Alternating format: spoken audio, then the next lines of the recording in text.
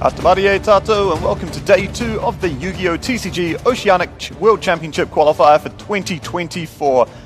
We saw a lot of hot action yesterday. We're going to see another round of Swiss, followed by top 64. Yahweh, what are your thoughts on today? So I've been around the room today, and I can see a lot of players are nervous both for this round, and they said they'll be nervous next round, as top 64, they don't actually get the prize card, only top 32 get, so top 64 is going to be a hot match as well. So the first 2 rounds, I think, is going to have some good action.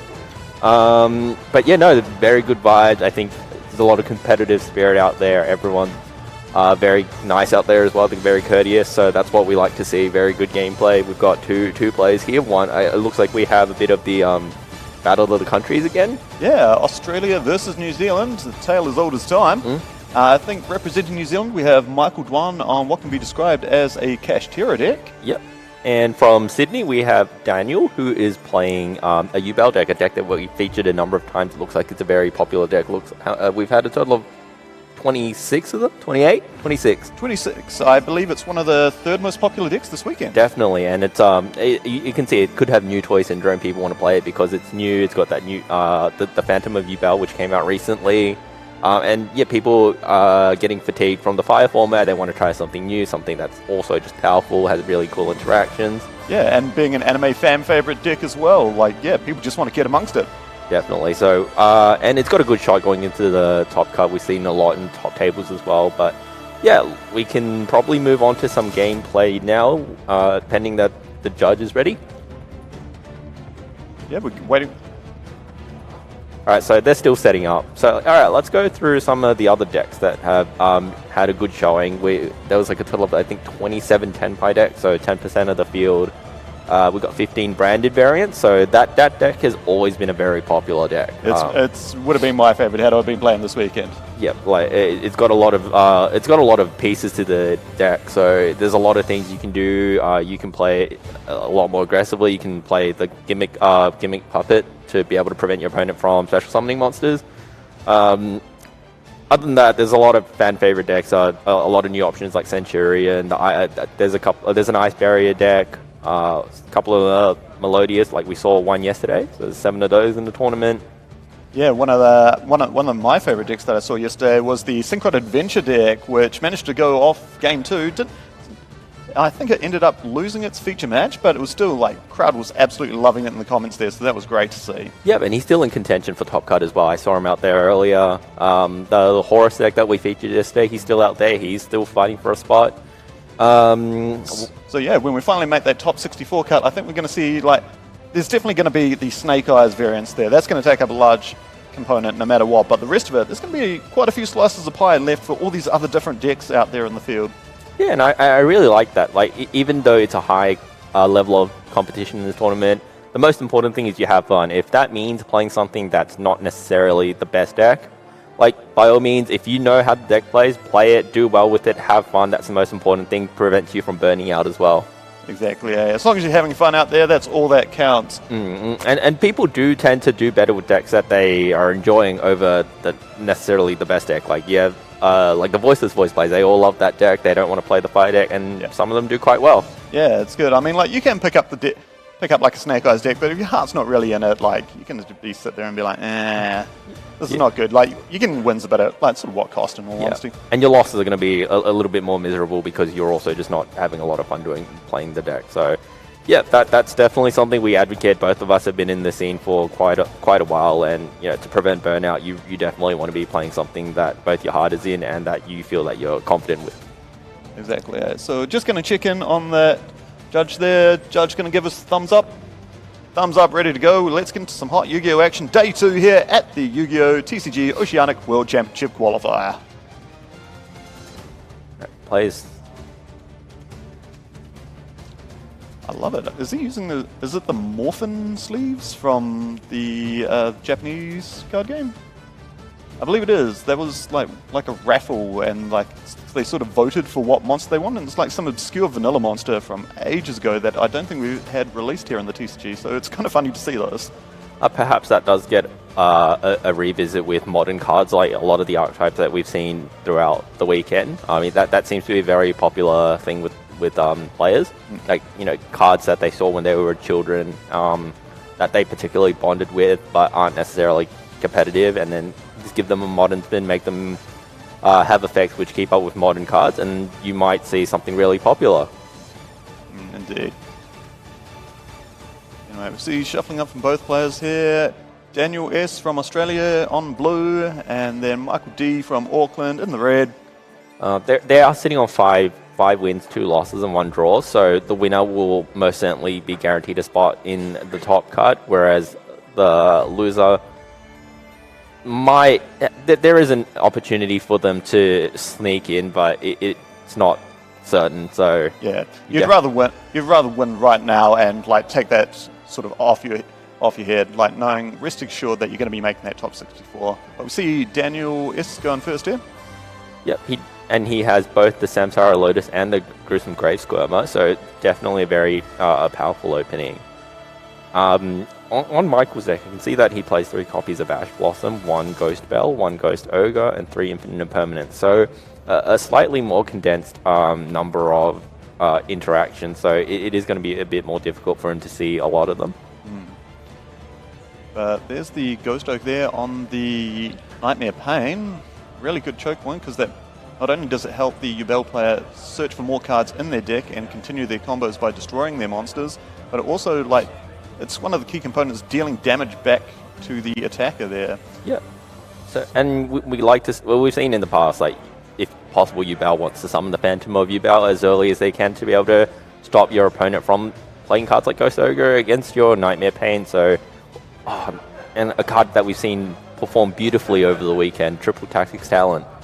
Yeah, especially with like the large amount of like sort of hand traps and interactions players have in their hands and decks, like Triple Tactical Talents is going to be very good. You're either going to draw 2 cards so you can have more options, or in this case, Daniel has chosen to look at his opponent's hand, get perfect knowledge of what's happening there, and shuffle a card back. Yeah, so we did see Michael have a hand of the rates of the Unicorn, the Lava Golem, and the Pot of Prosperity.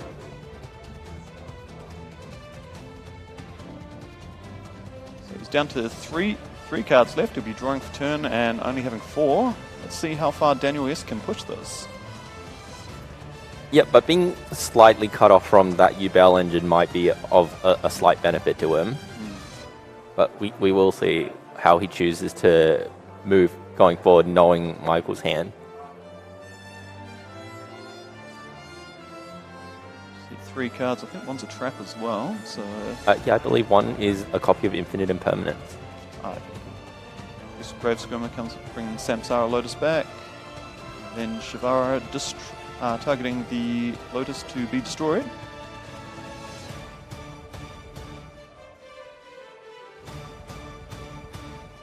Taking both into Unchained Soul of Rage now. Yep, and the Shivara will search the trap card. The Escape. Is he running Escape or is he running Chamber? I believe he is playing the Escape in his deck, so that's able to destroy 1 card, your 1 Unchained monster you control, and 1 card on the field. Nice. So he has 2, like, every card on the field is able to interact with his opponent. Yeah. And like that Escape from the Unchained as well, being able to destroy the Rage and then trigger the Yama Engrave as well. That's going to be pretty handy against Michael.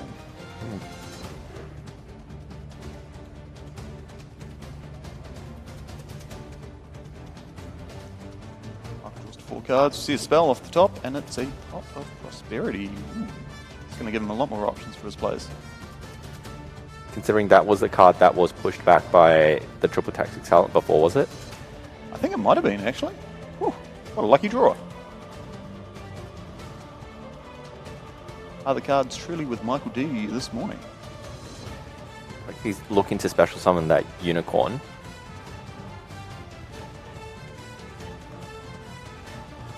One activating Quick Search and getting hit with the Infinite Impermanence. So that negates all of Unicorn's effects for that turn, including its effect at a later stage to be able to look through your opponent's extra deck and banish a card.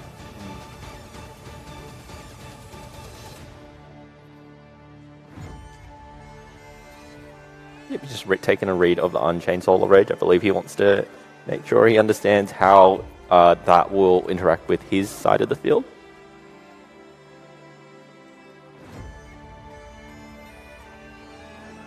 Very very important indeed to read your opponent's cards.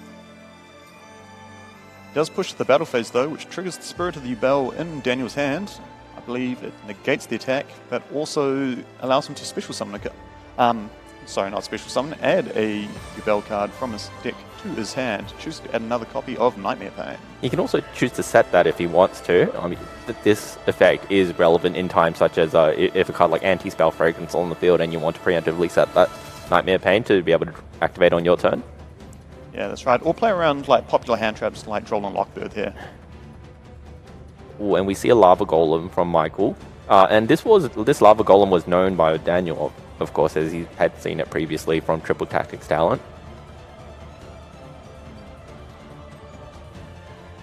And then main phase 2 activates the Planet Wraithsoft, the Kashtira field spell. That will let him add a Kashtira monster from his deck to his hand, so he will have a follow-up play for next turn. But in order to do so, he will, if he wants to be able to summon that, he will need to have the Unicorn off the field.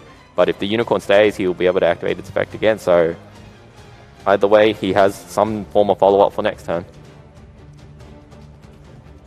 It does look like he is choosing Kashtira Riseheart though, which he should be able to special summon here, but it will lock him into Xyz monsters for the rest of the turn.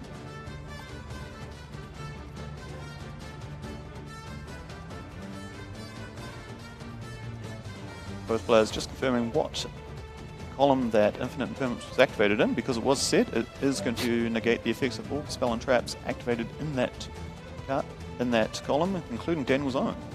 I see a bit of synergy with both Riseheart, Unicorn being able to special summon themselves, so it circumvents the restriction of Lava Golem, preventing you from normal summoning that turn.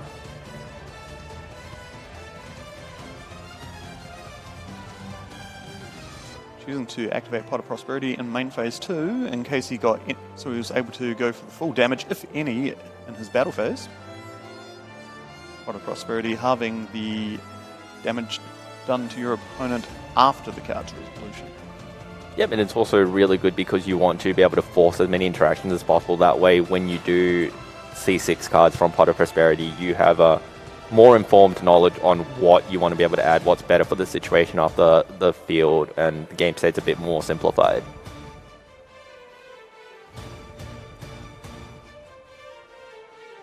So what do we see here? There's a Birth, Solemn 2 Stride. Birth, Infinite Impermanence, and a Unicorn and a Pot of Prosperity. Is the Solemn Strike as well, the first card off the top? Here it is. It's going for that Birth. He is going for a Kashtira Birth.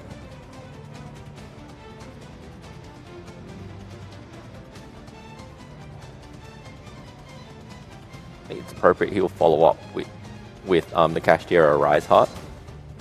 So activates Birth, then he activates the effect of Riseheart to special summon itself, I believe.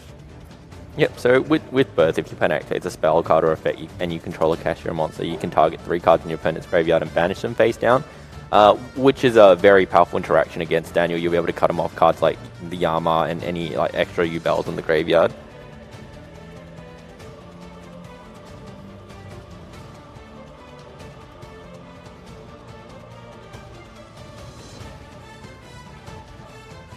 Here he goes. Kashtira Riseheart gets to banish a Kashtira monster from his deck, and then its level becomes that level. And then because he hasn't used the effect of Kashtira Birth yet, he is able to special summon the Fenrir that he banished for Riseheart's effect. Yep. Banish 2 cards off the top. Daniel. Face down used which is the other part of the Kashtira Riseheart's effect. And just like that, without even the use of his normal summon, Michael is on 3 level 7 monsters. He's got a lot of options available to him. Kashtira Fenrir is also able to add more monsters to his hand. It's looking pretty good for Michael right now.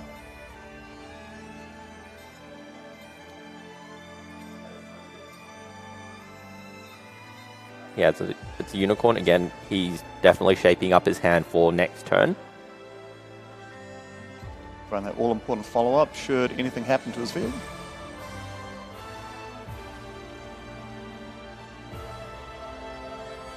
Another neat interaction is when Lava Golem deals 1,000 damage in the standby phase. Oh, yo, it's an activated effect, isn't it? The Kashtira monsters will also activate their effects. So that is one piece of consideration he wants if he wants to, say, keep the Unicorn on the field to peek through that extra deck and banish a copy of, like, Phantom of Yubel to preemptively reduce how many he has access to. Yeah, that's right. Very cool indeed.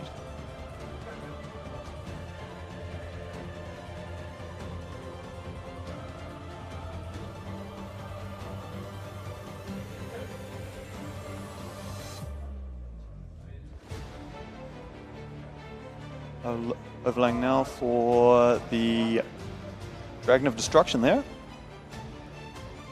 Yep, the Gandora. Wait, sorry. I believe it's the Dark Arm Dragon there. Oh, right, yeah, it's one of those AS retrained monsters. Yeah, of like classic legendary dragons from the game. I believe there's also a Red Eyes Darkness Metal retrain as a Link monster. There's also a Judgment Dragon retrain as a Synchro. Yeah, it's really cool to see iconic cards like that being retrained to something cool. The Dragon of Annihilation. That's it. So you can detach a material from this card, target one card your opponent controls, destroy it, and then banish one card from your graveyard. So we've got the Kashtera Unicorn in hand and the Kashtera Unicorn banished, so if that birth has managed to survive, it's going to be a lot of follow-up for Michael.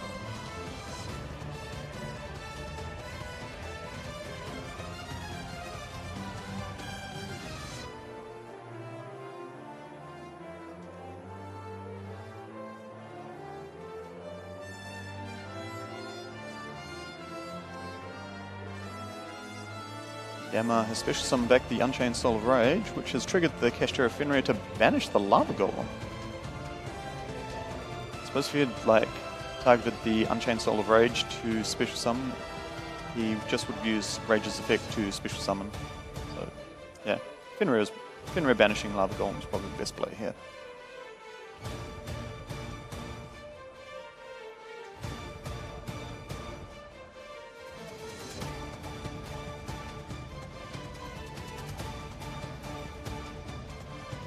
Rage using its effect to summon SP Little Knight using Michael's Kashtera Fenrir, and then on summon using its effect to banish the Kashtera Birth. Cutting up the Kashtera Birth is it's very problematic. It's like, as you said, it's got very powerful recursion effect. It just generates so much advantage because of each individual Kashtera monsters also being able to further push your advantage. You can see that Michael now has just the Dark Arm Dragon of Annihilation, a field spell which effectively isn't doing a whole lot, and then that Unicorn in hand. If he's able to have a next turn, he will have a lot of options available to him, so we will see what Daniel does. See Nightmare Pain, and he's drawn Yubel off the top. That's a Dark Monster. That's all he needs to start activating the effect of Nightmare Pain there. This is also going to trigger his Yubel as well if he is playing the Terror Incarnate, the next stage up, which it looks like he is.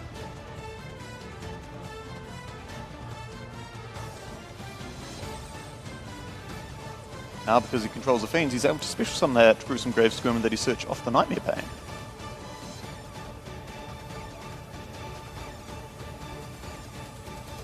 See Yubel and Spirit of Yubel in the graveyard get shuffled into the deck. This is... We're going to see the Phantom of Yubel. There we go. Nice. It's a very minor detail, but you can see that Daniel is mentally primed to play in zones 1, 3, and 5 to actively play around potential relinquished animas. Even though it's very, very unlikely for Kashtera to summon that monster, it's still a good habit to get yourself into.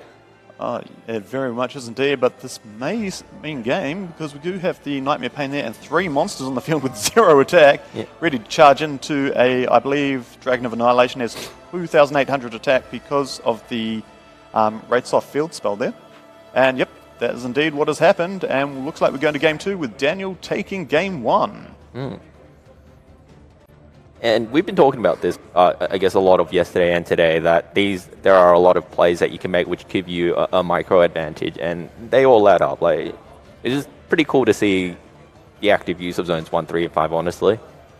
Yeah, it is indeed. It's like, even to this day, like, because of how long I've been playing the game, like, I still sit there and methodically, when I'm declaring direct attacks, go smallest monster all the way up, just you know, just in case my opponent is still playing Gore's Emissary of Darkness, one of the first and original hand traps to ever be in this TCG. Yeah, or even like a Tragodia, like something like that. When you know, back in the day, there was that term we called T-set pass, but nowadays it's like I can't do that. What if they have like a Mech Knight or something? Oh, I suppose that's the modern day equivalent. Modern day. Yep. So like a lot of the complexities in Yu-Gi-Oh! There's like a card pool which spans over 10,000 cards, and it is very difficult to learn how to play around everything. So, like we had one of the player interviews yesterday, they said, you know, start small, learn some possibly older decks, learn some good habits, and then work your way up. It is a bit overwhelming getting into modern Yu-Gi-Oh! If you haven't, you know, come from another card game. So. A lot of the older formats are also very enjoyable. We have some public events today with the March 2010 format. Yeah, so definitely recommend checking some of those out as well. Yeah, those cards are becoming like more and more easier to get as well. So yeah, don't feel like you're going to be sort of hard done if you have to pick up like an older format deck.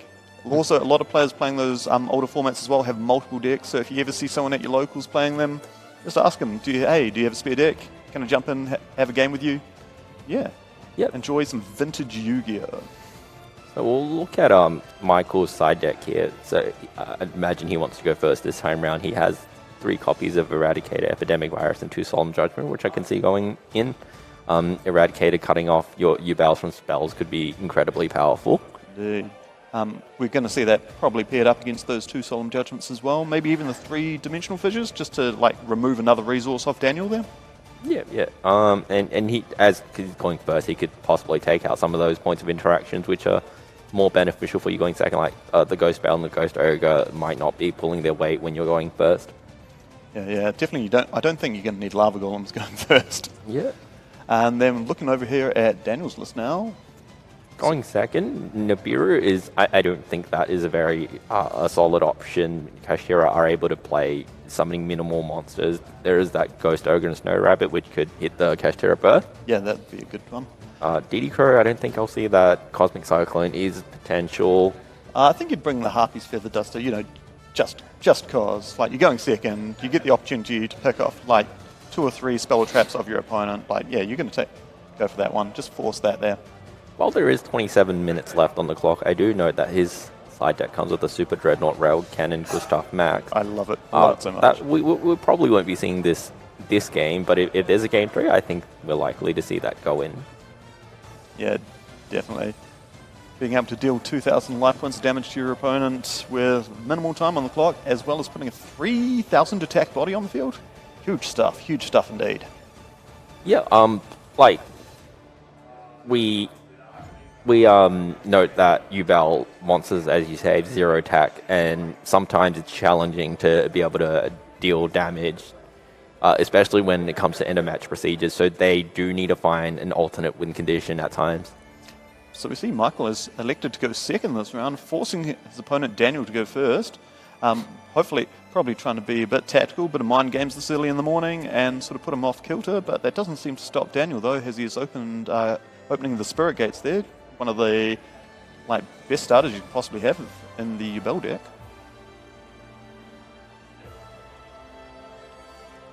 Allows him to get the Summoning Beast, which allows him to get another copy of the Spirit Gates. Yep. Into El Mirage, and then Spirit of Yubel. So Daniel is able to do this because he does have a legal target with the Summoning Beast in the graveyard, so he's able to pay the cost by discarding the Spirit of the Bell, then target that Spirit of the Bell that he discarded there, which allows him to search for a Nightmare Pain, and then able to destroy the Spirit of Yubel to search for the Gruesome Grave Skirmer, and then we're going to see the Spirit of Yubel special summon a copy of original Yubel from the main deck there. Daniel's cards are just flying. It shows how much practice he's had with this deck, and when he's not being interrupted by anything. Yeah, indeed. He seems to be really out of the summoning gates here. But destroying Yubel with the Gruesome Grave Skirmer, which special summons the Terror Incarnate. Do you think Michael's opted to, go second to throw his opponent off with his siding, and then he, instead of taking the Lava Golems out, like you said, maybe put in that second copy as well as evenly matches and try to just get his opponent with this element of surprise there? Yes, I do know that the Yubel strategy does commit a lot of like this continuous spells as well as the field spell, as well as monsters to the field. So an evenly matched, well-timed is actually game-breaking against this strategy.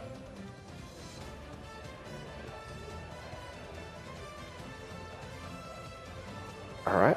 Now it looks like he's slowed down a bit. I think he wants to just consider, like, no, the first part of the combo is all sort. Now he just wants to carefully consider what he wants to do to, like, close out his play, solidify his field and his hand. So we see Unchained Soul, Lord of Yama there.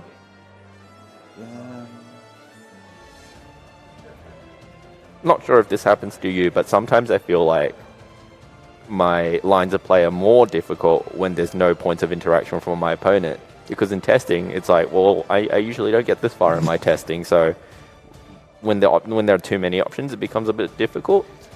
Yeah, exactly. It's like an embarrassment of riches almost. You're sitting there being like, oh, I've got everything. But at the same time... What can I do? What's the optimal line? Anyway, he's chosen to go for Soul of Rage, which is a nice play. We didn't see the Search of the Yama though, so it's either already in Daniel's hand or he's opted to side it out. See 2 Yubels shuffled back for a Phantom of Yubel there.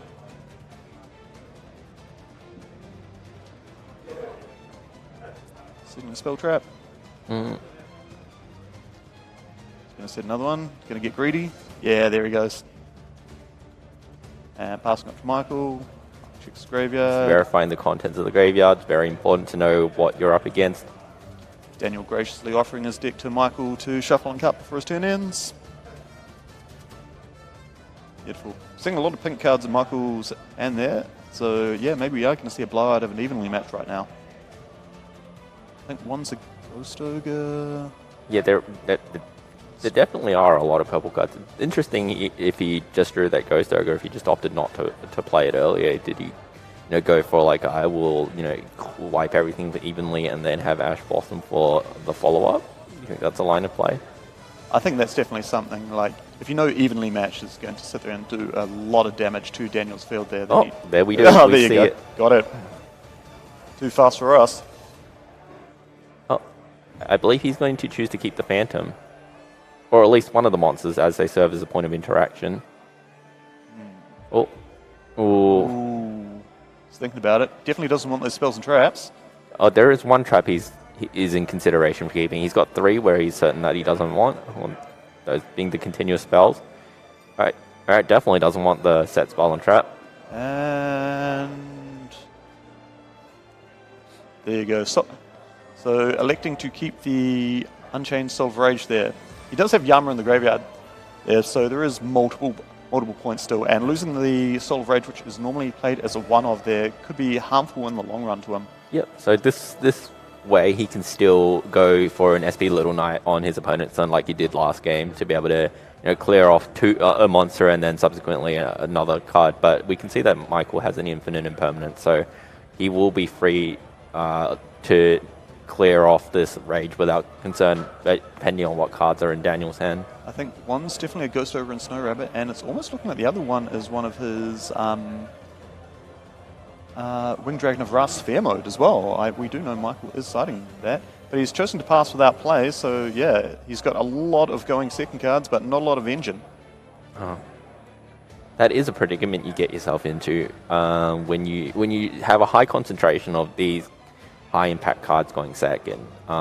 You obviously want to see at least 1, maybe 2 of them, but when you see too many of them, then it stops you from being able to progress your own play and be more proactive.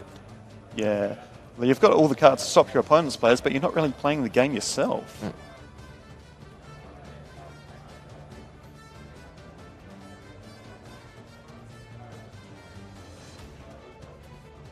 Daniel is able to clear off a lot of his... And because that Spirit Gates is still face up on the field, he is able to discard a card and special summon a Fiend with 0 attack with 0 defense. Yeah, so Daniel was able to clear off a lot of these Dark Beckoning Beast Spirit Gates from his deck, so once they're out of his deck, his quality of draws subsequently will be better because he won't be able to draw into these. Michael's having a look, having a read. We do know he's got that Ghost Ogre and Snow Rabbit in hand, so this would be a pretty prime spot to drop it if he's going to. And no, he doesn't. Allowing the Spirit of Yubel to special summon and as well as resolve its effect to search for a Nightmare Pain. Well, Michael not having a monster is working out quite well. You won't be able to push a lot of damage this turn, and then as we know, he has that Sphere mode for follow-up. Yep. And now he has level 10 on the field. He's able to activate the secret third effect of opening the Spirit Gates, which is to add a continuous spell or trap from his grave back to his hand. So he adds that copy of opening the Spirit Gates that he discarded.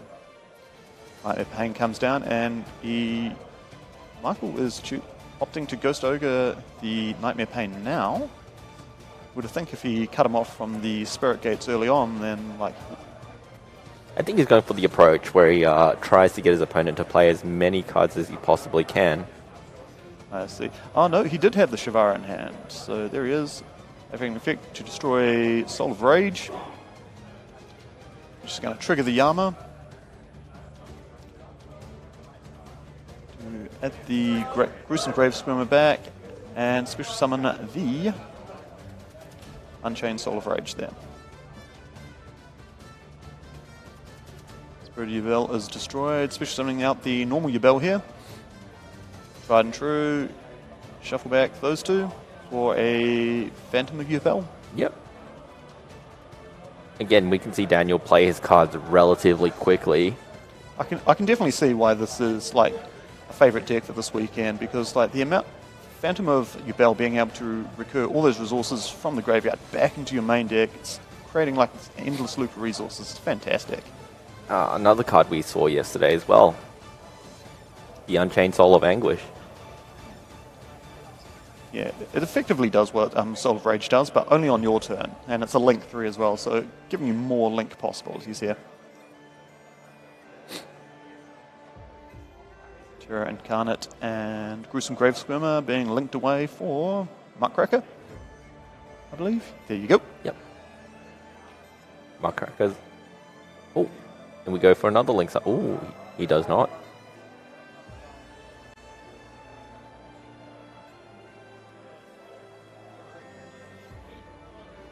Yeah, I'm just having a look. Is Muckraker actually able to summon to that zone? I don't think Soul of Anguish points there.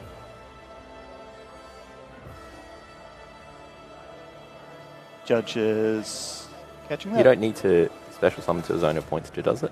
Oh, no, I mean link summoning from the extra deck.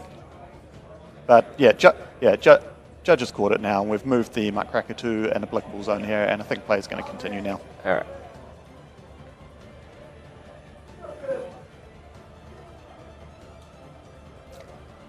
See him link up into Access Code Talker here. Access Code Talker is going to have 5,300 attack now because he's used a Link 3 Soul of Anguish. Yeah, we were just saying how sometimes Yubel struggle to push out a lot of damage, but we see this Access Code Talker as a way to remedy that situation.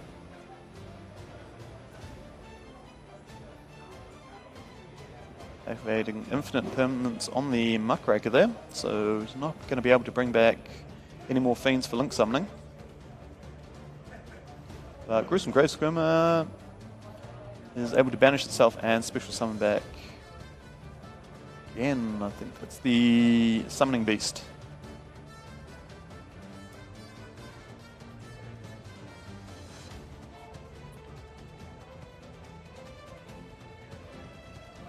Is that a second copy of Yama?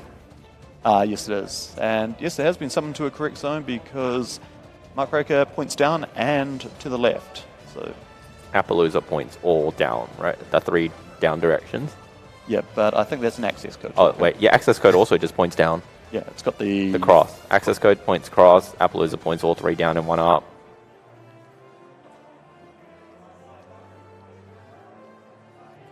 So that's 5,300. 5,300 is 1,100 on Plus the Muckraker? 2,000 on the Yama and 1,000 on the Muckraker. That's Yeah. 8,300 pending. Plus protection from monster effects with that Phantom of Chaos. This could be all over. Yeah.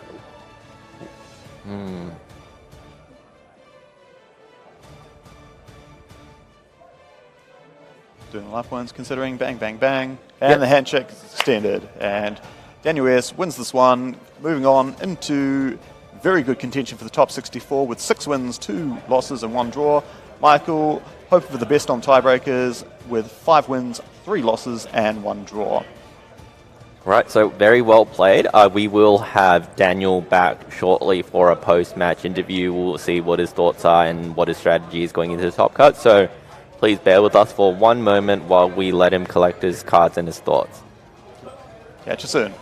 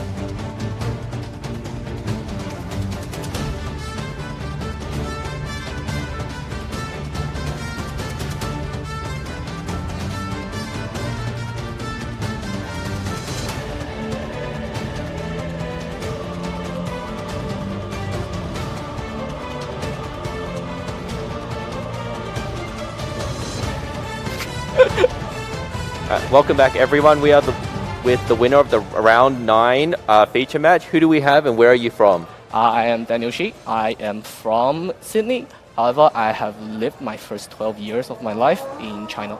Oh yeah, and how do you feel now that you've won that round and you've secured a place in the top cut?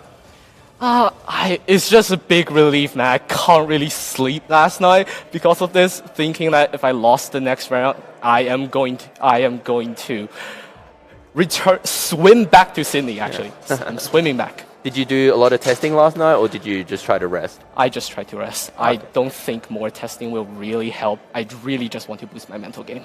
Yeah, and how do you feel about your deck? Do you think it's very good going into the top cut where you'll see a lot more like Snake Eye decks?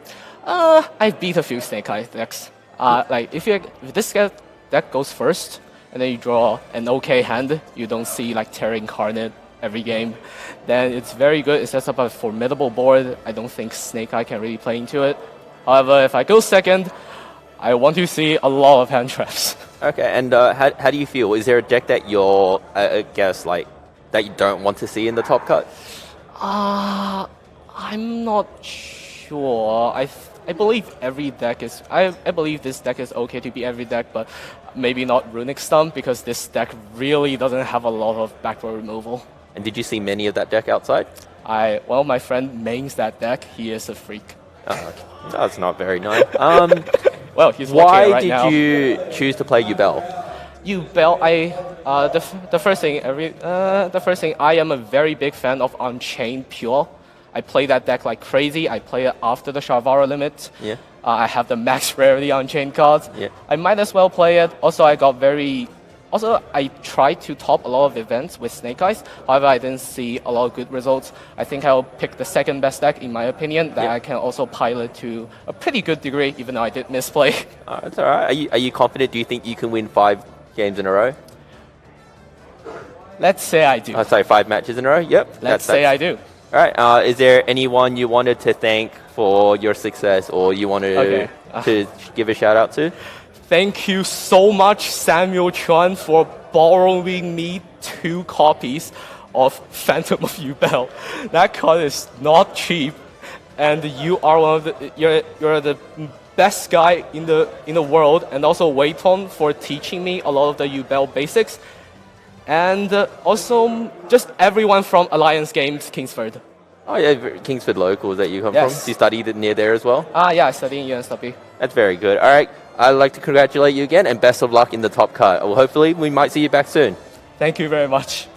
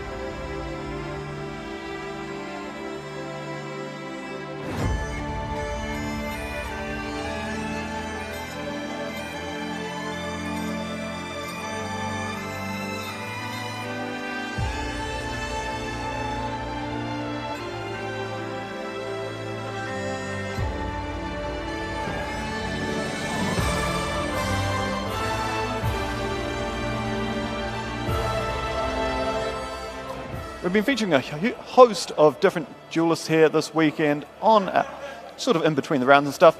And today we are featuring one duelist who's been cooking up a storm this weekend with SHUEISHA. We've got from Wellington area, we've got Jonty. Jonty, how you doing this weekend, buddy? Doing excellent. What about you, Kez? Can't exactly hear you, buddy. Are you all right? Yep. Mute button? Nah, there you go. You're good. Oh, now we sweet. can hear you. We can hear all about the magic of your SHUEISHA and how they've been doing this weekend, man. So if you'd like to take us through your deck and sort of explain some of the combos, that'd be really awesome. Alrighty, so we run the 3 normal monsters of Gunkan SHUEISHA Shari. This is what the entire deck is based around, as well as the 3 Shari Red. This is an excellent card because it acts as Shari basically anywhere else, and you need it to just go into all of your extenders. Nice, nice, nice. Is there any reason why you picked SHUEISHA? Do you just like the deck? Are you a bit hungry, maybe? Yeah, I don't like this meta, and I wanted to cook with something, so it was either this or the Hungry Burgers, but decided to go with this one this time. Just missing an outfit. Yeah, That's right. Peak health, mate. Choosing the sushi over the burgers. Hell yeah. All right, let's see what's next. Right. Then it's quite difficult with the next, so I went with 2 Aikura, 2 Shirao, and 3 Uni. So these are the ones you need to go into all of your XZs. I'd like to have 3, but it's just too bricky having 3 of everything. Uni is by far the best, as it makes the only Omni Negate in the deck. Yeah, and it just keeps adding more things from deck to hand. It's just so handy. Very nice indeed. It looks like we might be getting onto the hand traps now. I see a face-up Ash Blossom there. Oh, hell yeah. Everyone knows and loves Ash Blossom. It's just needed. We do indeed. I think it's our equivalent of Max C at this point. Yep. It goes in almost every It doesn't deck. need any explaining. This deck doesn't have any graveyard effects, so we got to hit them with the shifter. Yeah, Dimensional Shifter. We have seen that on the stream this weekend, and it's proved like very beneficial to every time it's been dropped against an opponent there. It's literally just won the game on the spot. Yep. And then the last monster we're running, Flame Kaiju, just for something to banish off Small World. But for some reason I've had to keep banishing Ashes. I've had this in my starting hand almost every single time. But hey, that's how it works. Has that been beneficial though? Like I think removing like a key monster of your opponent's strategy would be pretty good. Yeah, it is pretty good. I would hope to just banish this off the deck for a Small World target. But having to banish Ash from hand is also pretty crap because you want to use Ash. You don't want to banish Ash. Exactly, eh? Anyway, let's get on to the rest. Are we into the spells now?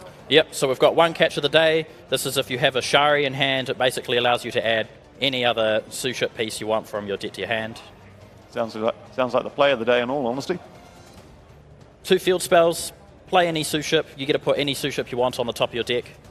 That's just handy as hell. Okay, is this a part of the SHUEISHA strategy, like being able to like stack your deck with like the cards that you need? Yeah, so you basically just want to rig your draws because there's so many things in this deck that allows you to draw cards. So being able to choose what you're about to draw next is just so handy. Yeah, it's just like ordering off the menu, isn't it? Yeah, and no one's playing Droll anymore, so this is actually perfect right now because you're just constantly adding and drawing cards. Brilliant stuff. What else next? A few SHUEISHA players is not going to be happy with this. I run 1 Painful and 1 Die. A lot of people like to run the 3 Painful, but I just don't like getting rid of all of the main stuff. Unexpected Die, pretty self-explanatory. Is one of the main starters a normal monster, is it? Yeah, so when you have the normal on field, you can basically special summon any of the other pieces from your hand. I see we're starting our base of Rice, and then we're adding all of our accoutrements on top. That's correct.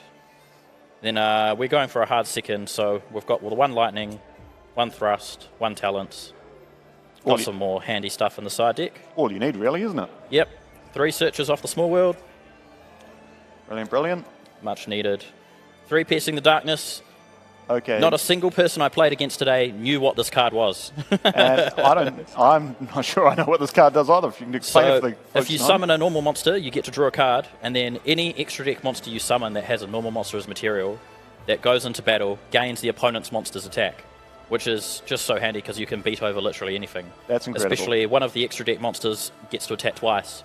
So if there's only 1 monster on board, you gain their attack, and then you hit face for game. So it's very handy. That's fantastic. Then we've got 2 Evenly, self-explanatory, and 3 Imperm for the main. Grand Permanence. Is this clean 40 cards here, is it? Yes. Nice, nice. We love to see it. And onto the extra deck. Yeah, that'd be great. No drama, boys. We've got SP, everyone knows this.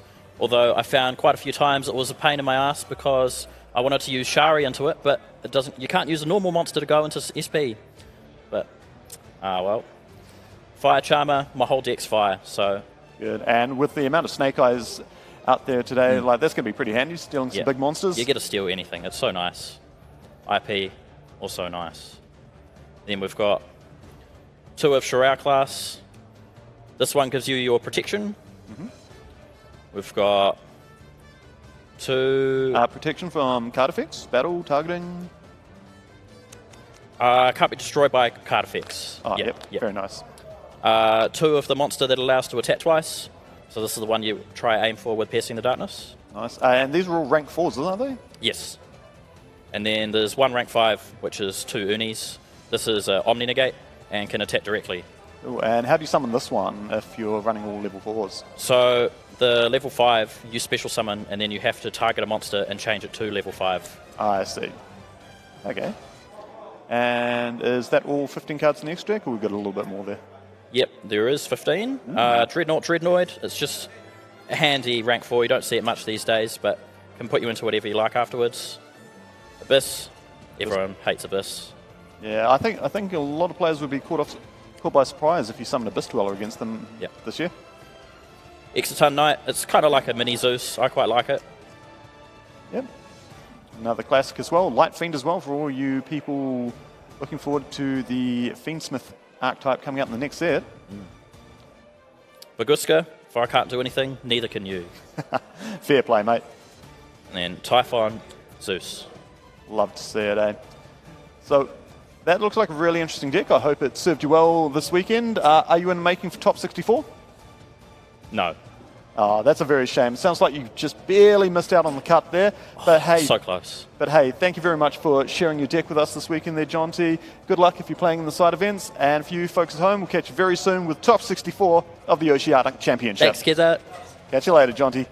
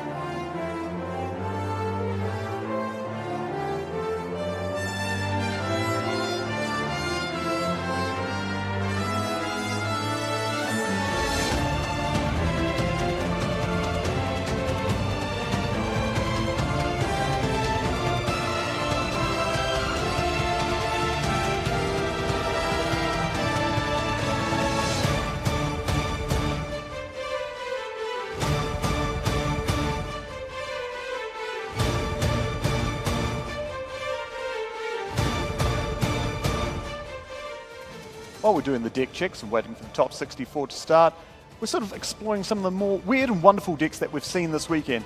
And one man that is exemplified by both those words is our mate Isaac here. Isaac, how you doing, buddy? Very good, thank you. All right, so what deck are you going to tell us about today? Today I've brought along Dynamorphia, one of my all-time favourites. Fantastic. And this is what you played in the main event, is it? Sure is. Nice, nice. So if you could go through your deck and just explain a little more about the strategy and why you played it this weekend. Sure, okay. So starting off, we've got the main monster of the deck, which is triple Dynamorphia Thresia. And essentially, on summon, it sets one Dynamorphia trap directly from deck. Can't be ashed, but can be impermanent Veiled. Nice. This is normally your go-to to search your fusion spells, but if you already have fusion spells in hand, then you'd go for The fusion your traps, you negates. Yeah, sorry, yes, fusion traps. No worries. It's such a common thing. You think fusion spells, yeah, that's where Yeah. you're going. But no, Dynamorphia fusion summons using its trap cards. Next up, we've got the other one, which is triple copies of Dynamorphia Diplos. This one's not as good. I don't like seeing him as much. What he does on summon is he just foolishes a Dynamorphia card. And normally I just send the counter trap because that negates the battle damage. Nice.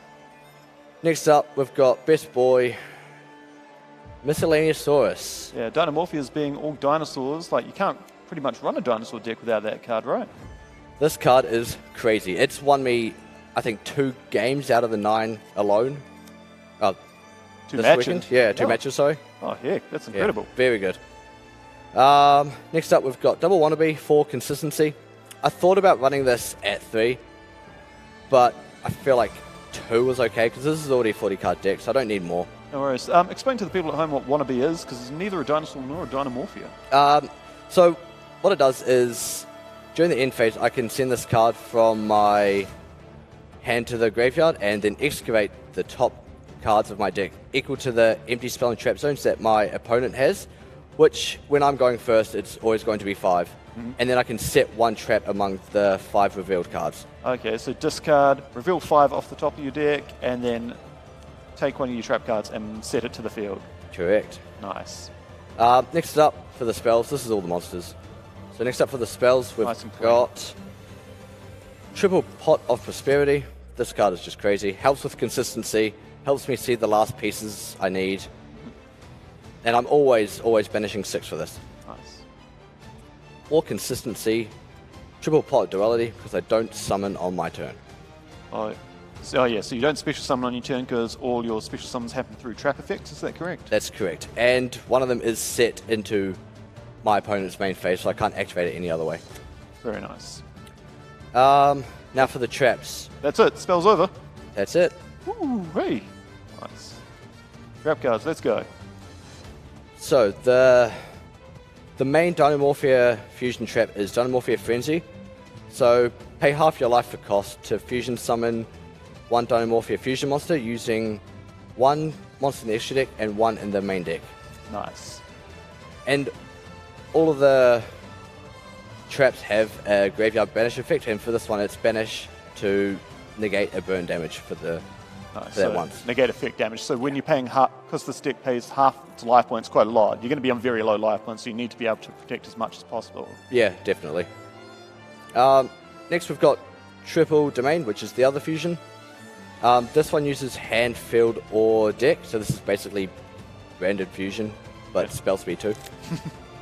It's good, but it doesn't come up as much until late game, and you need to clear your own board to get back into another Rex term or something. Okay, yes. Next normal trap we've got is Dynamorphia Alert. It's basically Monster Reborn. So I can special summon from the graveyard any Dynamorphia monsters up to level 8. So it can be 2 of the 4s, or 1 6, or 1 8. Nice. Next Dynamorphia card we've got is Triple Intact. Okay. This card is crazy. Is this the one that was recently reprinted in one of the OTS packs? Yes, that's correct. So this card's nuts. What it does is, on field, if I activate it, it negates any monster effect anywhere as long as I control another Dynamorphia card.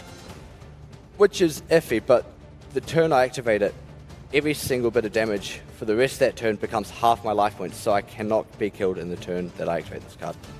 Nice. And because it's a trap as well, you can activate it and chain to one of your own Dynamorphia traps, and that counts as having a Dynamorphia card on the field? Yes, that's correct. Very cool. Very good. Getting this already. It's a very easy deck. Next counter traps, we've got Triple Solemn Judgment. The classic trap of paying half your life points. There's no reason to run this at any lower than 3. This card is amazing. It stops so much of your opponent. If you're going down to 50, 25, 12.5, we'll round it up to 13 life points. Yeah. It's whatever. Pretty much. I think the lowest I got down to was, I think it was like 33 or something. Whew. Next, we've got Double Iron Thunder, which is basically a Solemn Strike for half your life, but it destroys every card in the same column as the activated card. So it can help clear your opponent's board, and even if your stuff is in the same column, it'll still float, because all Dynamorphia monsters, when destroyed, they float into another one. That's nice.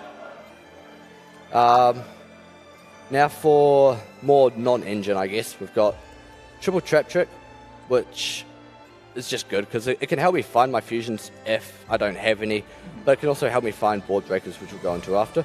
Nice. Got Triple Imperm, just because it's a good generic standard trap, help me get my plays through. Nice. And then for the non-engine board breakers, we've got Double Daruma. That's a very classic card. We see that heavily played in the Labyrinth strategy, so yeah, I can only imagine it's going to work in other trap card decks as well. It's a very good card. It helped out a lot, especially against Snake Eyes. Nice, being able to flip all their stuff down, and because you can't link someone with a face-down monster, Yeah, very good. almost stops everything. And then finally, we've got Double Ferret Flames. Now, this is a favourite card of mine. Now, this isn't a very, not too old of a common, but still maybe a card that people are unfamiliar with. Yeah, so this card's really good, especially in this deck. So essentially what it does is, if you have low life points, your opponent cannot control any monsters with attack greater or equal to your life points. So if I'm down to 250 or 500 life points, they essentially can't keep any monsters on their field, and they all have to get shuffled back into the deck. It just helps break boards and go for game, or it's really good for massive disruption if they're mid-combo. Yeah, and if you're going second, there's no real restrictions, so when it goes back to your opponent's turn, you've got this really great interrupt there. Yeah, and because it's normal trap, I can always search this off Trap Trick. Very nice. And so you said this is clean 40, but how much of that is trap cards, though? I'd say about 80%. I've only got 6 spells and I think 10 monsters or 9 monsters. So about 24 trap cards. That's a lot of pink. A lot of pink. Very, very happy with this list, though. Right. And all important extra deck, though, you mentioned a lot of fusions, so let's get into that. Absolutely. So starting off, we have Big Daddy Dino. Triple Dynamorphia Rex Term. Basically skill drain on legs, but better, because your opponent cannot legally activate any effects of monsters with attack higher or equal to your life points. So again, if I'm down to 500 life points, they're not activating any monster effects, and there's nothing they can do. That's very cool. And it's got a huge amount of attack on it as well, doesn't it? 3k this one, but it does have an attack modulating effect, so at any stage I can pay half my life points for cost to make my opponent's monsters on their field equal to my current life points. So even if their monsters are big, you can make them down to like 500 or maybe even that 33 that you mentioned before, and then hit over the top with 3000 attack on your extra. Yeah, definitely. It really is the Big Daddy Dino. Such a good card. Mandatory 3 of. Next up, we've got Triple Kinshijina. This is basically the main combo. So essentially what you'd do with her is you'd fusion her off with one of your fusion traps, and then you'd use her effect, pay half your life to banish that trap, to copy the effect, and then you'd go into your Rex Term after, so you're left with 2 bodies on field. It just helps you extend your plays a bit more. That's very cool. The only issue with it is it's very easy to disrupt. Even though it's one of the boss monsters, sort of like the weak point, the linchpin of your plays there. Yeah, but she's got a big body. She's 4k original, so if they imperm her, she goes up to 4k. But she does have an effect where she loses attack based on how many life points you have. So the lower your life points, the stronger she is. This will almost be the big mummy dino if they're the other one. Pretty much. Okay. And this is the little kid dino, essentially. Oh, So this one's 0 attack, but I don't ever go Happy into this. families. This is Stealth Bergier. It has an effect where if I'm below 2,000 life, I don't have to pay cost on counter traps. I'll pay life point cost. okay. But from what I know from the deck, though, that's the one that you're normally sending off the trap card to make the extreme. You don't normally fusion summon this one. Is that correct? Yeah, that's correct. Okay. I don't think I've ever gone into it in my life. It's never really come up. I just prefer having out a Extreme. It does so much more for the deck. And the effect where I don't have to pay for the life points doesn't really matter because I want my life to be low anyway. Yeah. That's it for the fusions. For the XEs, we've got 1 Dolka, 1 Largear. These don't always come up, but if I'm in, say, round 2 or 3, usually left with 2 level 4s. Overlay, help for a bit of protection. Nice. Next one I've got is Plan B. 1 Baguska, number 41. Helps stall out games if I'm not finding my combo pieces or the traps I need. Next I've got a Zeus package, so I've got number 82 Heartland Draco. This guy can attack directly and then I overlay with Zeus. Very nice indeed. Helps clear boards if I'm behind tempo and I really need to balance out. Great stuff. And we're looking like some Synchro Monsters and some Xyz. Just Synchro Monsters and some... Just one synchro. So Okay. we've got Chaos Angel. I can make this quite easily. So if I use any level 4 plus either the level 6 fusions, I can go into this, banish a card, and because they're all dark, I all get battle protection. I can also make this with my Wannabe, who's a light level 2. So it gains the other effect, which is nice. Doesn't always come up using the Wannabe, but it's still okay. And then 4 links, Yep. 1 SP. That's it. All you need? Any more? That's it. Nice. So, unfortunately, you didn't make the top 64 cut, but I hear you got very close, and it's been wonderful having you on the stream here. And we look forward to bringing you the top cut 64 very soon. I feel I can hear the deck checks sort of wrapping up now, so we should have some gameplay for you very soon at home. Okay, so don't go too far. We'll be back soon. Sweet as.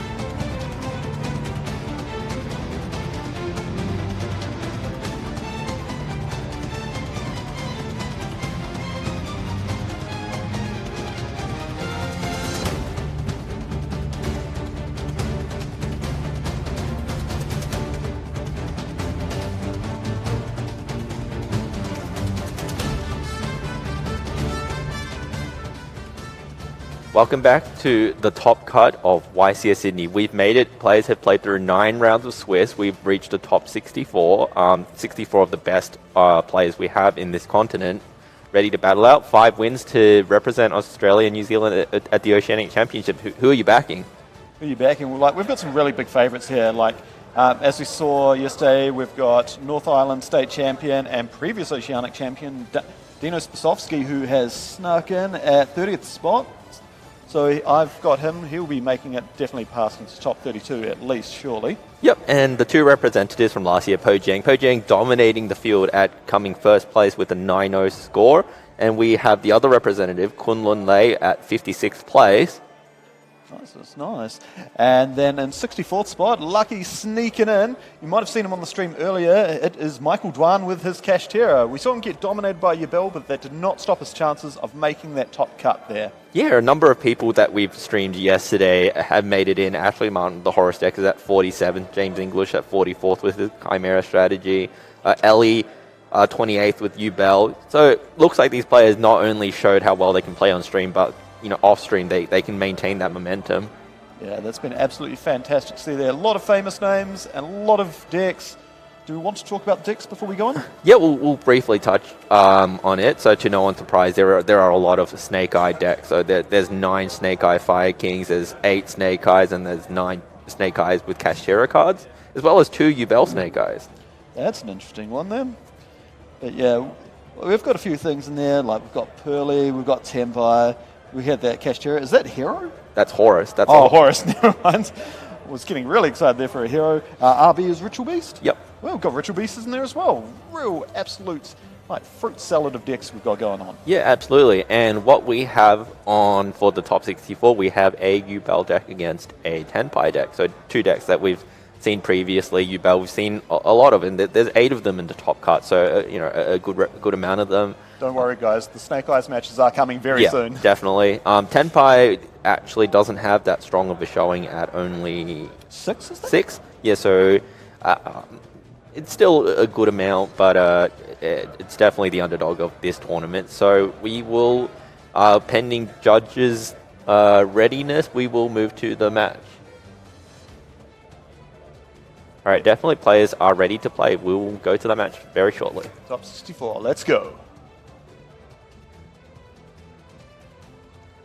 So on blue, we have Yuri. He is from the central coast of New South Wales, very nice beachy area. And while Zach, on the other hand, is more inland, in fact, 6 hours inland of Sydney in Dubbo. Dubbo, that is possibly the most Australian place name I've ever heard in my life, and it's absolutely fantastic. I love it. That's great. A lot of the Kiwi names are pretty cool as well. We did come off the back of a bank holiday on the Friday. Bank holiday, not so fast. No, that's Māori New Year, Matariki. All about the stars and think about things past and into our futures here. But here we go, we're going to start the match, and with the absolute quickness, we see Zach on Tenpai going first. And no, I believe he went second, and Yuri just passed immediately, right? Because he has 5. Did he draw for turn? Yeah, he had 5 cards and drew for turn. So it looks like Yuri immediately just passed his first turn. Right. And now he's off to the plays now with the Spirit Gates card and the Summoning Beast coming down, ready to search. Getting hit with a Veiler there. That's going to stop Yuri from being able to have an additional normal summon as well as not being able to search cards. Yeah, very interactive gameplay right here. We see both players have points of interaction. And setting 1 and passing, the Summoning Beast only having 0 attack, so not worth having an attack in there. But now we see Pot of Prosperity. This should be opening up all the plays for Zach here to get himself into the game. Yeah, we can see that the game did start off a bit slow considering both decks we've seen in the past couple of days, past day. Both decks are capable of just flying through the games. Now, we can see here that Zach's activated Pot of Prosperity, so any damage he deals now is halved, which sometimes is an issue for the Tenpai deck, but we've seen they can easily put well over 16,000 damage on board. He opted not to take the field spell, instead going straight for the tried and true Chandra, because that's going to be able to do everything there, and an Infinite Permanence stopping that, so Still gets to attack through for 750 damage, I believe. yeah, nice bit of chip damage there, but it gets that monster off the board. But the problem with this now is suddenly that Yuri has a Fiend with 0 attack and defense in the graveyard, so he's able to use that. If he does draw something like Spirit of Yubel, as you see, he'll be able to discard it, paying his cost, and then summon that same Spirit of Yubel back, being able to search for the Nightmare Pain and just getting all his plays started there. So maybe it would have been better to leave that on the field, but nope, nothing there. Sets 2 and passes. Wow, this is a very strange match we play. Both players have opened multiple points of interaction, and not much past that, so there will be a bit of back and forth of interactive cards, and it will just be a matter of which player is able to tap into their deck's engine sooner. We can see that there's a Ghost Mourner in Zach's hand. Yep, can. And you get pokes in for a bit of damage with Chandra, met with the Infinite Permanence, and that's flicked back to Yuri now, who's starting his turn with the opening the Spirit Gates, discarding, and summoning Chaos Summoning Beast.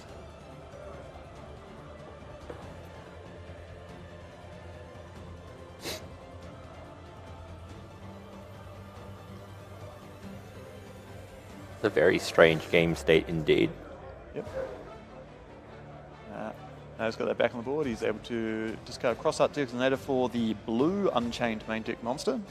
That is not one we've seen in the other Yubel list, the Unchained Soul of Shyama. Just going out to the box there, just to be able to check this one. Yeah, so Shavara's the red one, and it must be Shyama, which is the blue one there. Yep.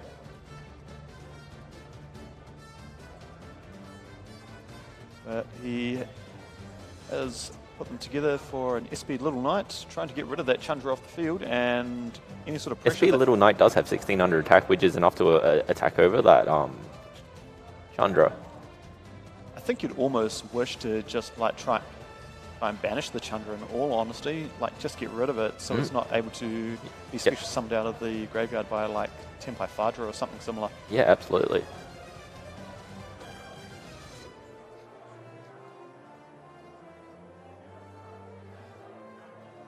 So we're proceeding to the battle phase, and start a damage step. Chandra is going to be able to activate its effect.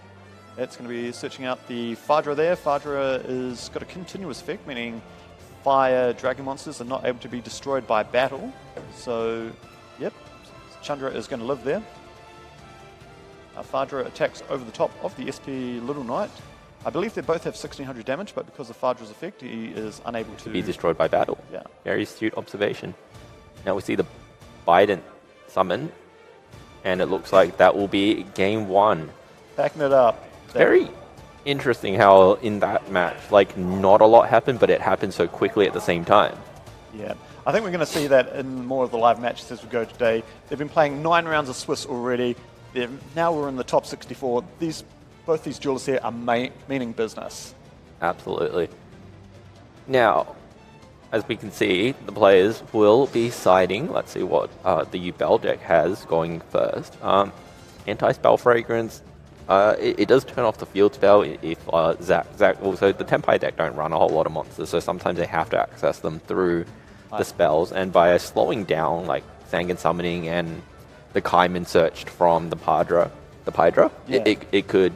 Yeah, as well as like Pot of Prosperity as well, like being able to get to the main phase, and as we saw, that Pot of Prosperity is what opened up the game for Zach in game 1 there, so yeah, not having to wait a turn, set it, is definitely going to slow him down there. The skill drain I can definitely see coming in very bothersome for the Tenpai deck to remove without their own Cosmic Cyclones. We can also see the Cosmic Cyclones come in.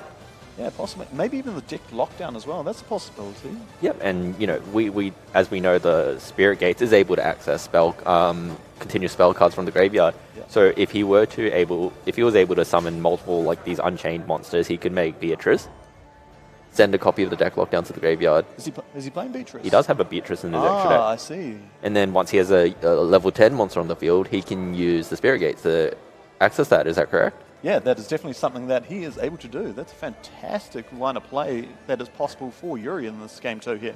Tenpai, on the other hand, their side deck, he has Kokami Meru Drago, which we've seen might be able to put in work. Bestial Magnemode as well, and that is the Loving Defender, I believe. That is, we haven't seen a lot of that because a lot of the extra deck. No, this is the Tempo player, and he's putting Loving Defender there. Is he playing on Super Polymerization? Woohoo! This could be an absolute blowout for Zach if he's able to get to it. Man, I really do love how both players have really spicy strategies lined up in their deck. It does definitely show why they've gotten as far as they are today. Here we go. Loving Defender comes down here. Sorry, that's the Spirit of Yubel. Spirit of Yubel. Sorry, I was getting so excited about being able to see that fusion finally on the screen here. But yeah, Nightmare Pain, popping the Spirit of Yubel there, destroying it by effect, allowing for a search and a special summon off the Spirit of Yubel's effect.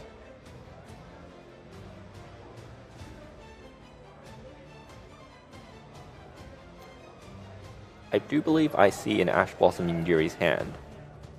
So, you know, with the Ghost Mon on Zach's side, Ash Blossom Yuri's side, both players have points of interaction. And in this game, you want to see like a good amount of balance between, you know, interactive cards and your own deck engine cards. So once you have a good combination, you're able to play quite well, you know, going first and second. It's just the unfortunate case where you open too many of one and not enough of the other. Yeah, we saw that in one of our early feature matches when Michael Dwan opened, I believe, like 5 or 6, like sort of board breaking, going second cards, point of interaction, but nothing to actually like start his own plays.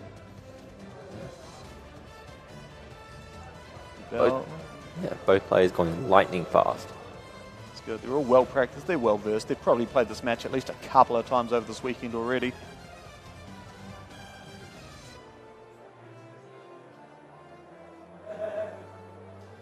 So I do believe there is some residual damage from the Ghost Mourner, right? Did the Ghost Mourner target anything? I believe it hit the Unchained Soul Yama. So if the Yama goes to the graveyard this turn, that's when you'll be taking the damage.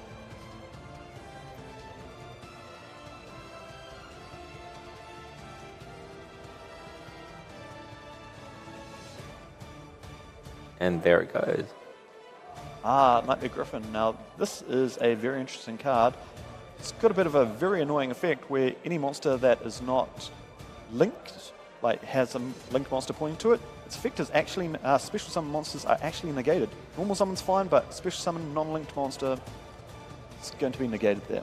Yep, and Nightmare Griffin does pair well with the Beatrice that we were talking about earlier. He's able to potentially set something like the deck lockdown and then set it back. Yeah, and even better, look at this. He's by going into Muckraker and then bringing the Nightmare Griffin back, which is a fiend. He's locked Zach off that upwards arrow that Nightmare Griffin would normally be giving him. Yeah, this is a very, I would say, a more unique take on the Yubel deck compared to the ones we've seen. Certainly isn't. Certainly is indeed. But Sangan Kaiman comes down and training the Forbidden Droplets. Yeah. Discarding a lot of cards out of his hand here. Is he not also just getting rid of the Kaiman? He does not appear to be getting rid of the Kaiman as well from the Forbidden Droplets. That is a very risky plan D. That could have been at least like one other he could have conserved a card in his hand. But we'll see how this goes through.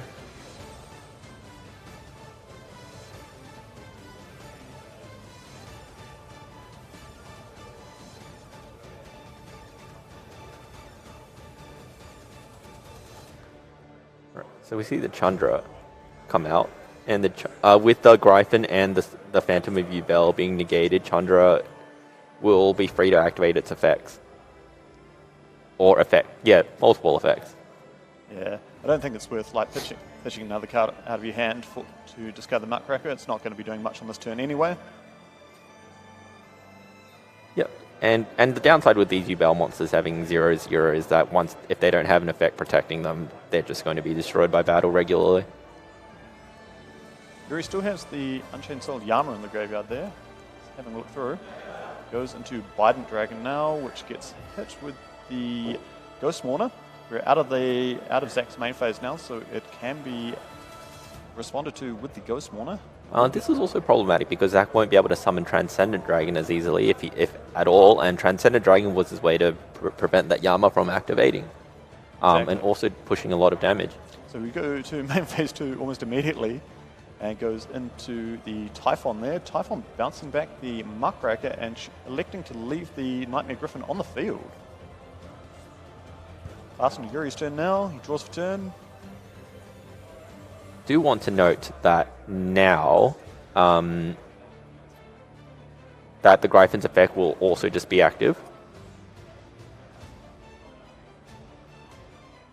Yeah, indeed. So that does mean that now Yuri is stuck with having to any monster he special summons has to be point to a link zone, so he gets the effect there, but he's got like 3 there. He's got the left and the right of Griffin as well as the upwards as well. And as you see, Spirit of Yubel special summon to a zone that Nightmare Griffin points to, so is able to activate and resolve its effect. Both players playing extremely quickly as well. It's only been 14 minutes, and a lot of action has been happening. I'd imagine we're close to approaching the end of this game as well. Yeah, definitely. We're seeing multiple like Yubels coming out here with the Nightmare Pain still active, and with Zach having a 2,900 attack Typhon on the field. Yeah, this could be easy damage for Yuri to force a game 3 here.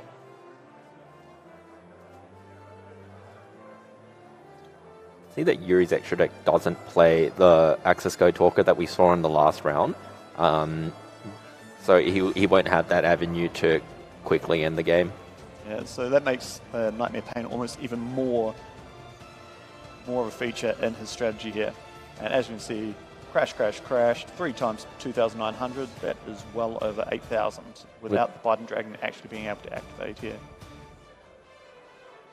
Zach fanning his graveyard, thinking about life, about the rest of the game.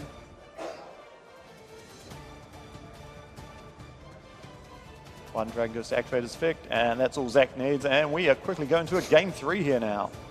Wow, very swift action. Just over 30 minutes on the clock. Now, Tenpai, do you believe that Tenpai will most certainly just call 1 second and then utilize cards like that Super Polymerization?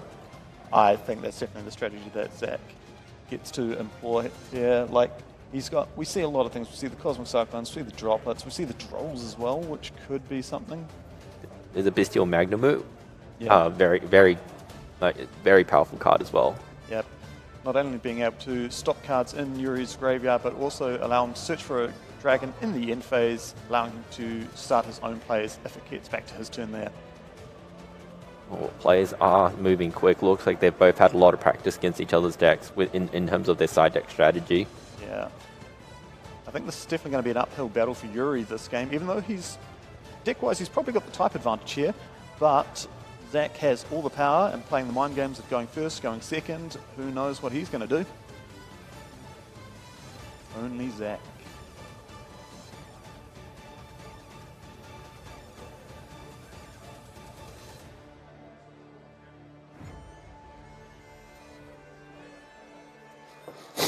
Both players shuffling. Zach, in a fit of nerves, manages to drop some cards. Whoopsie doodle. Oh, it's definitely understand the nerves of playing in the top cut. And now we can see who's going first, who's going second, who's going to break into game 3. And yes, Zach, mind-gamed, Tenpai player, going first game 3, choosing to.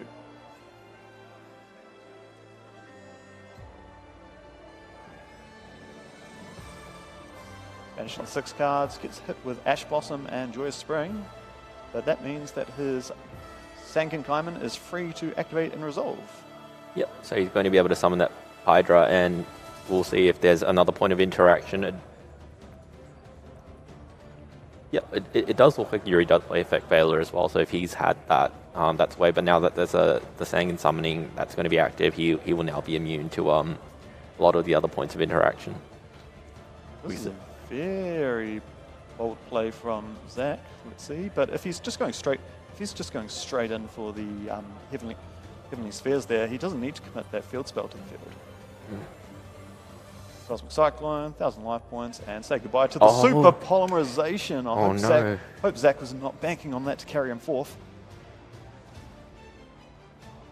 Infinite Impermanence as well. Eek.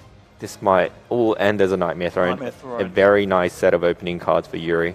Absolute stones on Yuri's side there. able to search that Samsara D Lotus. Now, even though Spheres' effect has been negated by the Infinite Impermanence, Zach is still able to tribute it for cost, which will allow him to activate the Graveyard effect to summon Kayako Meru Drago. Yeah, a card that we've seen in multiple side decks for the Tenpai deck players. It's got 0 attack, 0 defense, but as do a lot of the Yubel cards, so it's actually going to be very bothersome to deal with. Exactly. Hopefully he's managed to keep a Infinite Impermanence or something similar in the pocket, and no, he has not. We see a pass from Yuri, he's straight back there, so that Kyakumira Dragon is going to continue to have 0 attack and defense, but keeping in defense mode is just all Zach might need to take this game. Well, sometimes you don't even need it to attack someone. Its effect is all you need, right? Like, or you just got to stop the Yubel monsters from being able to summon anything. So I think his strategy was to be able to access this as long as and you know, if he's got 2 lines of defense, he's got the super polymerization as well. You see a bit of nerves from Zach here. He's getting a little flustered there. He just needs to chill out. He knows what's going on. And Zach woo! Half damage only with Prosperity, but Chandra and the Kyakumira Dragu is all Yuri needed to concede game 3. Zach pushing on to the top 32. Yuri. Well played beautifully by him. Unfortunately, was not able to take on that Kyakumira Drago. Very, very cool deck by Zach. We will bring him on to see how he feels after that match. It did look like he showed a bit of nerves, but he was still able to play reasonably well, show us why he's in the top cut today, and how we'll see how he feels going into the rest of the tournament. He's only 4 games away from the World Championships, realistically. Yeah. Zach must be feeling very good now. He stepped up into that top 32, the upper echelon. He's going to take away himself a nice prize card as well as the additional prizing. Fortunately not for Yuri, though. Dreams are over for the weekend, but plenty of side events for him to take if he still wants to play some Yu-Gi-Oh! This weekend here. But let's just take a quick break, and very soon we'll have Zach from Dobbo coming on to have a chat.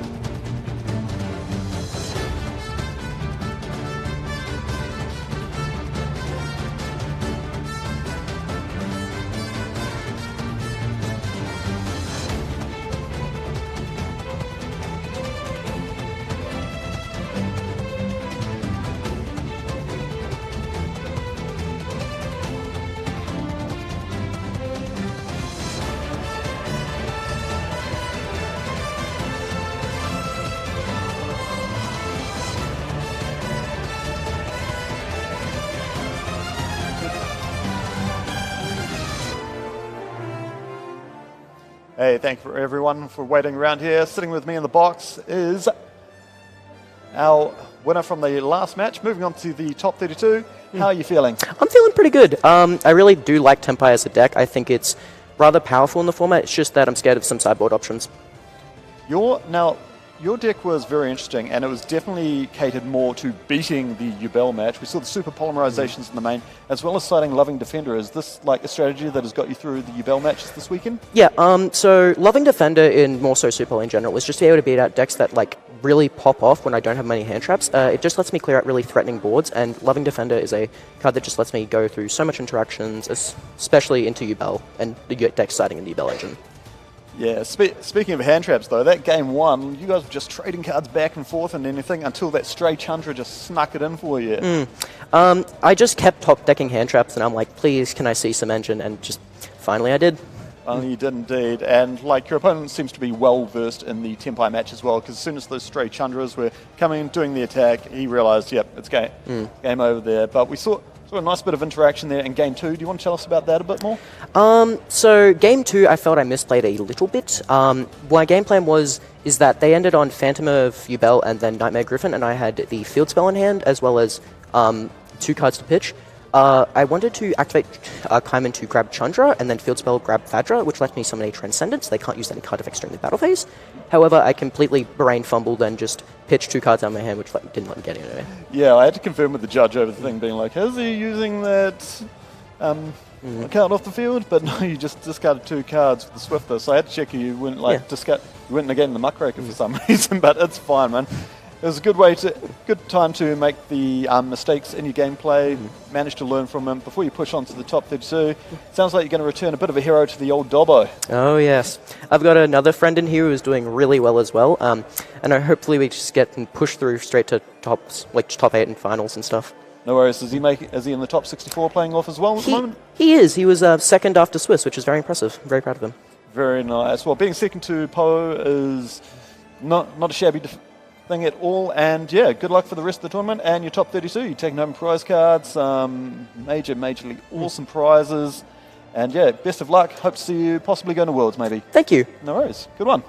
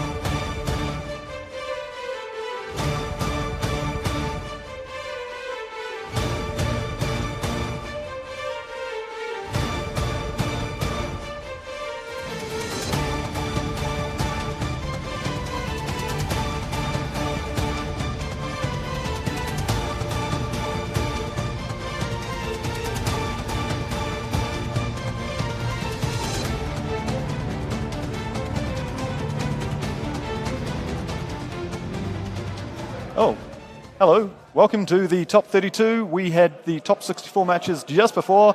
Whittled it down. Half the playing now is top 32. And we've got a returning person to the stream. You've asked for it. We've got Ash Martin back on Tier Element Horus. And he is going to be playing against... Cynthia Woods from Sydney. She's playing the Snake Eye deck. So we're finally bringing Snake Eyes to the table. You've requested it. Some of you have. The others were pretty happy not seeing it. But nonetheless, two very capable duelists. Everyone here has earned their prize card and are just 4 wins away from representing the continent at the World Championships this year. Yeah, the pressure's really starting to mount up now. Sort of easy rounds are out of the way. Sit there, top 64, nice to top, but now you're actually in the top 32. You've got a real shot at going to the World Championship this year. Just 4 matches. That's like a local tournament if you think about it. Exactly, especially a New Zealand local tournament. Right, but no, it's good to see that the player base is growing. Like, from what I hear, we have more locals than we've ever had. The locals have had better numbers generally than we've ever had. Regional events are getting bigger as well. Yeah, we've getting new gaming stores all the time, popping up in the most remote places. Duelists coming out of the woodwork, coming out, supporting their local store, and getting in some great Yu-Gi-Oh action. Yep, and I've been told that the players are ready to begin, so we will move over to them shortly. Looking good, team. All right, so when the players are ready, they can start. Ooh, that was a 10. Nice and clear. 8 from Cynthia, so I'm going to guess that Ash is going to start us off.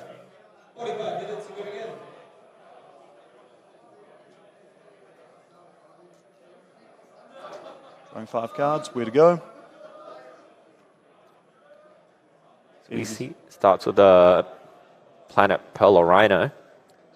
Going to allow him to search for a Telement card and going for the Shiren. This is a very common play we saw from yesterday. This seems to be a main combo starter without using his normal summon. Using effect and discarding, it appears to be, is that Squamata? Shadol Squamata looks like. Yeah. And when Shadol Squamata sent to the graveyard, Squamata can send another Shadol from the deck to the graveyard. Exactly. And because Shiren doesn't discard for cost, it's all part of her effect. That Squamata is definitely going to get its effect. See, it was sent another Pearl Rhino, an Impseti, and a Wraith Sloth. And there we go. We see the Squamata send the Shadol Beast, which I believe when it sent lets Ashley draw a card. That's nice. So that almost didn't cost him anything to get that Shiren on the board and starting his excavating to the graveyard there.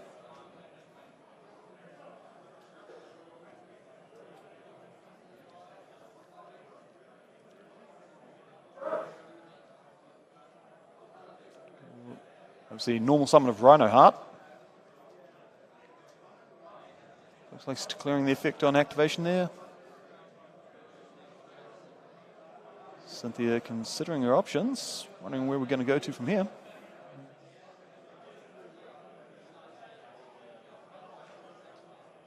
And yep. There we see an effect Veiler on the tail on the Rhino Heart.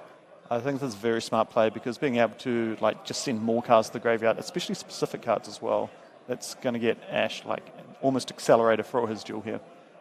Here we can see the King Sarcophagus. Ooh, bring back that Impseti from the graveyard that he milled off the effect of the Tier Element Shiren there. King Sark again, looks like he discarded a Happy. To send another Impseti. It is only once per turn per name to special summon back from King Sarcophagus, so he is more than welcome to bring back that Happy to the field. So now it's 2 level 8 monsters. Should prompt a zombie vampire from the opponent. Yep, there you go, Ash. Going to be, if this effect goes through, he's going to be able to send 4 cards from his graveyard, from his deck to the graveyard, and 4 from Cynthia's deck to the graveyard as well. And then special summon one of them if any of them are monsters, right? Yep. Any choice as well. So he can pick, if Cynthia mills something great to the graveyard, he's more than welcome to sit there and select that card.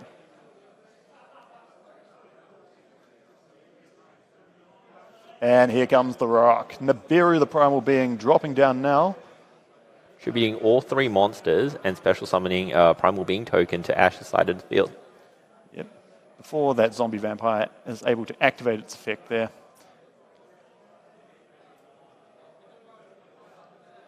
Saving grace, though, is because Zombie Vampire is like 3,000 attack, as well as the others. It's going to have a huge amount of stats on it.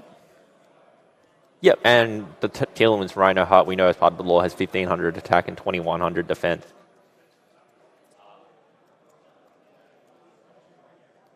Shiren herself having 1,800 attack and 1,300 defense, attempting to source a token. Now, Zombie Vampire, how much defense does that? Is it 0? Yeah, zombies, I think, in the lore generally had 0 defense, but in this case, Zombie Vampire had 2,800 defense, 3,000 attack. So, yeah. So either position that Cynthia special summons it in, it's going to be huge and going to be a real struggle. But this will now trigger the effect of Telemant Shiren. Yep, gone to the graveyard as part of a card effect. And returning that Zombie Vampire. Yep, and herself, both dark monsters, but different types, fulfilling the requirements for Mud Dragon of the Swamp. And Pearl Rhino there, activating its effect because Shiren got returned to the graveyard, is able to destroy the Nibiru. Yep, now using the effect of the King Sarcophagus again, sending Malicious to send another copy of Imseti from... That's all 3 Imsetis in the graveyard, I believe. It is indeed. But it doesn't matter because here's Malicious, number 1, number 2. Malicious is now at 3.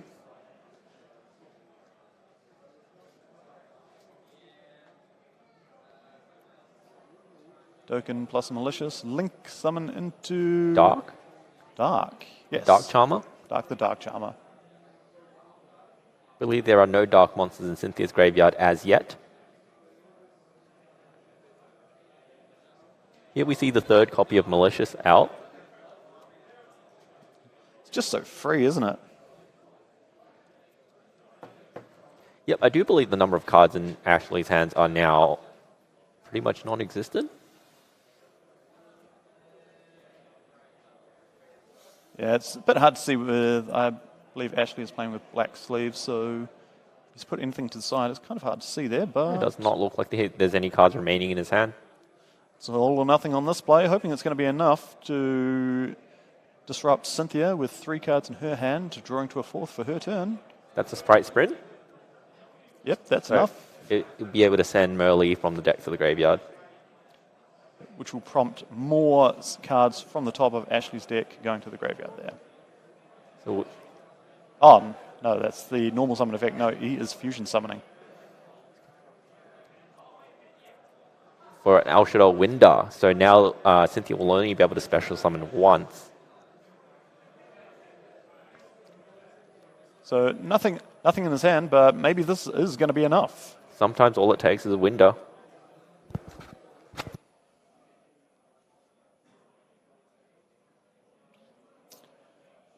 Cynthia drawing to 4 cards now, contemplating her plays.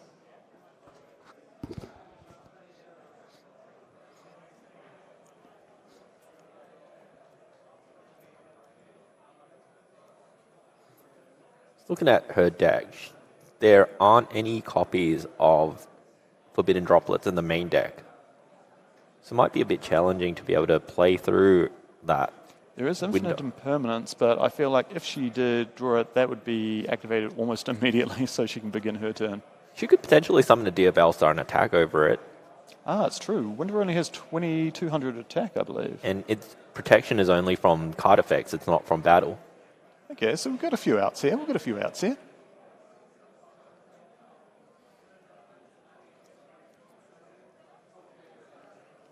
do see Cynthia activating Bonfire, though.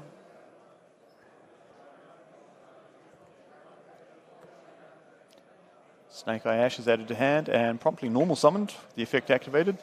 Actually, I do believe the Pearl Rhino gives the Winder an attack boost. Is that correct? Possibly. I think if it's only if there's a Telement on the field. Is Fusion monsters and Telements monsters you control gain 500 attack. So the Winder's actually on 2,700 attack. So unfortunately, Dear Bellstar won't be able to attack over it. Ah, but there's Typhon. That's all you need. One special summon. Although Typhon does, in its own way, like stop Cynthia from special summoning for the rest of the turn, because no, Cynthia is unable to summon any other monsters this turn after the summon of Typhon.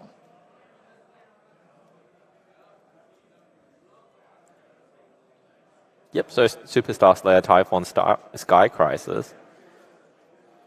You can summon it using your highest attack monster after your opponent special summon 2 or more monsters from the extra deck, but you cannot summon for the rest of the turn. And while it's on the field, the effect of monsters with 3,000 or more attack cannot be activated. Once per turn, you can detach 1 card to return 1 monster in the field to the hand. Great, so we see Typhon activating its effect to return Shadow Winder to the extra deck there, and then promptly moving to battle phase, and Typhon attacks over the Mud Dragon. Now, Mud Dragon being a fusion is getting that plus 500 from Pearl Rhino, so not as much damage as maybe Cynthia was hoping for. The importance is that Ash is now down to 1 card, as well as the King Sarcophagus, but there's no, I believe there aren't any more Horus monsters in the deck, so he's just playing off the top. Is this one of the Shadow Telement spells, is not? Telement Grief. Good grief.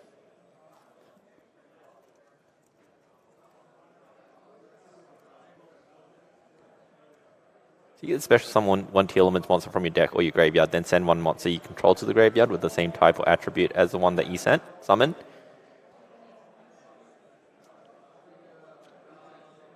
Okay, that's not too bad. But also, something I remembered as well is, even though all the Horus monsters are in the graveyard, King Sarcophagus is still, like, very viable there. And the zombie vampire got returned to the extra deck, I believe. So that's giving Ash quite a lot of plays here.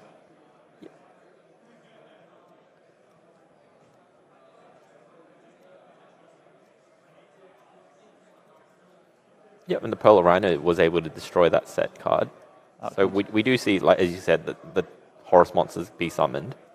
Out comes Happy, out comes Mseti, and we just move to battle phase. That's a lot of damage there. Yep, I do believe that's Dragus Tapelio. Just under 7 minutes remaining. Giant card players, you have just under 7 minutes remaining. Thank you. Oh, just making sure he sequences attacks correctly. Indeed.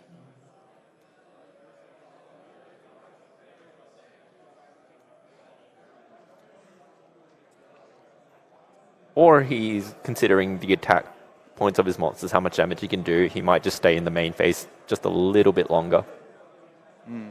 Ensure that he has all his plays. I don't know, he goes to the battle phase, we'll declare the attack. Yep. Yeah, I think we just go safe here. Do as much damage as possible before you throw everything into a zombie vampire and possibly whiff off special summoning anything.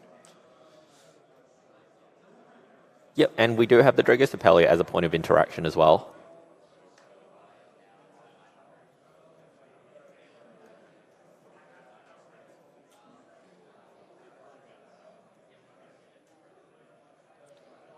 Now we move to Ash's main phase 2 here, picking up his extra deck, considering his options. Looks like he's just going for the zombie vampire play again.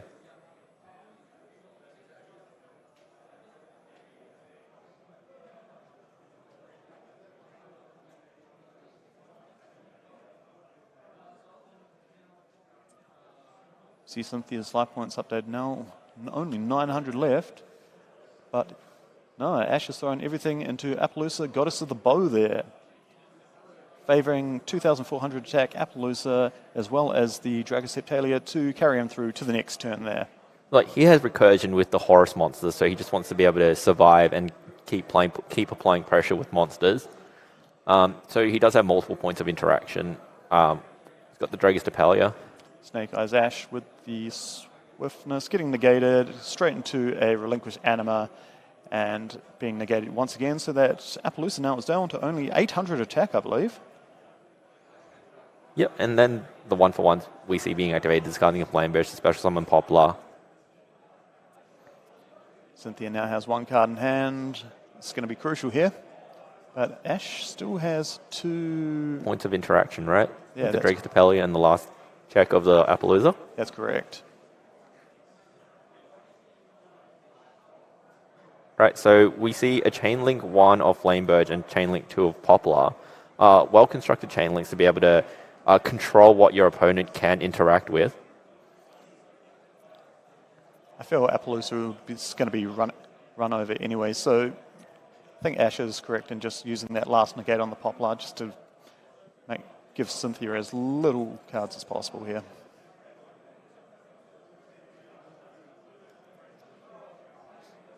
And we note that the Dragostapelia places Predator counters on monsters, and that the activated effects of monsters with the Predator counters are negated.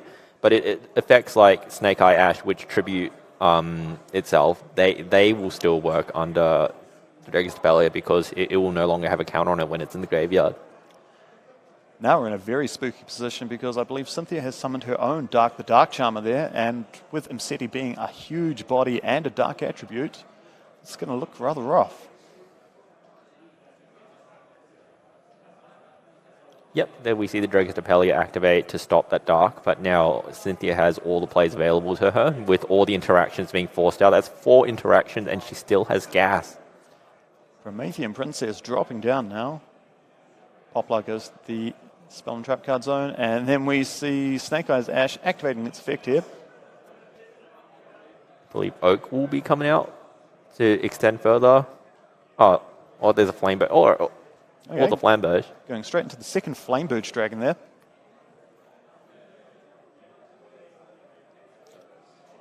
Right. Right. And Flamberge will push the Dragostapelia into the Spell Trap. And we see a Salamangreat Raging Phoenix come out. That's right there. Cynthia's thinking about, does she have game here? Going right into the tank, thinking hard. She's got to think it through.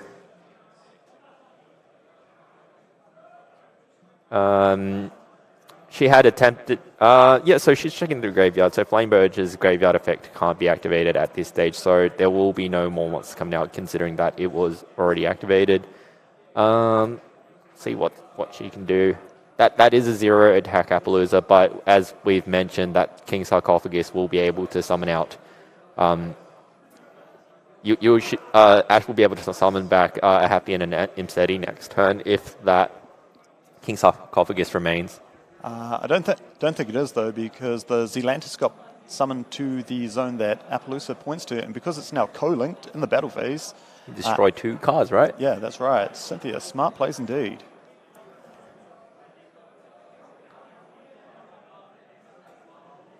Both players have a lot of gas in their graveyards there, but I think Cynthia may be in the better position, especially when you consider that they've got the Promethean Princess there. Neither player have cards. They're top decking. Ash draws a spell or trap. Cynthia offers the deck to cut, hopes for a good cut. Although she doesn't need a whole lot to get going. There's a lot of ways you can get to plays. There's like any copies of Wanted, Bonfires, Ash. Yeah, even drawing a second Poplar would be very good right here. But it seems we're just going to the battle phase, and Zealantis pokes in more damage yet again. So Zealantis has 2,500 attack, so that should push Ash down to 5,000 life points.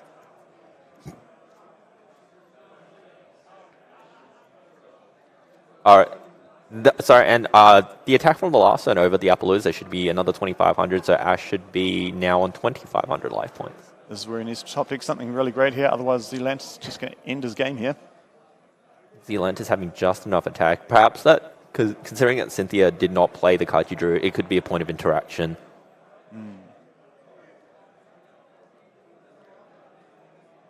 Ash must have drawn something good here. He is sitting there reading everything.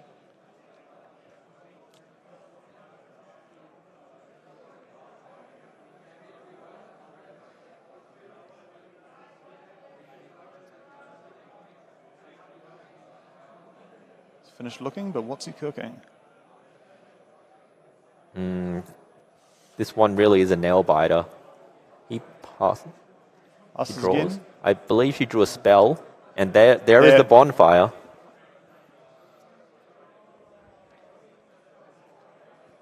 There we go. We see a Snake Eye Oak.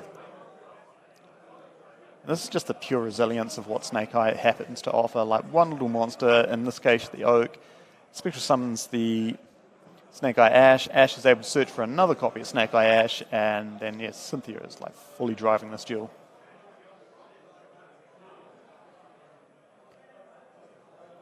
see she can make a Nightmare Phoenix to get rid of that spell or trap, and then based on what it is, she could depending what it is, she can determine what other interactions are possible.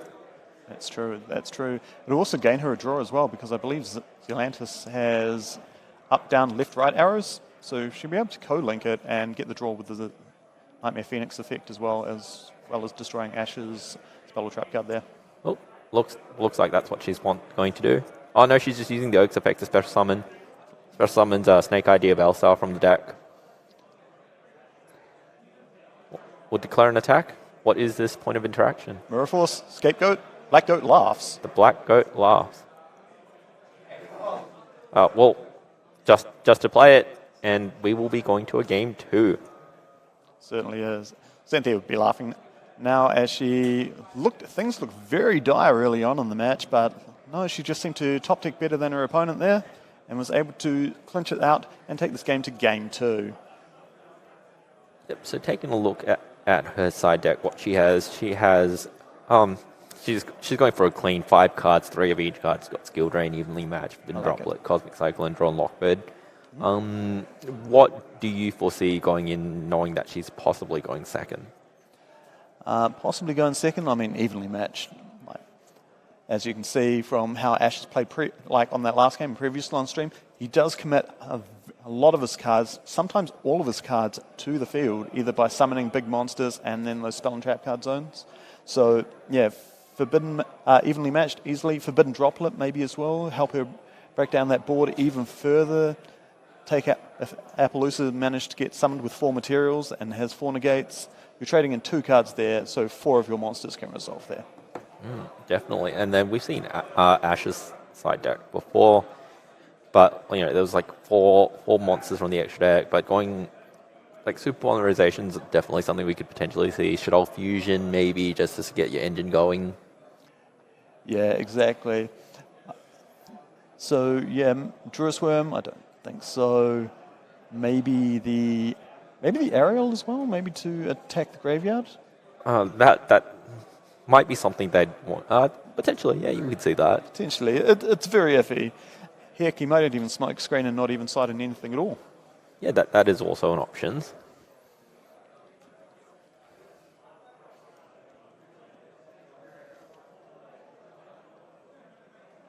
Either way, just under 24 minutes left in this top 32 match.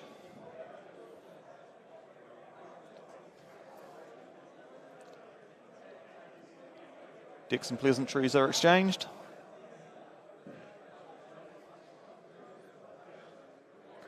Ash is going first. Good. Best of luck. May the mills be blessed.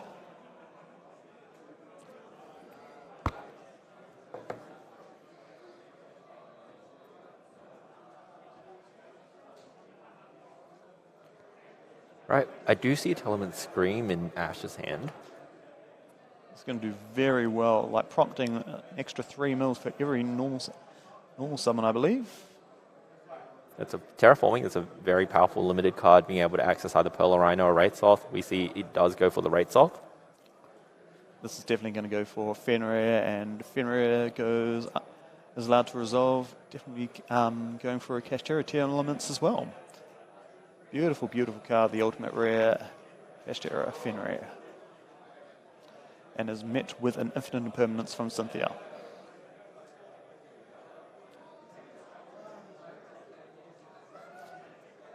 Ash did have the Pillarino in hand, so he puts it over the top, sending the Wraithsoth to the graveyard, and is able to search for yet another Telements card. Shiren, that seems to be best girl.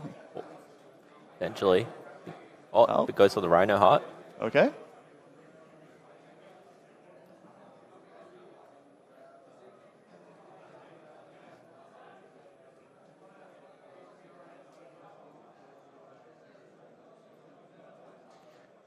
Yeah, there's the Telement Screen that we saw in his hand. It looks like he has another spell as well. Normal summon Telements Rhino Heart, so that will be quite a number of mills. Yeah, Rhino Heart Chainlink 1, and then the Scream Chainlink 2, so mill 3 cards, and then gets to choose what to send to the graveyard with the Rhino Heart. Cynthia having a think. Is that a second copy of Infinite Impermanence? That indeed is a second copy of Infinite Impermanence.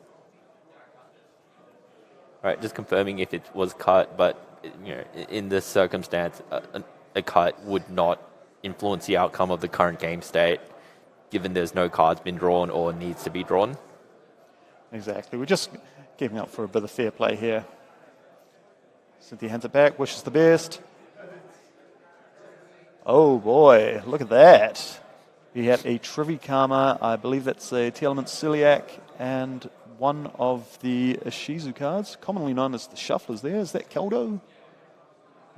Kelbeck, it's one of them. Can't quite catch that. That's the Trivikama. Celiac adds a T-Elements Kashtera, Celiac, it's Keldo there, thank you for the confirmations. Banishing the Trivikama there to add I believe that is the card that we saw in the game one there, the T-Element spell. We banish Celiac now to summon the T-Element Kashtera, and that's going to send even more cards to the graveyard for Ashley. Happy Kashtera. T-Element, and that's a Mothman? What? A Danger Mothman. So Danger Mothman, I believe, when sent to graveyard, lets both players draw and then discard a card. Only if it's discarded from the hand, I believe. Is that correct? Oh, okay. Here we see there's a T-Element.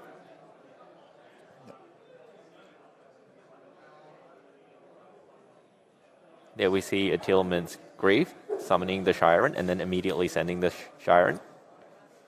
So Shiren and Mothman will be shuffled back for a fusion summon. Be difficult for Cynthia to climb back with only 4 cards. Yeah, 3 cards in hand currently, drawing into a 4th card there. Mud Dragon of Swamp overlays with the Rhino Heart to make a Bahamut Shark, sending Mud Dragon to the graveyard and summoning a Totally Awesome.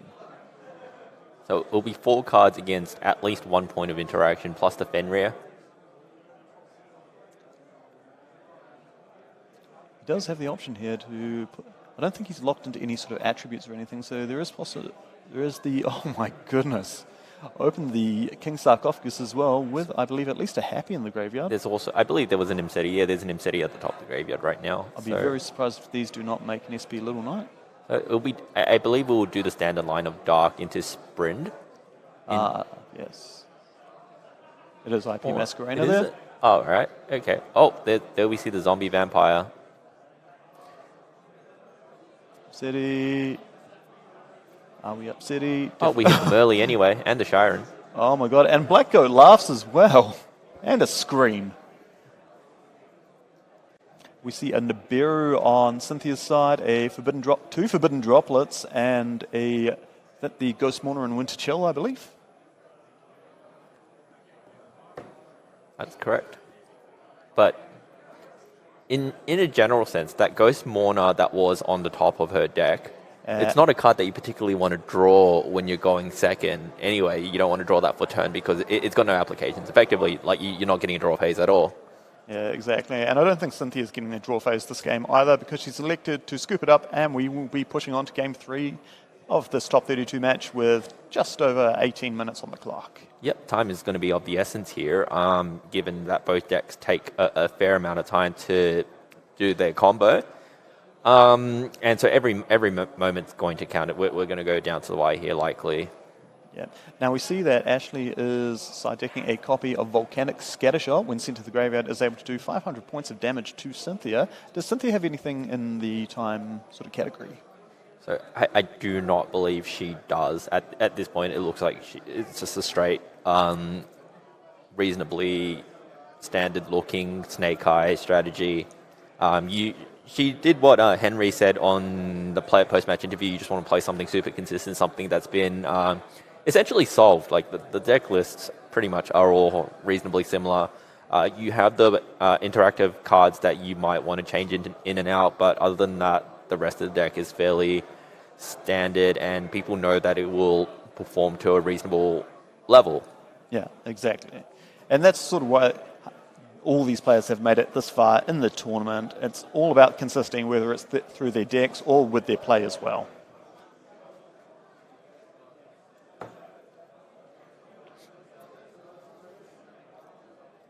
big decisions to be made here for one of these players. It is their last match of the tournament. I do note that Ash is siding in an extra deck card or siding out an extra deck card. So let's take a look at the ones that were in the side deck. There was a Underworld Goddess, a Typhon, a Baguska, and an Alkaline. So going second, potentially Alkaline going in with that Shadow Fusion.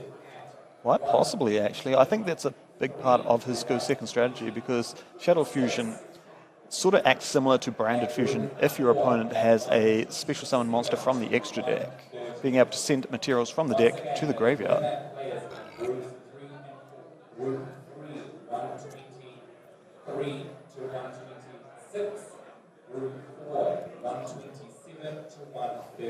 Both the players in deep concentration there. Just look at that shuffle and go.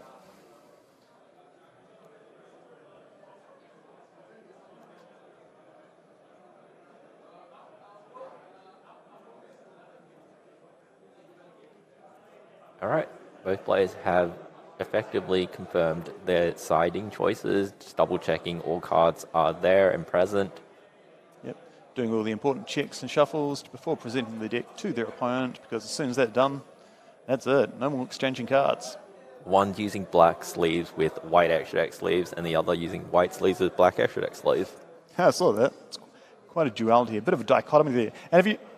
And have you noticed that Ash is also wearing a black top as well to match the sleeves, and Cynthia's wearing sort of a greyish, whitish top? Yep. So Cynthia will be starting this game. All the best to both players. Indeed. There we go. Some good riffles, some good shuffles there. We're seeing smiles on both players here. They're both enjoying themselves. This is really great to see. Great sportsmanship indeed. And that's definitely what we want. Yeah, like we've said, you just want to have fun. If you're not having fun, tournament experience isn't going to be as great for you. Exactly. There we go, starting off. Cynthia declaring her phases.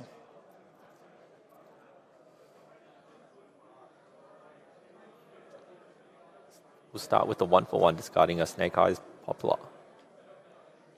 Ash looks at his hand, and it seems to be going through. Here comes Snake Eye Ash.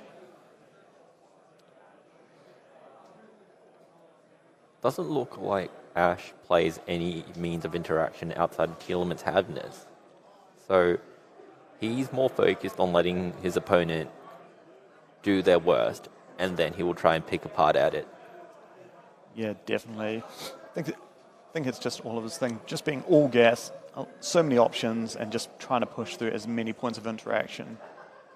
Yep. See Poplar in the go to the spell trap card zone through effect. Ash search the Poplar. Poplar will be activating now to search.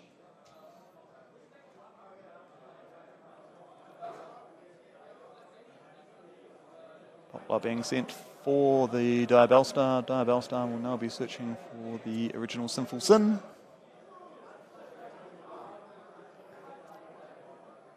There's the Divine Temple.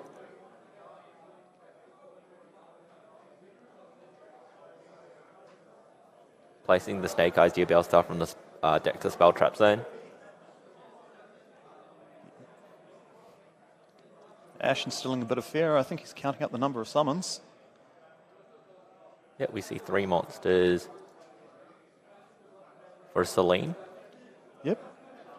Counting all the spell and traps on the field and in the graves. There is 3, and we'll see the Snake Eye, the Diabellstar, the Black Witch. Very early Appaloosa Goddess of the Bow there. Only 1600 attack though, but sometimes you only need the one monster negation to be able to continue your entire plays. To note that Cynthia has not used her normal summon, I believe. That was all from 1-for-1. That is correct. She's still got a normal summon in the pocket there. There's a Snake Eye Oak, so she will. She's drawn a Snake Eye Oak, and she drew the field spell, I believe. Yeah, and a Poplar as well, because we saw the Poplar discarded off the 1-for-1 there. So sometimes you don't open the best combination of cards, but it is what you do to make the most out of what you're dealt.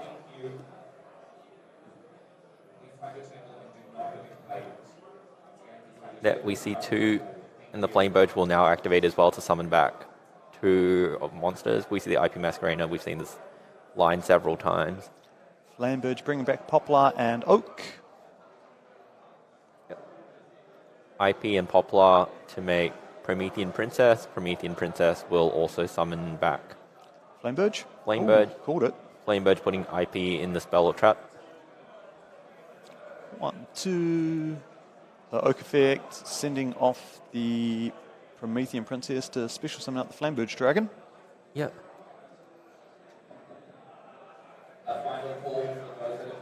And then there's the Flamebird and the Snake Eye Deerbell start to make this Hope Harbinger.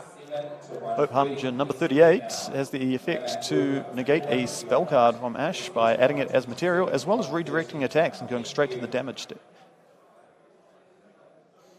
So it's actually got, so despite it only negating spells, it also has a very special effect for Tempai players, forcing them to skip the start of damage step effects. Yep, it's also got 2,500 defense, which is reasonably large. So we see a reasonably standard Snake Eye end board, and Ash will start with Rates Off. It's a decision on Cynthia to negate if she would like to, or if she wants to hold out for something potentially more powerful. I feel like she's got a way to deal with this Fenrir, otherwise Fenrir will be able to take quite a few points of interaction off Cynthia. Especially because the Appaloosa's only 1,600 attack.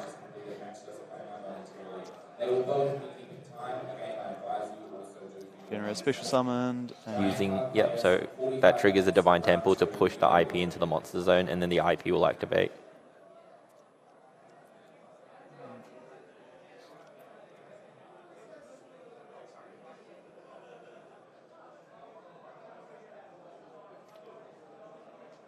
IP's effect did indeed activate, which is going to trigger the Fenrir, and Fenrir seems to be targeting down that Titanic Galaxy.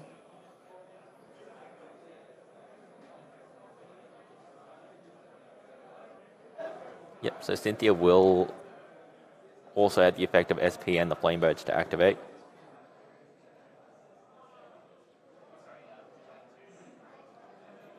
One, two, three, building the chain links.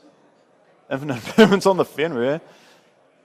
See, just that single summon of the Fenrir has prompted so many points here, forcing the SP Little Knight as well as an Infinite Impermanence. Yep. And now two more monsters. The Ash will also activate as well. And the Snake Eye has so much gas for it.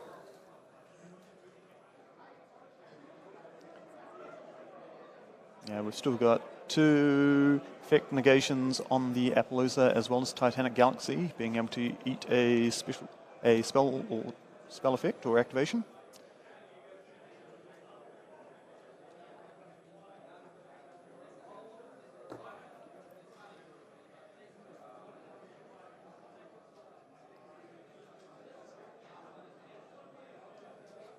We see the Shadol fusion. And yeah, that seems to be instantly being negated by the Titanic Galaxy. Yep. Titanic Galaxy, as part of its effect to negate, doesn't destroy it and send it to the graveyard, instead equips it to itself as next season material. Yep, so 4 cards left for Ash. He's got to navigate through the Appaloosa and the SP Little Knight.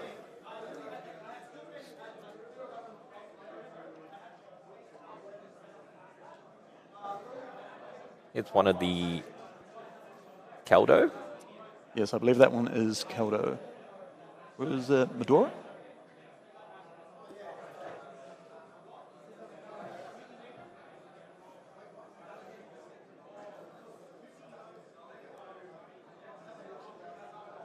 It is Medora. It is Medora.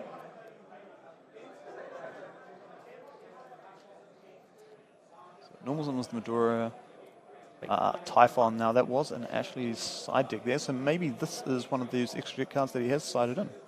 Yep, that will prompt Cynthia to activate the Promethean Princess in the graveyard, destroying the Poplar and the Typhon. Yeah. Unfortunately, we're not going to see any more summons out of Ash because of Typhon's own effect. Yeah.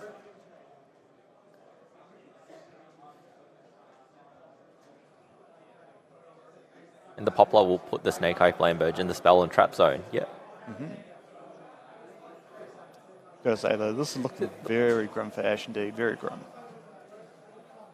The players are smiling, having a good time. They're being very courteous, and that's what we like to see in the community. So I just want to say for all the viewers out there, be nice. That's one takeaway message from the whole event. Be nice. The players have been very nice to each other, and I would like you all to be nice as well. Go. So Cynthia will take the win, and we'll be progressing to the top 16 of the Oceanic Championship.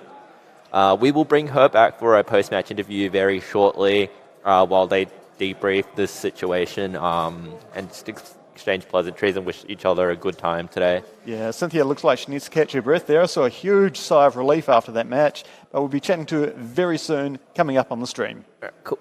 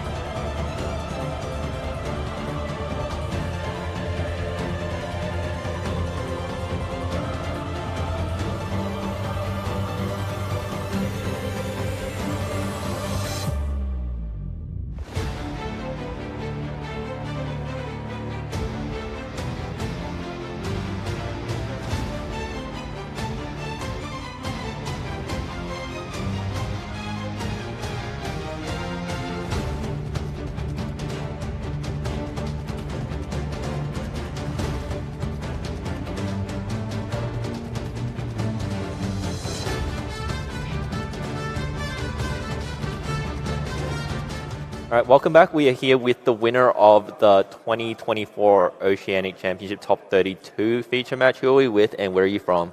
My name is Cynthia. I'm from Sydney. I flew down here 2 days ago. And how's the travel been? It was good. Yeah, it was all right. I had a day to get some sleep in the new location first, which is nice. Let's get a lot of practice in.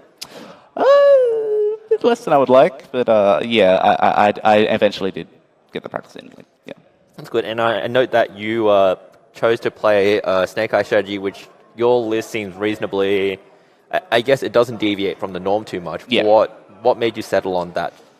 Just of all the testing I've done, like formal and non-formal, even with people obviously preparing for it more than any other deck, I think like just its ability to compare like opening hands and just how tight and how legitimate everything about the engine is and how easily it can run away with games. It was just like I did consider the potential advantage of playing like a rogue strategy because people would be less prepared for it, but I think ultimately Snake Eye is just way too good. Tell us about that match. How did you feel? Like game one looked a bit dicey at the start, and game two didn't go your way. How did you feel going into it? Game one was absolutely a roller coaster. I mean, I thought I was definitely going to lose, but I just thought, okay, I'll Typhon and maybe force them to go battle phase, live another turn because while the Typhon's on the field, they can't resolve Zombie Vampire. So, and then setting the cross out actually saved me because they didn't just field spell swap the Typhon. I think they would have had lethal in that case. So yeah. All right, cool. Yeah.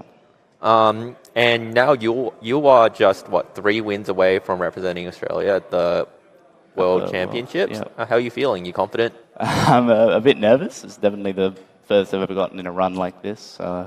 Definitely. And who are you here with, and how are they doing? Just my mum flew up with me. She's doing well. Shout outs. That's good to hear. That's good to hear. And if if you could give some advice to, I guess, new players and returning players on how they can get to where you are now, what would you tell them?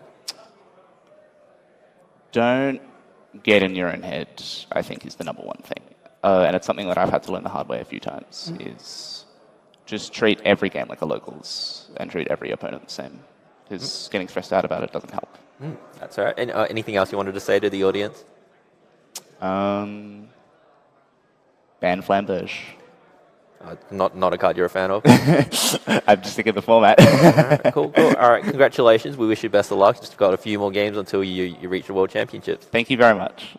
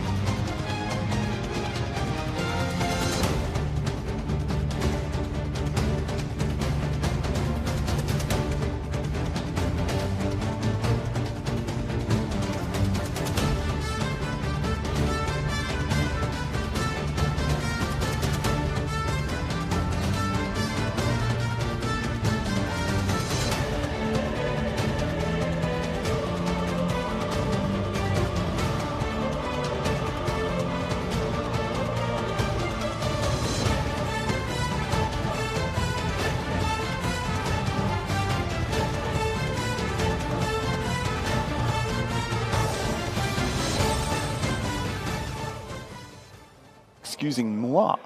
So before we wet your whistle with the top 16 matchups here, we're going to set your soul on fire with a spicy deck list here. Coming us now, we have Bradley from Sydney. Bradley, can you hear us there, buddy? Yeah, I can hear you, mate. I can't exactly hear Bradley, though. Hello, hello. What do we got? Are we good? Hello, Bradley. You can hear me? Oh, brilliant stuff. Beautiful. Now we can see your beautiful face at home. Yep, Now, yep. you're playing a fire deck, but not the fire deck that everyone thinks. No. So I've really like Volcanic, so I'm playing Volcanic, Snake Eye, Horus FTK. That is an absolute mouthful and looking like an absolute handful of deck as well. How about you take us through and show us what you got? Yep, so main deck's 53 cards. So first of all, we'll start with the Volcanic package. We've got 2 Volcanic Emperors, 2 Volcanic Rimfires, got 3 Volcanic Shell, the quarter-century rare, favorite rarity. Very nice. 3 Volcanic Troopers, that's just your starter, searches all your Volcanic cards. The Volcanic spells, a good one is Fire Ejection. So it usually sends a Pyro deck to grave, and then if it's a Volcanic, you can put a token on the field, so that usually stops the Imperm play. Mm-hmm. And then after that, you've got 2 Volcanic Blaze Accelerators. That's usually what you search off your Trooper. And the one brick is the original Blaze Accelerator, which is Champion Pack Super here. No, that's absolutely beautiful, even if it is a pretty brick. Yeah. So then continue on. You've got the 1 Blaze Accelerator, because to sort of loop the Volcanic Blaze Accelerator, you need to play other names in the deck. Mm-hmm. And the 2 cards you can set off Emperor, you've got your Volcanic Inferno, which is a negate on field, and Volcanic Emission, which also burns your opponent as well. Nice, so we've got a lot of burn cards already, but we've got still quite a lot of deck to go. Let's have a look at the next engine. Yep, so we'll go into the Horus engine next. So Horus, you've got your typical, you've got your 3 Mseti. So since I'm playing a card in the extra deck will make sense, I'm playing the Dumatef and the Happy, I'm playing 3 Horus. You've got your 2 King Sarcophagus and your 2 Walls of Imperial Tomb. The wall really helps get your Mseti and it puts your cards you don't really want to see in your hand back on the bottom of your deck. Very nice indeed. Yep, and is that another quarter-century rare as well? Yeah, just quarter-century Dumatef. That's, once again, favourite rarity. Very nice. Yep, so on to the Snake Eye stuff. You got 2 D Bellstar. You got 2 Snake Eye Ash, 1 Flamberge, 1 Poplar, 1 Oak, 1 D-Bell, 1 of the Field Spell Divine Temple, 2 OSS, because once you see your Snake Eye stuff, that really helps facilitate the OTK, gives you the bodies for that. Mm-hmm. And your 3 Wanteds, it's basically your typical Snake Eye lineup. It's how you want to see it. It helps facilitate your monsters for your extra deck plays. And then on to the random other things that help me burn. Mm-hmm. Got Great Nari Fire. That's really perfect. Really catches people off because it's such special summons from the deck. It will burn on summon, and it also searches a Spiritual Fire Out trap. Electro Blaster. It's a new one, came out in Battle Legend.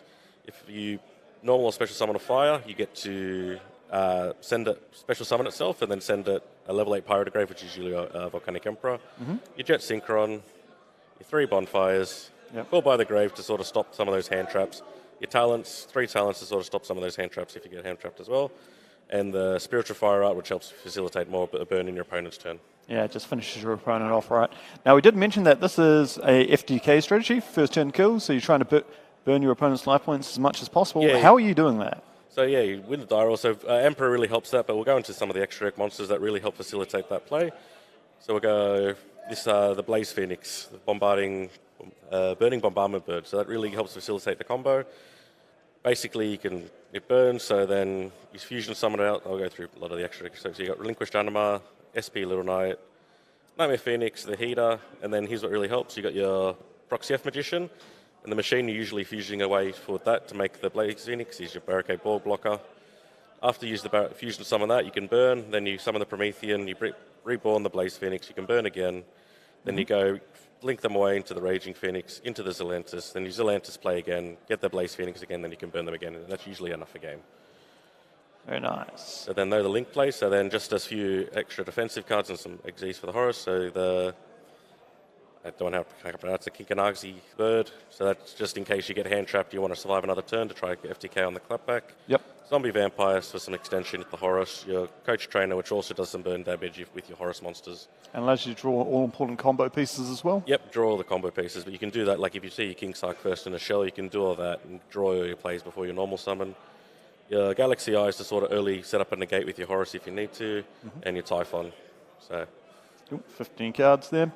So the whole purpose of this is to get to a point where you can set up the Proxy F Magician a Pyro and a Machine-type monster, summon your Blaze Phoenix, then, as you said, go through your Link plays and keep recycling that Blaze Phoenix. Is that correct? Yeah, that's perfect. And sometimes you do, like, you'll use your battle phase more as a way to clear problem cards like Appaloosa and stuff like that, so then you can burn them in the main phase too for the win. Nice. Well, that's a very interesting deck and definitely like one of the spicier fire decks we have seen this weekend. But thank you, Bradley from Sydney, for joining us and showing us all your deck. No worries, thank you. Thanks for having me. Sorry to cut it short, but I think we've got the top 16 match starting very soon. Don't go far, you people at home. We're going to be catching you soon.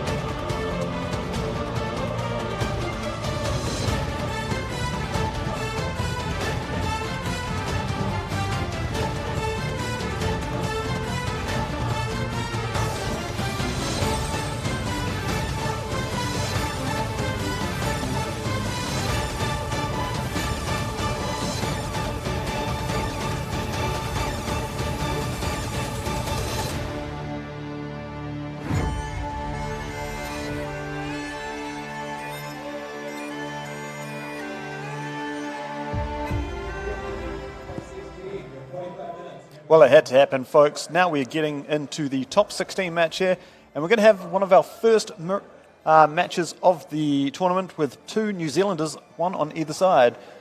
Yep, so we've got Corey Lewis on one side playing Branded. On the other side, we have Sinazar Blazic, who was the 2022 North Island state champion, I believe. So the first ever state champion for North Island. He was, and indeed he even made the top 8 again for the North Island Championship this year as well.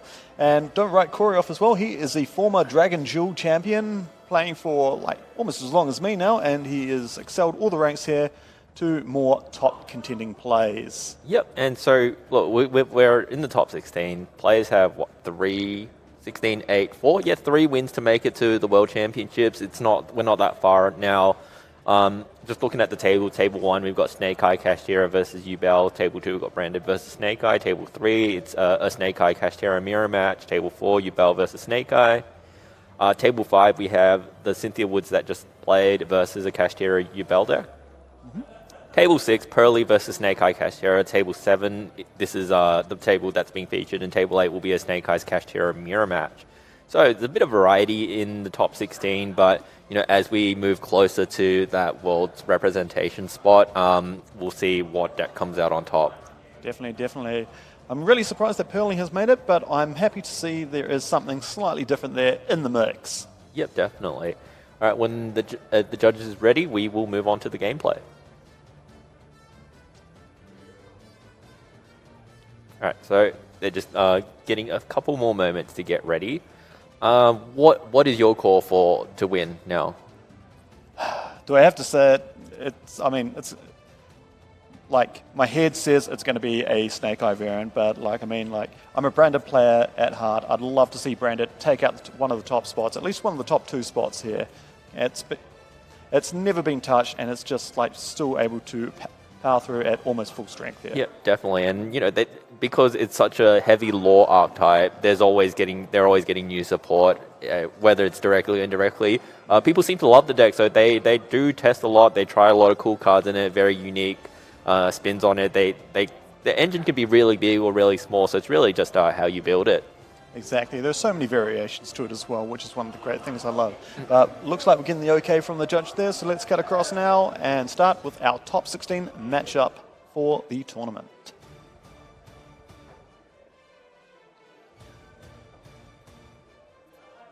See a 2 from Corey Lewis. I don't think that's going to be a winning roll here, so see fist bumps here. These guys live in very close proximity. I think we've got Cindy from Hamilton in New Zealand versus Corey from Auckland here.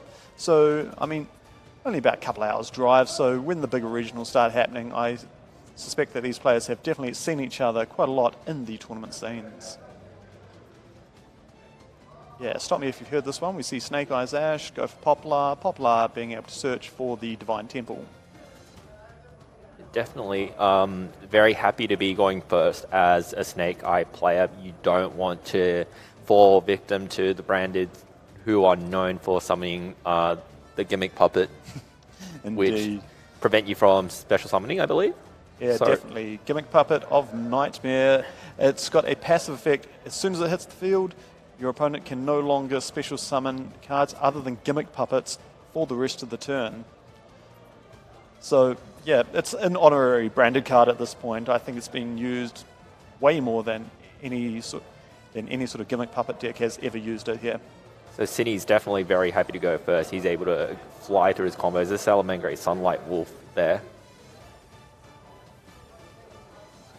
No forms of interaction from Corey. But that does go back to what we were saying earlier, in that because there are so many cards that are pivotal to the strategy, it does become difficult for you to find room to play meaningful interaction cards. Sometimes you'll have to go with the strategy where you just let them do what they do and then try to pick it apart. Exactly right. So we're going through everything here. Looks like Cine has had to sack off his Divine Temple there. And it's going through now, attributing the Lamberge Dragon for the original Sinful Sin. And here we go. There's a Fire King Island, so he's going to be able to tap into the Fire King portion of his deck. Definitely. Bridge across, there goes Celine there.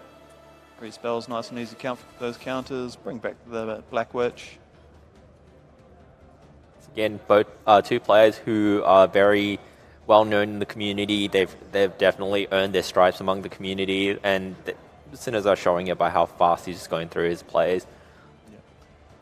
Corey, no slouch as well. He is following this along with his eyes. He knows exactly what's going on. He is going to be very familiar with how this match is going to go down. Definitely.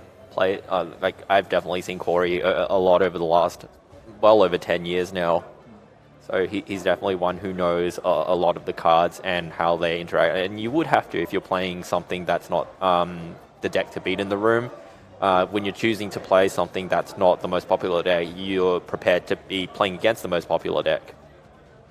Now we see Ambler Whale co-linked with the Appaloosa, IP Masquerena, and a Flamebirch Dragon. Flamebirch putting a Vata into the Spell and Trap card zone. And still a full, is that 3, possibly even 4 cards in Cindy's hand? Maybe even 2. I'm seeing double here. And we see the Zealantis from the Ambler Whale, so the Ambler Whale will be able to trigger its effect later in the graveyard. Exactly, and more importantly as well, that Zealantis is co-linked to the Appaloosa, Goddess of the Bow there, meaning that's going to be even deadlier in the battle phase. We'll be able to destroy up to 2 cards, and possibly more if like Corey ends up summoning a monster that co-links onto the Appaloosa. See a handful of monsters and 1 spell for Corey. Sounds like a typical branded hand in all honesty, but that's not going to help against Appaloosa, Goddess of the Bow.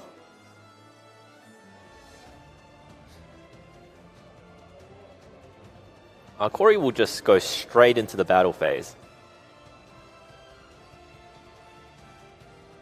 This forces a lot of thinking from Cine. Whether it's an evenly matched or, more importantly, a perceived evenly matched. Yeah, definitely. He's just been trying to scare him a little, and this is forcing plays from Cine. He might not even have anything. Maybe before he even goes to the battle phase, he's going to just be like, cool, in your main phase, triple tactic talents or something like that. And yes, there we go. There's the thrust there.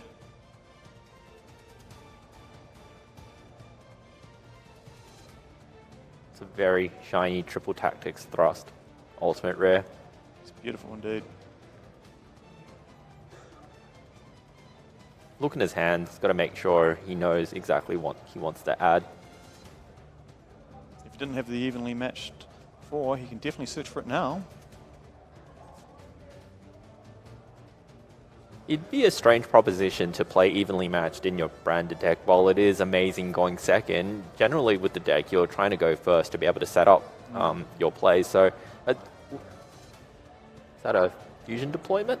I believe it's a branded fusion. Branded so fusion. A very pretty thrust adds a very pretty branded fusion to its hand. And we do know that branded fusion is a card to beat. With that is a Lubellion.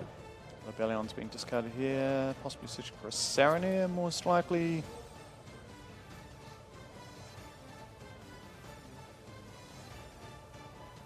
Appaloosa is negating. That's going to be 1 negation down for Cine there. There comes the Brand Diffusion. Does he have the Ash Blossom? Nope, it's free to resolve by the looks of it.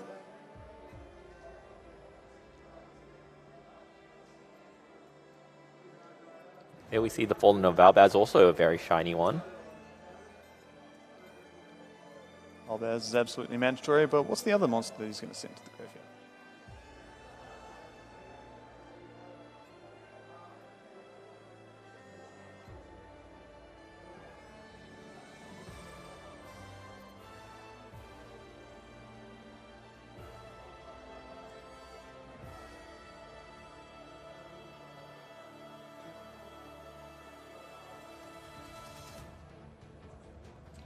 Sending the Bestial Saronir to the graveyard.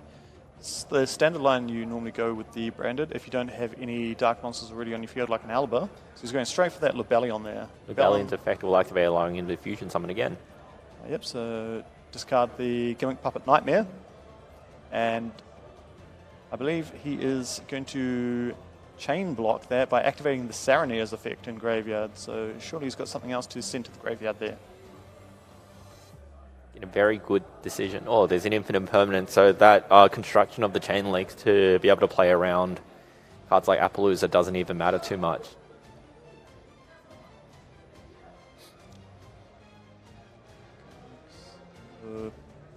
Corey picking up his deck there, ready to resolve that Saronir.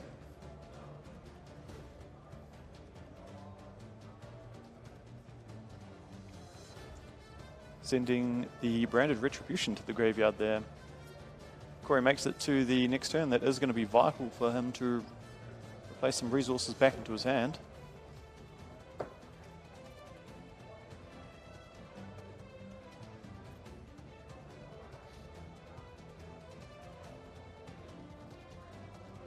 And we see the normal summon of the Aluba here. Aluba. Corey's hand was quite a number of plays. Unfortunately, there was the gimmick puppet, but He still managed to put a bit of pressure on this board here. He does have some... Lebellion's got 2,500 attack and Aluba has 1,800 attack, so nothing to really sniff at too much, but unfortunately Sinisa here has still got quite a lot of points of interaction. it's almost like picking apart at a puzzle. You've got your opponents, you know, the monsters. There's still an IP Masquerena on the field, and you're trying to navigate through that. But it's going to be very challenging, given that the IP and the Flamberge are still there. They can potentially link off into an SP Little Knight to banish a monster or any card, really. Exactly right. And that Flamberge is going to just bring back Snake Eyes Ash and a Snake Eyes Poplar once again. And that's going to refuel the amount of monsters he has. Yeah, and even give fuel for that Havata to activate its effect. Absolutely. It looks like he's going to activate the Masquerena. And we see a Nightmare Phoenix. And like you said previously, this should enable him to draw a card. Does Nightmare Phoenix point to the right? Yes, it does. So he discards a Flamberge Dragon out of his hand, I think. No, he's just rearranged his graveyard to resolve the Flamberge Dragon first, so going for Ash and Oak. And the Nightmare Phoenix has destroyed a Fusion Duplication. Corey hoping to capitalize by the Brand of Fusion in his graveyard. Did he draw a card off the Nightmare Phoenix? I think he has. That's why he's got the one card left. And now, now New Chain, I think this is where he's going to be resolving his Ash effect. Potentially. And it's a full suite of 6 monsters on Sini's side of the field. Okay, maybe he's got nothing left. That doesn't matter when you've got that many bodies on the field there.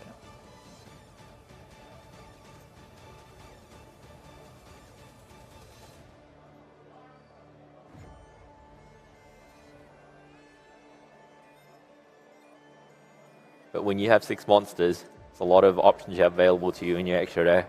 It's any combination of link monsters you would like to play. Exactly, and the ability to co-link them up with that Zealantis as well, just to put even more damage on the field. But we see 3 monsters going away, and a very shiny, is that a quarter century Access code? access code talker? You can tell that these players are very passionate about their decks, given how high rarity their cards are. Oh, definitely. I mean, we all have that pet deck where we like to have it in its shiniest form. Exactly, yeah. That's me with Cyber Dragons all the way. That is a testament of how long you've been in this game. Calling me old, mate. No, you're all good. And part of the furniture, as they say. Oh, something like that, at least. Anyway. Oh, the second trap was yet another Fusion Duplication there, so chanting that to activate. Finishing the branded Fusion. Here we go. You target one fusion or polymerization spell in either graveyard, banish it, and then apply that spell's effect. So it came out just over a year ago, I believe. Yeah, I believe so. It is only a common as well, but it's a very powerful common in this branded strategy.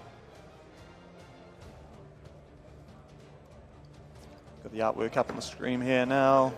So is that what's the card called? Scientist? Mad Scientist? No. Mad Scientist. He's got a name, and I'm absolutely like... It's absolutely slipping my mind right now. Kazaki. Oh no, is that Magical Scientist, or is that Kazaki?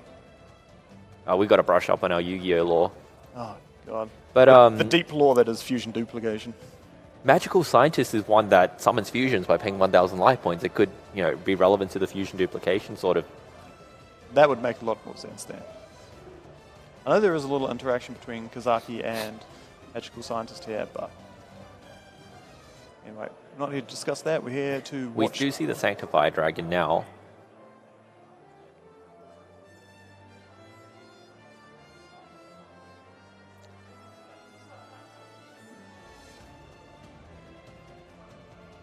Is this too little too late on Corey's side, though? The only saving grace about Sanctifier is that it cannot be targeted by your opponent's card effects. Yeah, see the high Avatar Garunix? Destroying Kirin, and then I think Corey's just scooped it up. He's seen enough. Just under 15 minutes gone for game 1. Yep, both players going to the side decks now. Corey, well, he's almost definitely going to be choosing to start here. So let's have a look at those side decks and see what's going to be going on. Don't think I have access to them quite just yet. Well, that's fine. I mean, as we've seen from Corey's deck so far, he seems to be main decking the Fusion Duplication, and I think a recent trend with branded decks is playing it at full 3 copies. So I have a feeling Corey's going to want to go first and capitalize that on as much as possible, activating branded Fusion on his turn, resolving that, and then setting a Fusion Duplication only to branded Fusion again in your opponent's. Look at City going through his deck, just throwing out so many cards he knows that he doesn't want in this matchup. Indeed. Plenty of cards coming in here. He knows it's going to be an uphill battle if Corey is able to establish any sort of fusion someone plays here. Yeah, just counting his side deck, making sure everything's there. He's going to want to be able to put up as many ways as he can interrupt Corey from being able to get to that Gimmick Puppet Nightmare lock. That card is indeed a nightmare, and it's just going to stop Sinisa from actually interacting with the game at all. But here we go, starting to the pile shuffles now.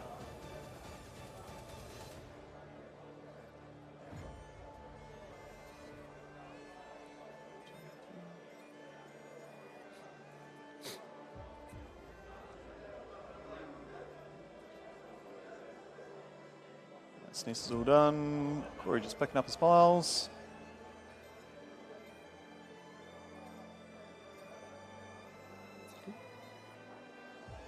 Just under 30 minutes left of this round. Top 16 match here.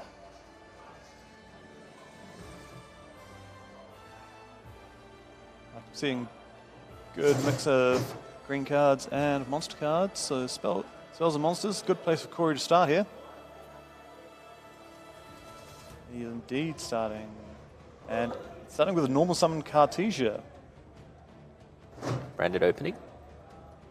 Yep, branded opening. Cartesia is a quick effect to fusion summon, so any Despia monster that he summons off the branded opening is going to be able to dodge any sort of targeted negation like an infinite impermanence or an effect veiler, something to that effect, because of that Cartesia being able to fusion summon it off the field first. In Alubar. Alubar gets to resolve, adds branded fusion. That's what we like to see. Oh, I see the crossout designator, is that? I believe it is. Not that he needs it, there is no Ash Blossom on City's side. It's Fallen of Valbaz. Oh, this is going completely through. Corey's got to be very happy with this. There's the Libellion getting sent. We're going to see Albion come out. Albion using the Alubar and the Elbaz in the graveyard there, banishing those, and that'll become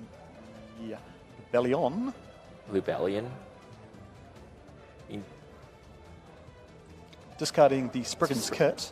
Spriggan Kit, another card in the very deep lore they have. Mirror Jade. Jade, very standard live play here indeed. Mirror Jade also being a point of interaction. Now we're sending that Albion to summon back the Libellion to add Saranir. No, and this interaction, Lubellion's going to be getting one of the branded continuous spells and setting it straight to the field. So branded lost. Branded lost, that's the one.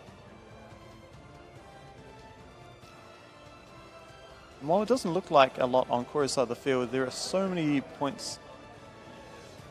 Branded loss, the activation of cards and effects, and if that summon a fusion monster can't be negated, and they cannot activate cards or effects when a monster is summoned that way. If you fusion summon a fusion monster, you can add one Fallen of Valbaz or one monster that mentions it from your deck to your hand.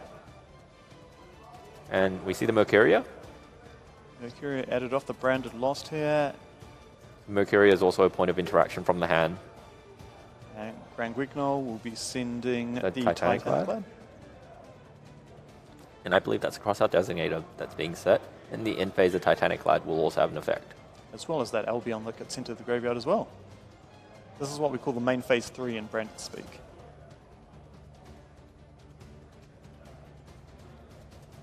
Titanic Lad, special summoning Quem.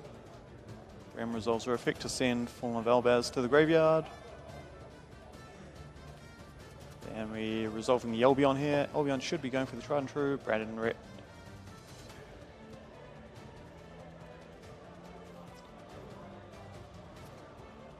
Sitting card. And we are passing play to Sydney here.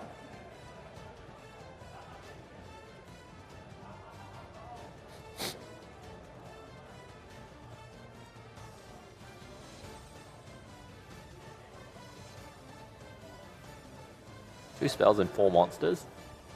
Starts the turn with... I believe it's a Bonfire. Or is that Wanted? Looks like a Wanted. And we missed a 50-50 so often.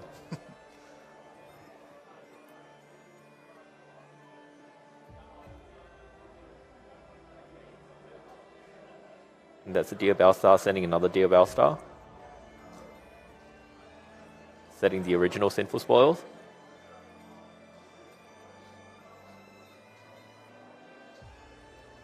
I see the branded in red. Original Sinful Spoils being a normal spell, it can't activate at this time, so I think Corey's going to go for a Guardian Chimera line to try and get it off the field before Cine has a chance to activate it here. Looks like you're going for the Sanctifier. Ooh, baby.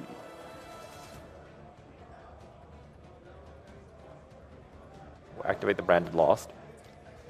Lost.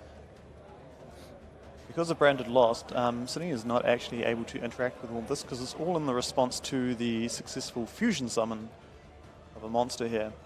Graham is going to bring back the Cartesia, which I believe should prompt a summon into yet another Grand Null.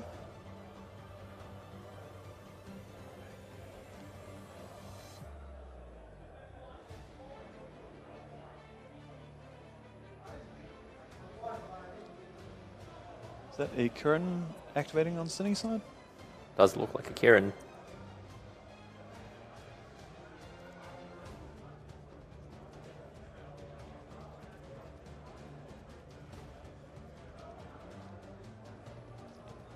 There we see the other Grand Guignol. That's right.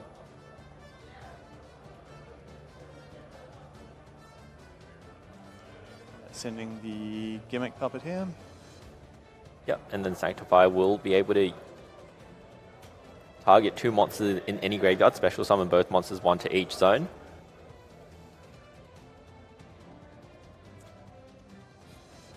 Branded Lost's effect is not activating anymore, but it doesn't matter, looking like it's going to resolve. Yep, see Gimmick Puppet go to Cine's side of the field, and Albion go to Corey's side of the field. I think they were just checking if he gets to choose the positions.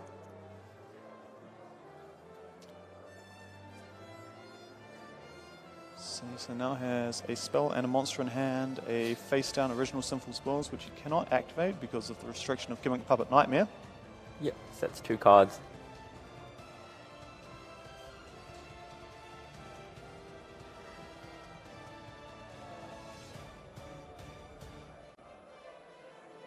Yep, and he passes his turn. I think Corey drew the regular Albion for turn. He does. That's fine. At this point in the game, if he's using... Oh, was it? Sorry, Albion was searched off Lost. It was just the first card I was able to see when you showed his hand, so in that position I thought that he'd drawn it. That's fine. He's able to set up his graveyard by sending the Retribution, and because he used its effect in hand, draw a card. It's like an upstart Goblin, but for branded. Retribution now banishing itself to grab a branded spell or trap from the graveyard back to Corey's hand. He was hovering over the red, now he's taking the fusion. Decides to go with the red. It's probably a bit more tempting in this sort of situation because it is a quick play. You can use it in response to any of Cine's back row monsters or anything on the field here. All the branded fusion monsters have roughly 2,500 attack, is that correct? Yep, that's right. Most of them do. The Grand Ganoa has 2,500 attack. The Sanctify has 3,000. I believe the Mirror Jade also has 3,000. And the Lubellion has 2,500 attack as well. So Gimmick Puppet Nightmare only has 2,000 defense, so that gets destroyed. Lubellion now declaring an attack on the Kirin.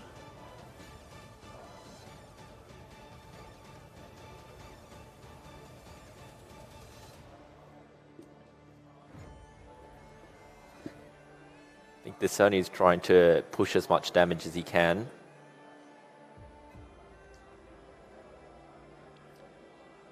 Radiate effect activates, sending Rinderbrum to the graveyard and banishing the Diabellstar. Diabellstar on resolution there.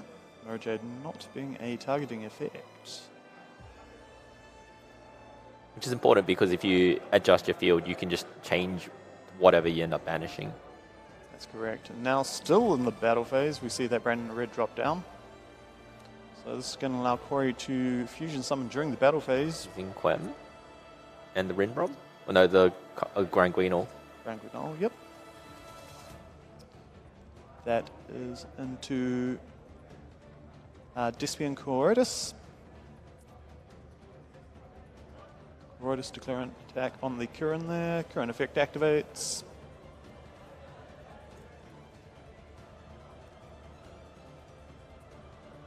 Coroidus' effect to reduce everything on the field outside of level 8 or higher fusion monsters can only be activated in the main phase. But it's just a nice body with like very minimal like fusion requirements there, requiring only a Despia monster or a light or a dark monster there.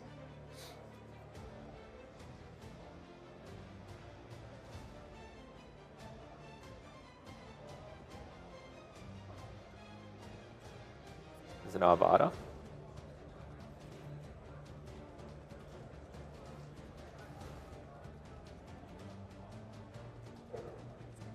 Yeah, popping the Lubellion.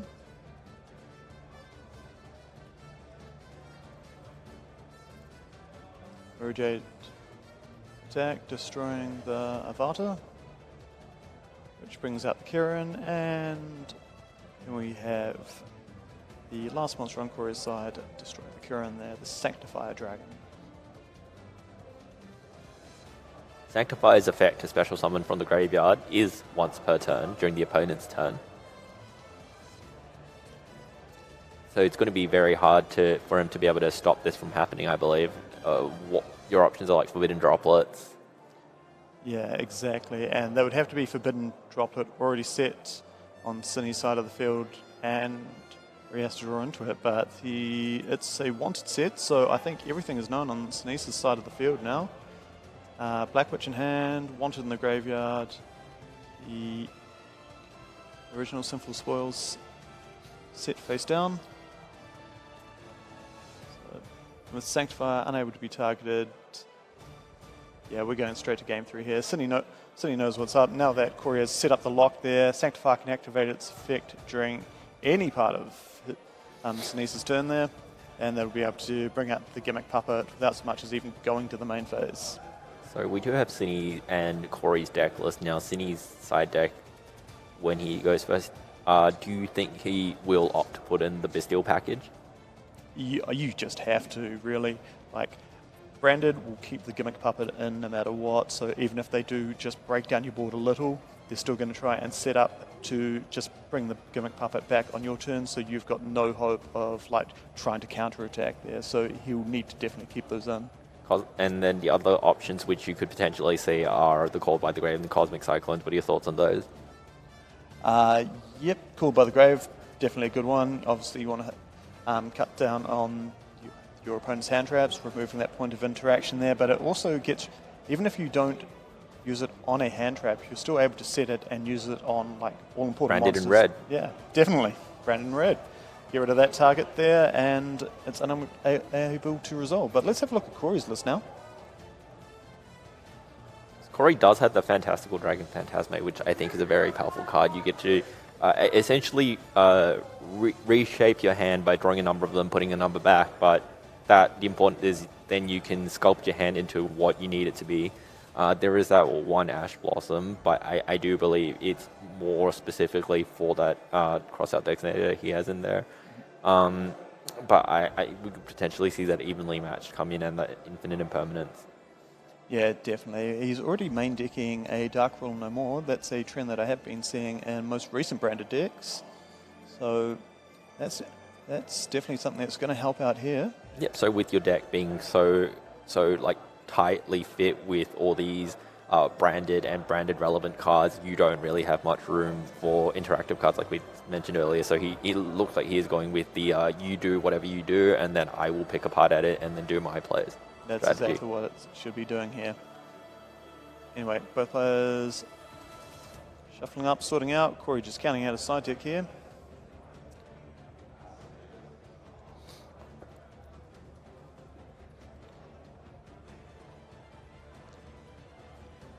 See, 16 minutes on the clock. See Corey's magic pile shuffling from before.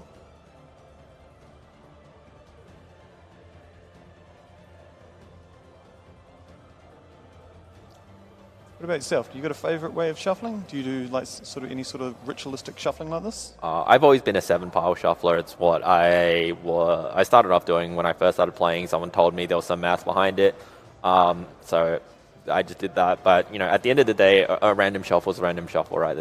Yeah, exactly. There's a 4 green cards and 1 monster on Corey's side. Sunny looks like he's about to be able to go fully into this combo here with a normal summon Snake Eye Ash and no response from Corey. Not even a twitch of the hand, so maybe he's got no interaction this turn. Yeah, we see the Poplar come out.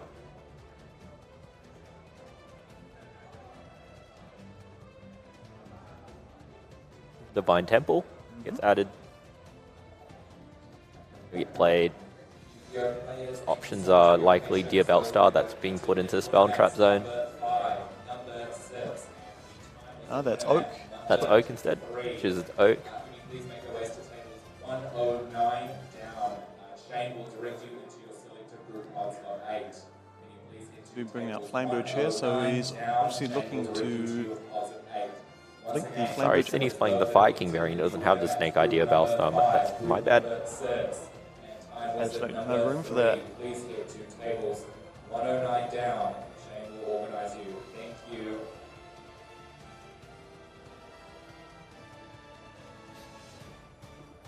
It's like between the heater and the play before he's Salamangreat Sunlight Wolf. Looks like he's choosing between them. Yep, Sunlight Wolf. Let's trigger the Flamebird here. Snake Eyes Ash, Oak special summoning the Poplar. Poplar's effect is what put the Flamebird's Dragon into the spell and trap card zone there. Yep. And again, we see him playing cards in zones 1, 3, and 5 to play around any potential relinquished anima, even though it's not a card that you play in the branded deck.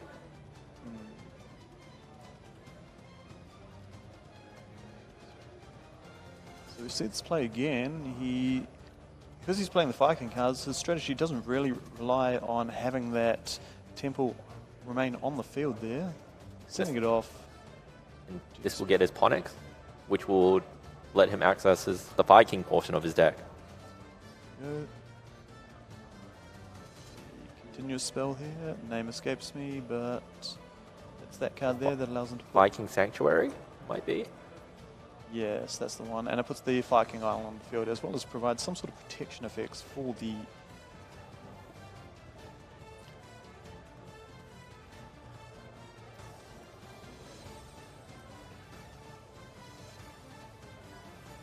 Yeah, so Fire King Sanctuary, when it's activated, you can place 1 Fire King Island from the deck to the face-up. In this field zone, once per turn, if a card in your field zone would be destroyed, you can destroy 1 fire monster in your hand or face-up field instead. And once per turn, if your opponent special summons a monster, you can immediately XZ summon 1 Fire XYZ monster using only Fire King monsters you control.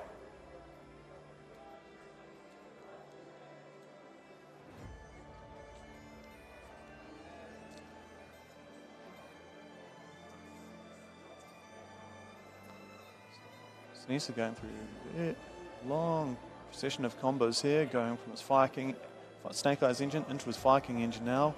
The Garunix. Running dangerously close to time. 12 minutes only left on the clock here. But Cine has been flying through his plays, so you can see that even if you do, the combos just take a fair bit of time. Yeah, nobody can accuse him of slow playing here at all. It's just a lot of like really interactive cards here, going back and forth. So a full board of 6 monsters. The Sunlight Wolf did trigger previously as monster was summoned to a zone it was pointing to. Yep. Promethean Princess comes out, summoning back the Avada.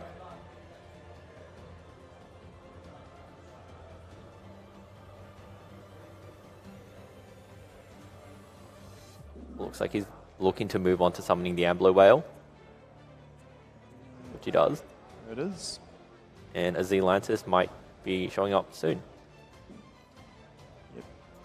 It's no longer locked into only being able to special summon fire monsters by the Promethean Princess here. Send those two off, and IP Masquerader comes down.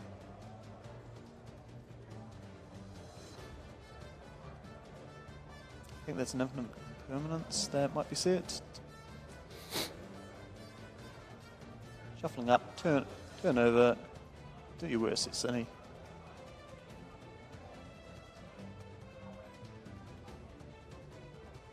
And he passes. Plays to Corey. Corey, show us what you got, buddy. Show us why you made it all the way to top 16 so far. A monster for turn, I believe, so it's 4 spells. Yeah, 4 spells, 2 monsters.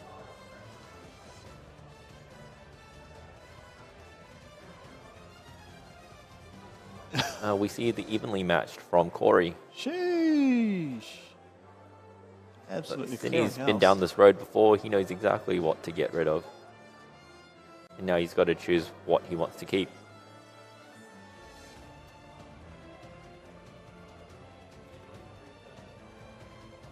We do note that this happens in the battle phase, so Corey will not have access to his battle phase, and there are 10 minutes on the clock. We know that branded combos do take a fair amount of time, so he will be playing against the clock as well. Exactly.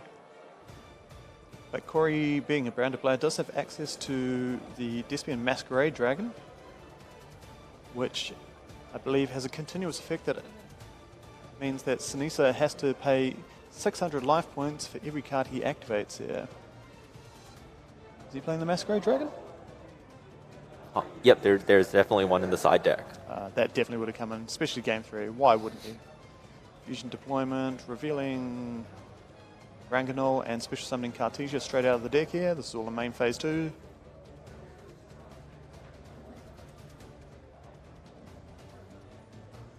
Going to prompt the Promethean Princess. Sinisa certainly thinks it might.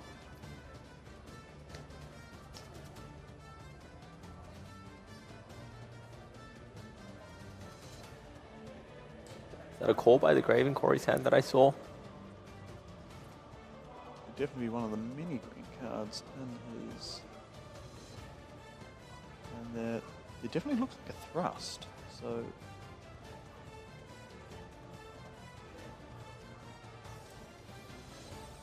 Corey signals that he's going to be activating the effect of Cartesia here.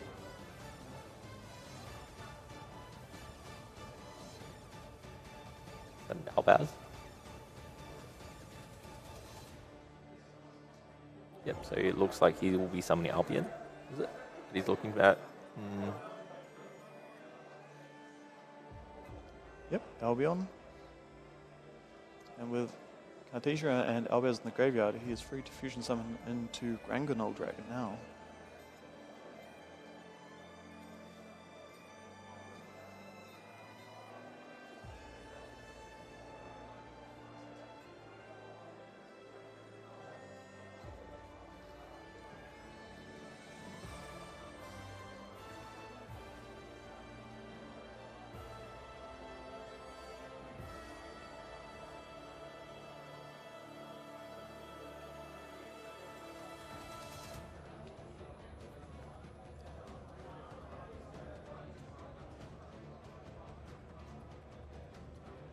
Bridget has gone to the graveyard, just prompted the special summon of Oak and Ash. Ash adding an Ash. The Sinners are setting up for his next turn, which is going to be pivotal, as it could potentially be the last turn of this game and match.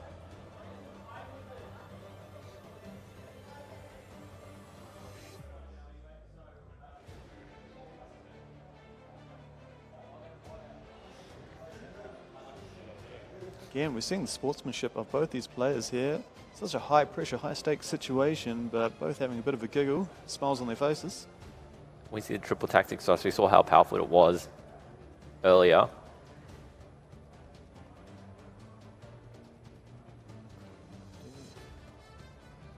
Thrust is going through, and because there are indeed monsters on Sneeze's field, Corey is able to add the card to his hand, which is a Brand Diffusion straight to the field.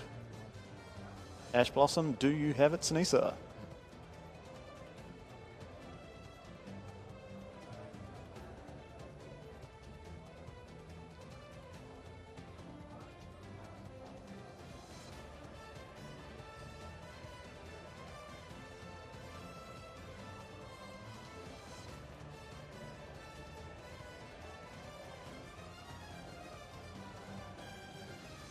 So earlier, how we ended on this field, Avada was used to negate the effect of Albion by destroying the Flambersion hand. Oh, now we see an so yet the Brand Fusion resolves, sending Fallen of Albars. What's he thinking about here?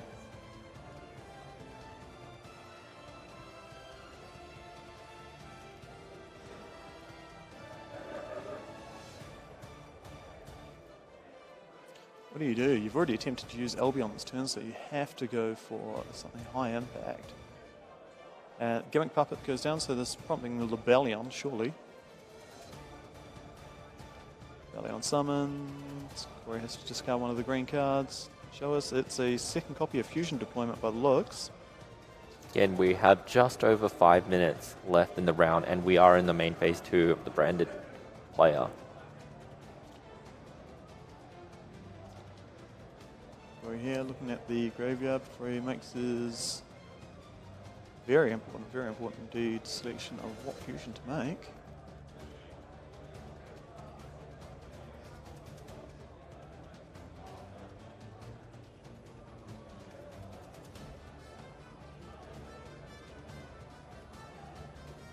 Using the Libellion and the Elbaz there to make the Mirror Jade, Dragon of the Ice Barrier. Just want as many points of interaction as you can. One spell left in Corey's hand. Did you see what it was? No, I didn't, unfortunately. Okay, if you're still in the room, we're going to do the raffle now. We're going to do 4 random draws. Yep, this will prompt Sinisa to use the Promethean Princess from his graveyard, destroying appears to be the Avada and the Mirror Jade. Oh, that was the call by the grave. Good eyes.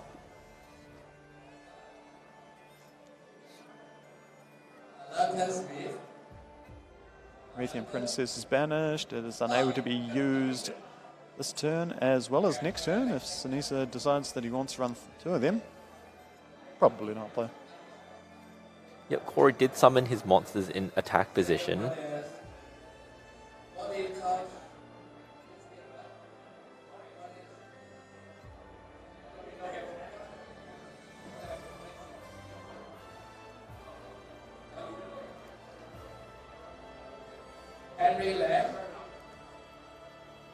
Henry Lamb here. One comes down, prompting the special summon of Runix here. Yep, so you can special summon it, and if it's normal special summon, you can destroy 1 fire, Beast, Beast Warrior, Wing Beast in your hand deck or face up field, and if you do, it gains attack equals half the destroyed monster's attack. Sinisa here just pushing for damage now.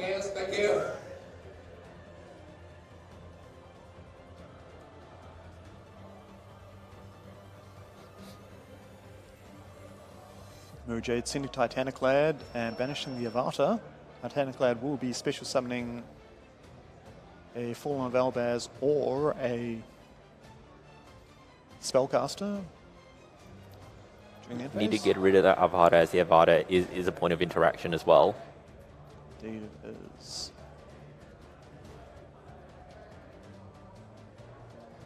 And this one is a nail biter. We're going really down to the wire. Just over 2 minutes on the clock here. Sinisa needs to push out any points of damage, otherwise we will head to turns, which I believe in Top Cut is 3 turns. I believe it is, and If there's still no change in life points, it continues to play a turn-by-turn basis there until like. There's an adjustment in life points.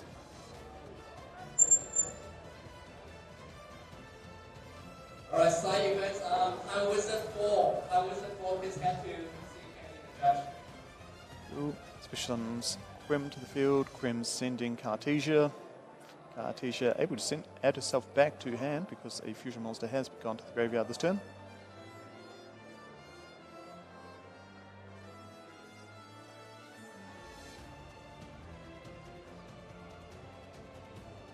Just over 1 minute on the clock.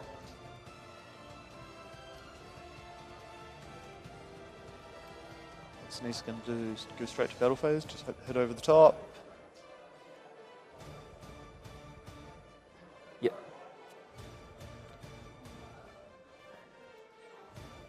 Summon Heater. Yeah, Quim can activate her effect this turn. Now, a monster has left the extra deck. 48 seconds. There's an Elbaz in graveyard though. So Corey is able to special summon Elbaz and activate Elbaz's effect. Discarding that Cartesia in his hand there. Using the Grunix, this is going to go for a Rindabrom. So there we go, Grunix is off the field now. 20 seconds on the clock. Sinisa has to push.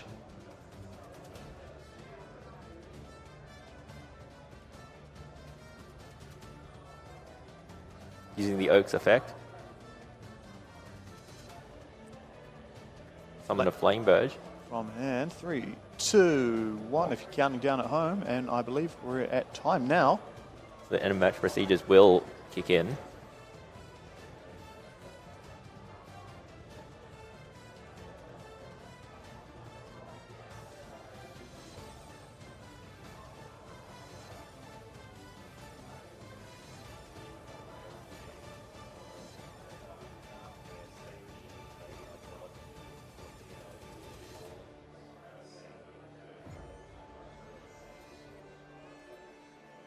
Yep, so Piers the judge is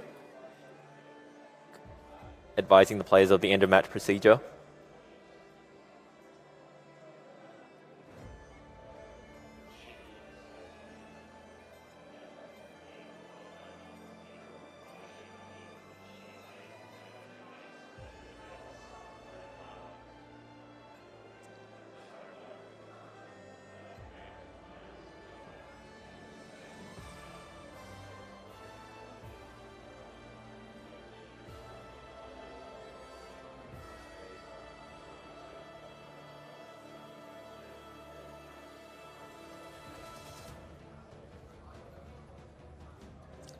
Brilliant stuff. So we just confirmed with the judge on how it's going to go. So they're currently in Sinisa's main phase 1. They're going to be able to, Sinisa is going to be able to continue the current phase. If there's still no change in life points, as per the tournament policy, he is allowed to complete his turn during the end phase. If there is still no change in life points, it will now move to Corey's turn on a turn-by-turn basis, checking life points during the end phases there. Yep, so I believe that Sinisa has a lot of options available to him. He knows he has this turn to be able to push out as much damage as, or just any amount of damage realistically. And with 4 Snake Eyes bodies on the field as well as a heater, 1, 2, 3. Is that an access code talker? I believe it's access code talker there.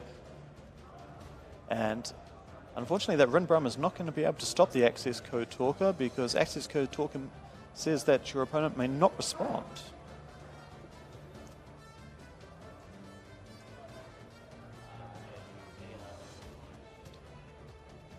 Corey telling Sinisa to read Rindbrom, and Sinisa responds with read my access code.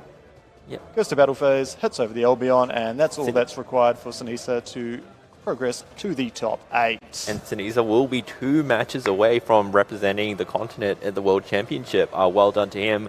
Corey played well. He's done beautifully over the weekend, sorry. And we do want to congratulate him for doing so well. We will have Sinisa back in a bit for a post-match interview. That'd be beautiful. Catch you guys real soon.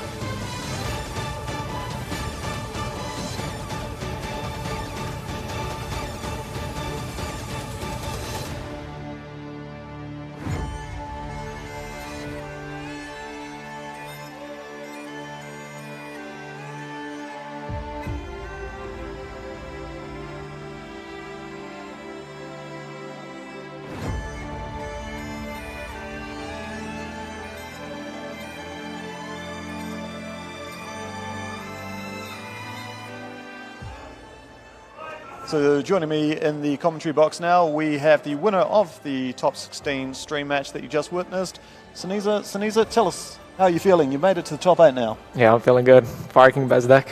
Very good indeed. That was very well played from you. You feeling a bit good? Do you reckon you're going to be able to win the next 2 matches? We'll see, yeah. 2 more and 2 worlds. But yeah, That's we'll see. all you need, buddy. So why'd you pick the Fire King Snake Eyes variant? That's been sort of unpopular recently with a lot of duelists. Yeah, in the US and stuff, yeah, it's not that popular, but here, I think because there's a lot of Rogue, there's other random stuff like U-Bell. Fire King definitely has a better matchup into U-Bell. That's why I picked Fire King and also Ambloil. Ambloil is a broken card, yeah. Yeah, there's indeed. Being able to set all those interruptions up in your graveyard there was definitely putting the pressure on in that match there. For sure. Have you let your dad know? How does Marshall feel about this? I don't know. He's playing a different game now. He's not even playing OC, but I think he's happy. He wants me to win, so we'll see. Excellent stuff. Yeah. Well, thank you very much for joining us here, and we'll be catching you soon with the top 8. And we are only 3 matches away from seeing who is going to be representing New Zealand and Australia at the World Championships. Catch you soon.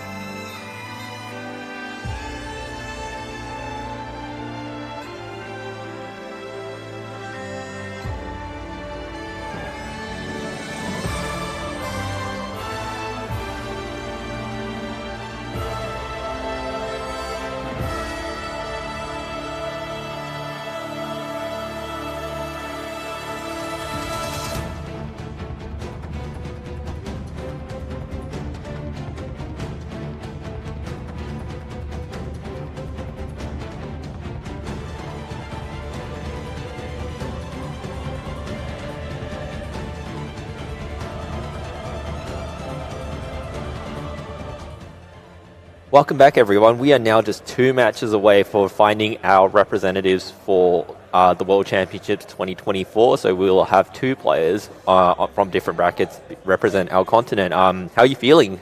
Oh, I'm feeling very excited. It's a great feeling out there amongst all the competitors. Only 8 players remaining, 5 Australians, 3 New Zealanders. It's looking very good. But Yep. who do we have on stream to now?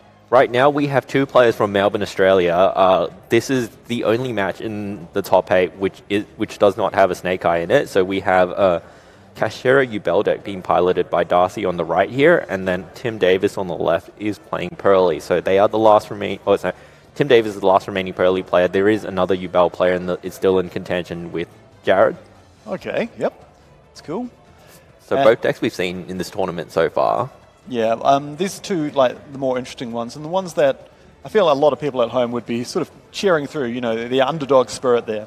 Yeah, especially, Pearly, I think a lot of people were like, God, I hope Pearly is featured at some point. So we did see Poe earlier yesterday. Poe was knocked out in the top 32. He did remain undefeated all the way up to that point.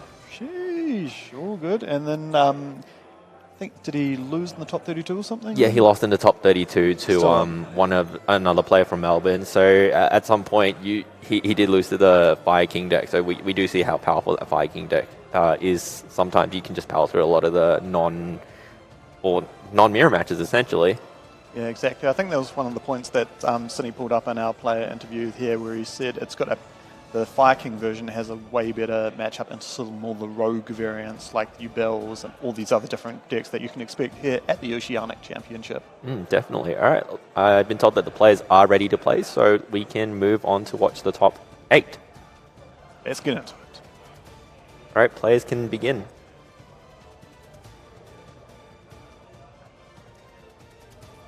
So a 9 from Jared, met with a 10 from Tim.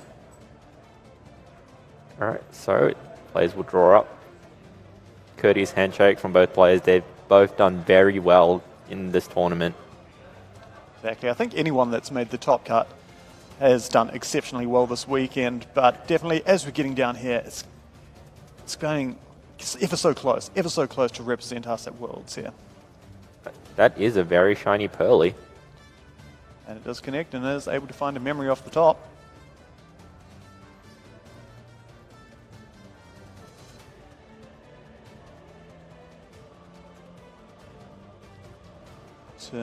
Setting card, then activating the memory, discarding Rivalry of Warlords. I think he has a feeling he knows what his opponent is on, and that it's not going to be too much help in this matchup. Ubel mainly going for just Fiend monsters, which, yeah, completely fits the requirements of Rivalry of Warlords. Definitely. I think at this point, players have scouted out their opponents, like who's been sitting next to them, who else has been performing well, who the competition is. So at these stages of the games, it is you do have a good idea of what each other are playing, especially in the top cut, where you generally, your next round opponent is whoever you're sitting next to. Exactly. See a bunch of cards there. That's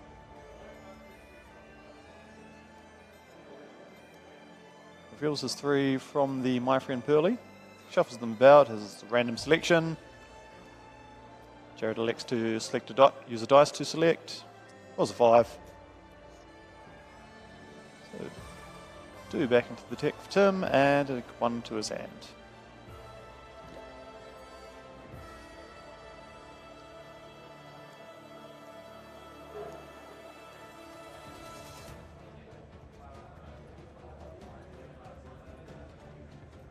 Yep, they're just clarifying which memories are being used. I believe this one's the Delicious memory.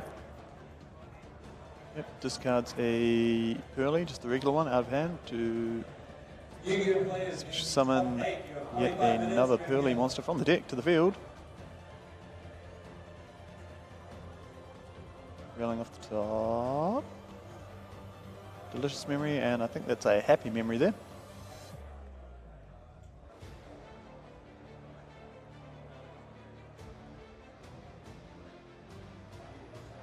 Yep, so just players just confirming which ones have been used. I guess they all have relatively similar names and appearances, so it is always good to double check, make sure which ones have been used and which effects have not been used. I think we see a plump there. activating the happy memory. Plump's effect. To attach. Yes, I believe so. He's definitely going all in. He's trying to make that very big X-Pearly Noir. Such a bane of many players many players who have come against the Pearly strategy here. Yep. Just the ability to detach to and place cards to the bottom of a deck is very powerful, as well as being unaffected by activated effects. So now we see a Plump with the 4 materials. Turn to attack mode, so this is going to provide a... There goes, X-Pearly Noir, 5 materials I believe. 2, 3, 4, and 5.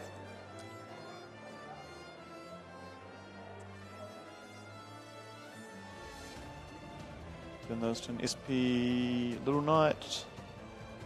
Nothing to banish, and no extra deck monster used in its summoning, so it couldn't banish anyway. It looks like, even though there doesn't look like a lot of cards on Tim's side of the field, that X-Pearly Noir is going to be... once per turn. Oh, is that 6 material? That is indeed 6 material, so it will be able to use its effect 3 times. Brilliant.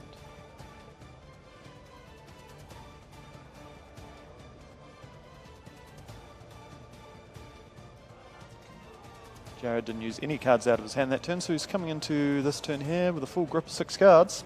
Yep, I think Pearly started in one of the best ways he possibly could. 5, 6. Let's count it out again. There isn't the memory which allows him to draw a card, though. There's none of the sleepy memory there, but Jared starting strong, special summoning, Kashtera, Unicorn.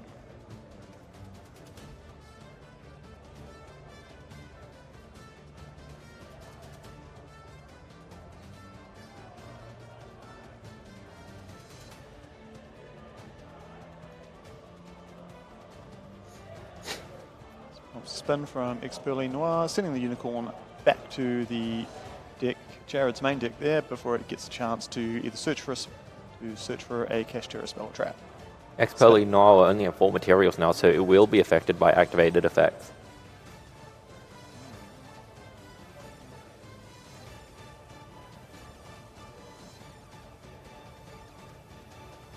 Oh, and we see the triple tactics talent. Brilliant stuff. He does. I think he will be selecting to take a monster here, and either one looks like a very good choice indeed for Jared. But Tim will use the SP Little Knight to be able to temporarily banish itself and the X-Pearly Noir, so that triple tactics talent will resolve without effect. But essentially, it did what he wanted him to do anyway by removing some of the points of interaction that are available. Now he's free to activate his Nightmare Throne. Exactly. He's only got the 2 cards face down. I think one we can assume is at least another memory because it got targeted last turn. But the other card, though, the middle card, I think is the outlier. We're not too sure what that is. Could potentially be Infinite Impermanence, the Black Goat last that we've seen as deck, or just any other memories. So Nightmare Throne gets to add the Summoning Beast to his hand. Fiend with 0 attack and defense does fulfill the requirements.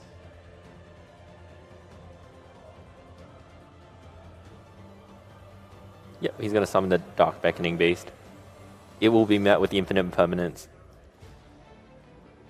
So he's not going to be able to search for the continuous spell card, Awakening the Spirit Gates, nor is he able to gain an additional normal summon if he already had it in hand.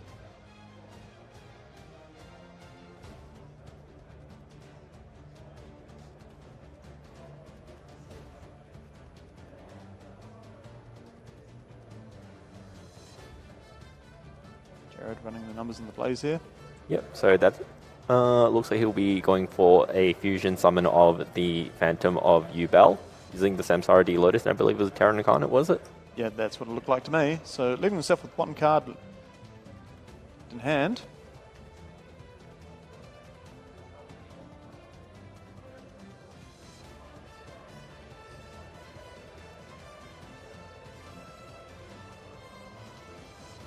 It is a the game state right now is fairly simplified, and it's going to be very painful for the Yubel player, given that my friend Purely is able to start, see 3 more cards in the deck, and for you to add 1.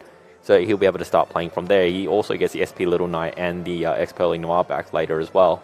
Yeah, I think he's forced to go down a Yama line, and that's exactly what he's done here. Yama is able to search his deck for an Unchained monster, add it to his hand.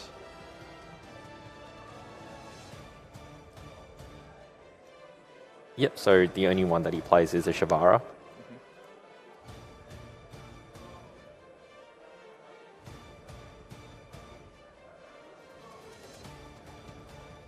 And there we see it. 2 cards in hand, one's an Unchained Shavara, and the other we have yet to learn the knowledge of.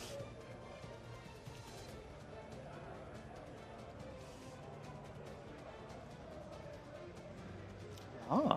He's setting a field spell on top of the Nightmare Throne. Does he play the Kashtira field spells?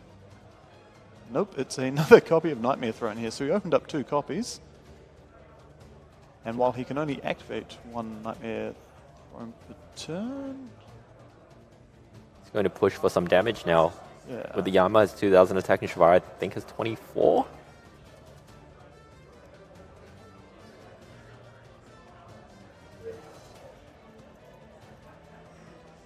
Not too sure. It sounds about right, though.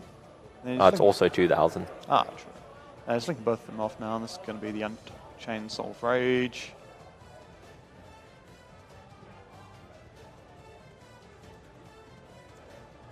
Shavara effect.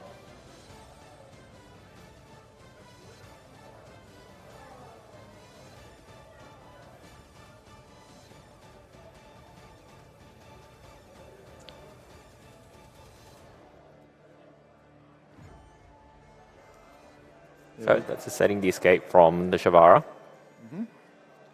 So that puts 2 points of interaction, essentially, 2 ways that he could interact with his opponent. I'm still not sure why he had to get rid of that Nightmare Throne in hand.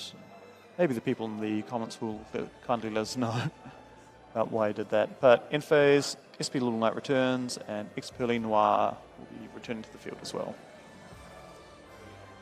It's got to be face down, that's why. Thank you very much, team.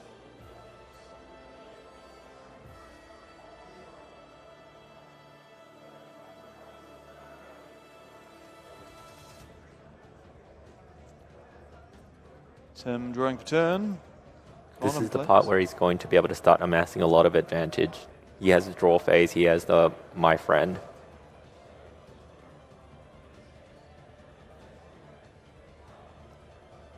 Yep, cool, we got that. Thank you very much, Judge, for clarifying. Reading. Yep. Tim is just reading the Yama to make sure he gets a full understanding of his graveyard effect. And Dark Ruler no more off the top. Suddenly Unchained Soul of Rage is not going to be able to activate its effect this turn, but no damage is going to be able to be dealt to Jared. Yep. However, he still has the escape of the Unchained set.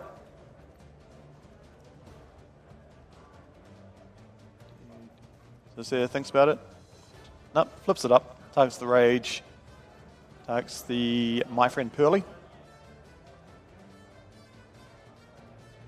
SP Little Knight banishing the Rage temporarily and banishing itself. So My Friend Pearly gets to stay. And Tim attacks with the X-Pearly Noir. What's it got? X-Pearly Noir has 1100 attack points. Okay. Nice, but there is 0 damage done because of the Dark Ruler no more. That is very true. Is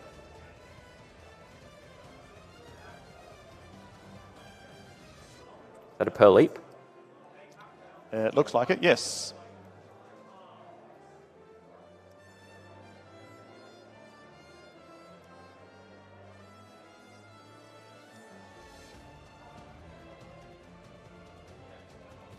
Goes into Happiness now. Happiness declares an attack. You can add a Pearly card from your deck to your hand. So even if it doesn't deal any damage, it still gets that effect.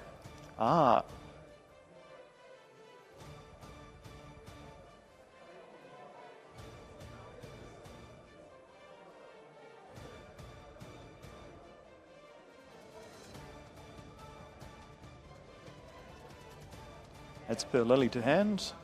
It's not used his normal summon yet, so it's going to be something good for him to start to get going in main phase 2. And we see main phase 2, normal summon the Per Lily. And adds the, is that the Delicious Memory again? Oh no, it's Stray Pearly Straight. The field spell, very powerful, prevents your special summoned Pearly monsters from being affected by from being targeted by card effects.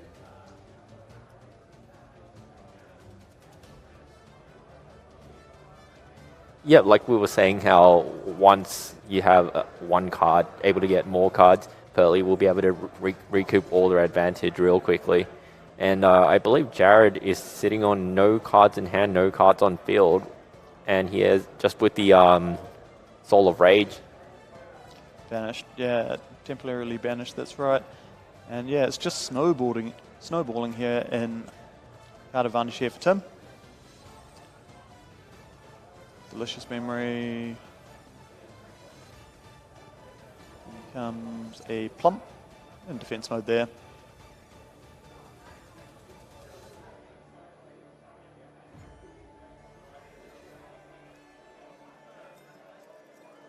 There's that Sleeping Memory there, so Tim's going to be gaining even more cards as well as soon as it gets to Jared's standby phase.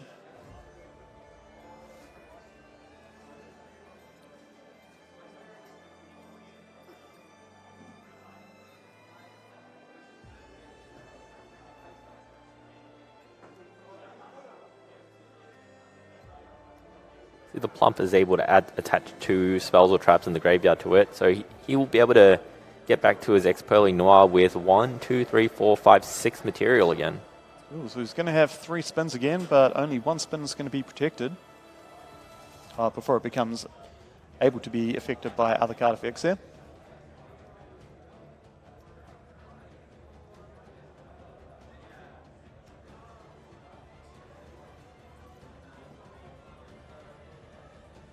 Yep, and during the end phase, the SP Little Knight will return.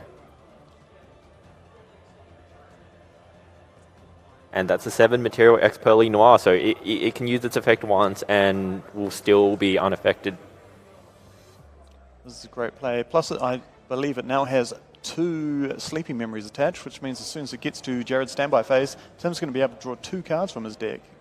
And like the advantage for him is just going to be absolutely spiraling the longer this match goes on.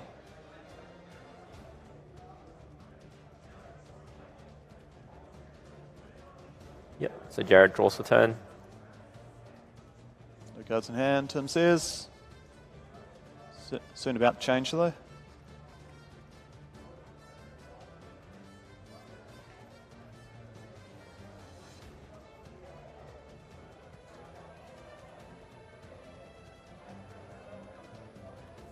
Yep, here's the part where we resolve the memories to draw cards. Pot of Prosperity is a very good draw off the top, I would say. It is very good, but what can you get in this situation when you're staring down at a Ex-Pearly Noir with 7 material? Yeah, exactly. As well as the SP Little Knight.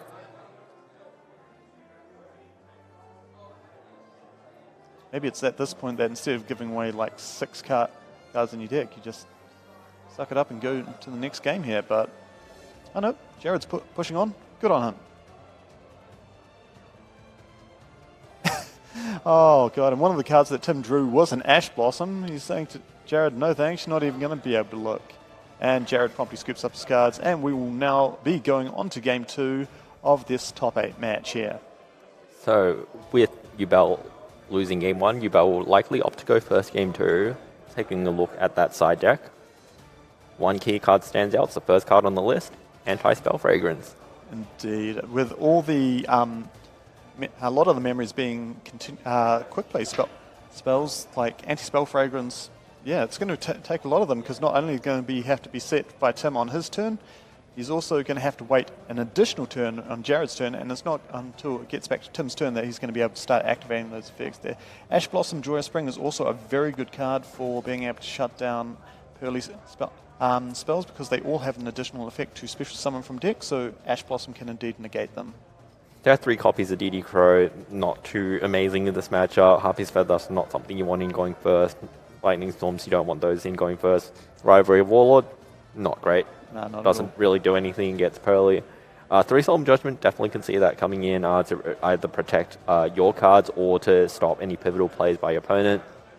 Yeah, just going to be turtling up there. And then Tim going second, what have we got? Change of Heart, definitely could see that coming in to be able to take a Phantom of Yubel. Ghost Ogre, Scenario, but very good against the Pain. Drone Lockbird has its applications.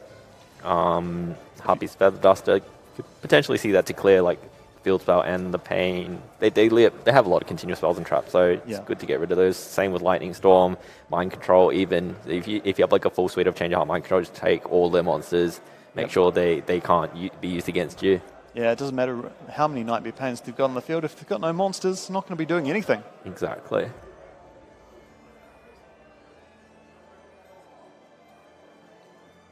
All right, Tim's finished siding. He's ready to go.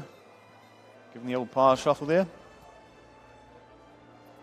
Jared taking a little bit longer on the tank on this one. He is the one that is down a game, so a bit more pressure is on him.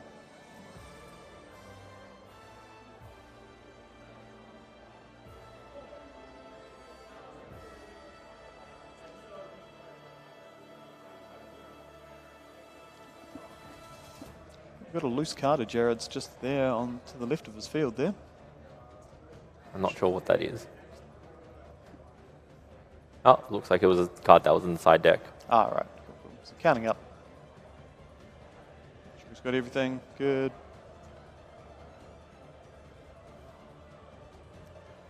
Cool. Both players have their respective decks in their hands, and we're going to see who's going to be going first in Game 2 of this top 8 match. Interesting that the Yubel deck doesn't play the Skilled Rain. Yeah.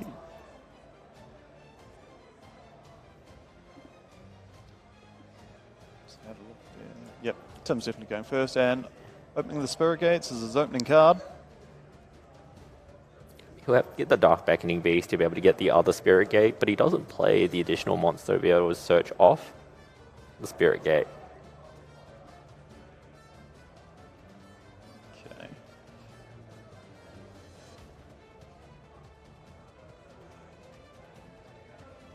Go. Dark Beckoning Beast is summoned, activates effect. In terms of points of interaction, Tim has just 3 Ash Blossoms and 3 Infinite Impermanents. As a Drawn Lockbird in the side, not sure if he brought that in. So yeah, maybe he's going to be relying a lot on all those power spells that he has in his side deck there to be able to push through a going second field from Jared there. Yeah, looks like he will pop the second Spirit Gates with the Shavara.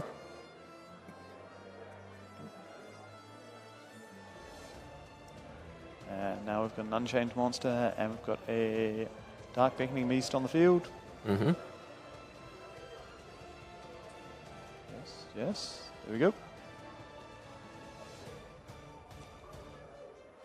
Link 2. Into a Yama. Did the play, and because you had the Shavara in hand, Shavara's effect is going to activate there.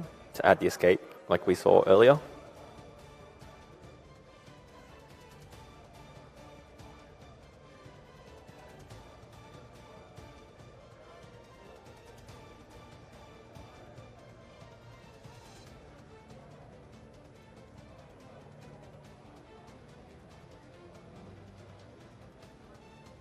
Just taking a good look for it.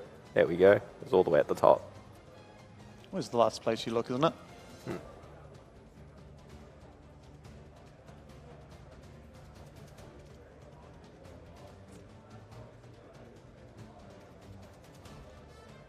And the Yama adding back the Shavara.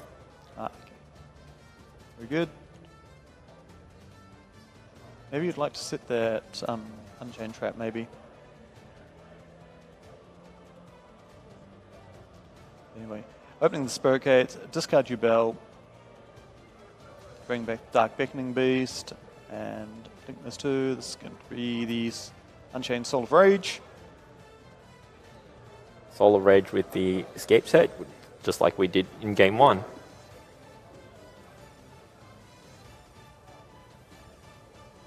2 monsters back, Yubel and 1 Dark Beckoning Beast.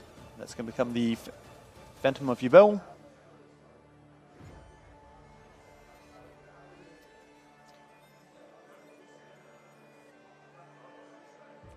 Choosing to summon it in defense mode there. There's possibly telegraphing he's got no access to Nightmare Pain.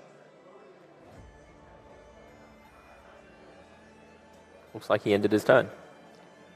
Yeah, I do see 1 Mind Control in Tim's hand. That's going to be very good indeed. A hand of all spells? It is indeed. But the memories do get access to the monsters, so a hand of all spells isn't entirely... So there's a pot of prosperity, is it? I think I saw a delicious memory as well, so he's got at least 1 memory. I think I saw a Dark Ruler no more. Oh, it's a Lightning Storm, so... Lightning Storm, what's he going to be destroying? Spells or traps. Probably best to get rid of the spells at this point, then you get rid of that Unchain there, ruining that interaction. The Escape of the Unchained is destroyed while set. You get to special summon 1 Unchained monster from your deck. Unfortunately, the only one that he plays is a Shavara that's in his hand.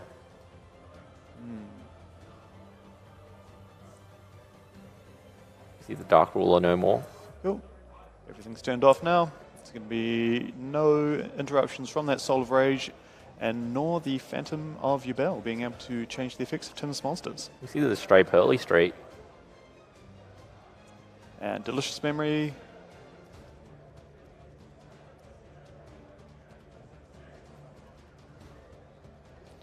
And choosing to discard the Mind Control here. Well, I guess with the Dark Ruler no more, you don't really need the Mind Control as much anymore.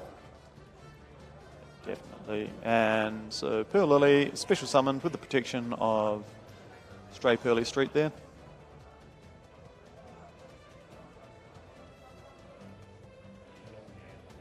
And Jared forgetting that Dark Rule No More was previously activated earlier this turn, not like 30 seconds ago. Yep. So activating the effect, and of course it does nothing here. Pearl Lily is able to resolve getting the My Friend Pearly there.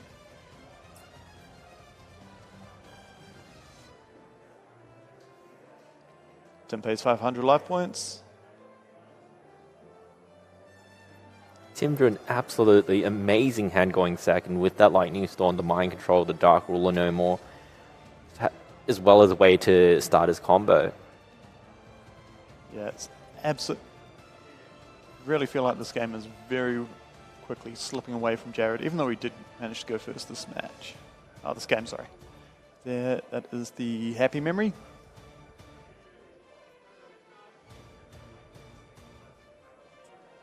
Then Diddy Crow, banishing the Happy Memory. He's not going to be able to rank up his Pearl Lily into a next season monster. And last card in Tim's hand is the Pot of Prosperity here. It's a very good last card. Essentially lets you look at 6 cards and then sculpt your play based off that.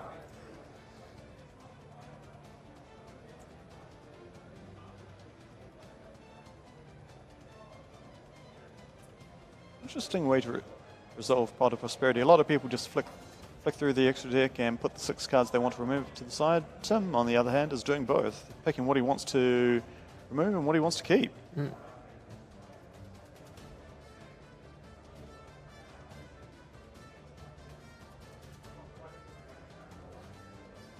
Be very vigilant here. You don't want to accidentally banish or even intentionally banish the wrong one. Perhaps that you don't know what is right or wrong until it comes up. Exactly. There's nothing worse than resolving Prosperity than about 3 or 4 turns later in the game going, damn, I really could have used that. But hindsight's 2020, and we're about to see 6 cards off the top of Tim's deck. One of every street, a Black Goat laughs, another Prosperity. And look, is that another Happy Memory? I think it is. Yep.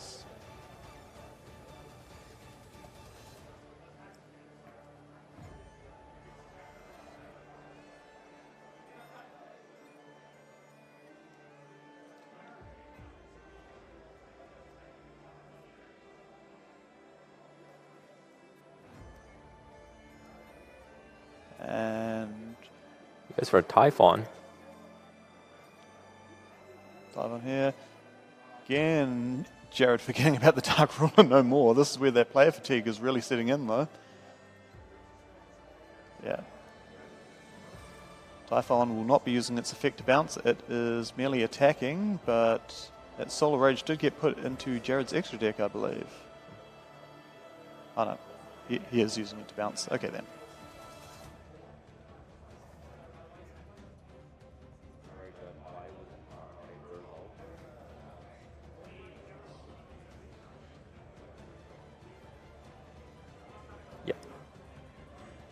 Right, so for the viewers, the Shavara was not able to activate because the Unchained Soul of Rage was being protected by the Pearly spell, which prevents destruction.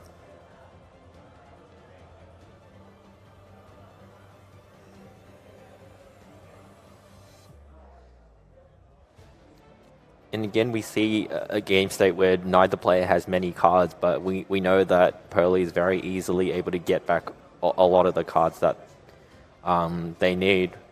Yeah, we saw this in the last game as well, where Tim was down to almost nothing, but the advantage just snowballed away and quickly overwhelmed Jared there. Well, and while Tim, again, has nothing in his hand, he does have a face down, and he does have the My Friend Pearly, which sticks around. It's going to be another 500 life points off Tim, but he is going to be able to search a card to start his plays. So he sets 2, and he still has a Shavara in hand, I believe. And now we're in the same position as we were before last game, where Tim doesn't have a lot to start with, but once he gets that My Friend Pearly going.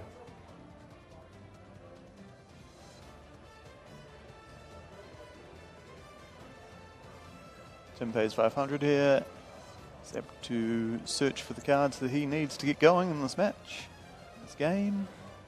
1, 2, and 3.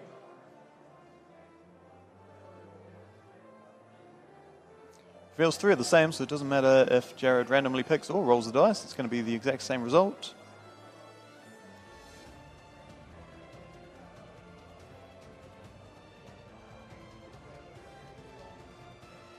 There we go, that's the happy memory.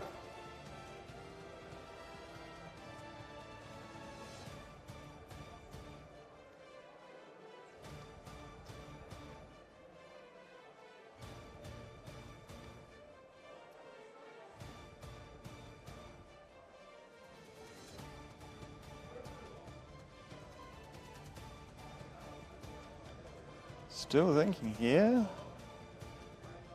The judge might have to give him a nudge there, might have fallen asleep.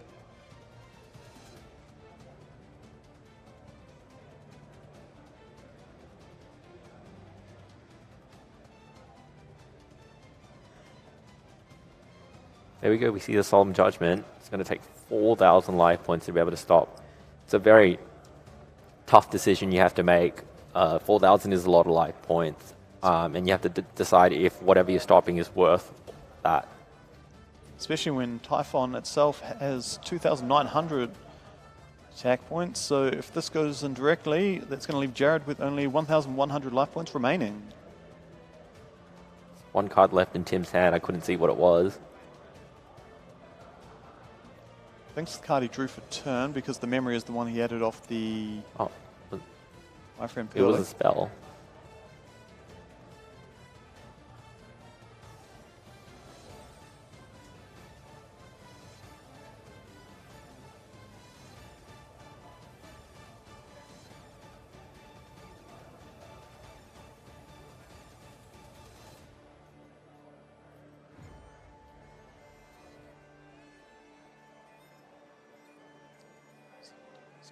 Tim finished with the stone yet? Yep, there we go. Okay. Draws to 1 plus Shavara as well as 1 set. And yeah, what a very good card off the top. It's Nightmare Throne. Very powerful.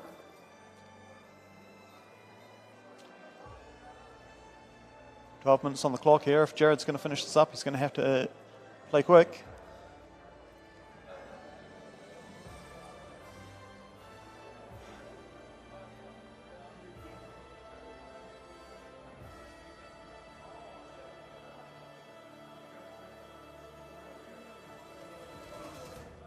Adds the Spirit of Yubel and destroys it, and through its own effect, the Yubel is summoned to the field. Where does Jared go from here? He does have a Shavara in hand. I think Pearly has a pretty memory in hand. There we go.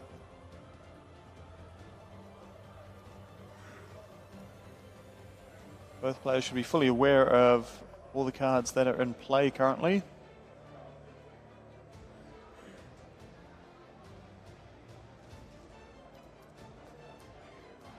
Yep.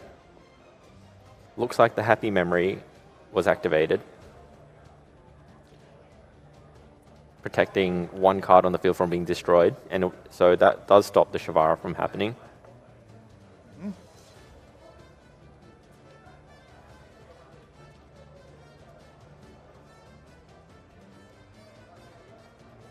And shuffles Yubel and another monster from his graveyard to summon the Phantom of Yubel once again in this match.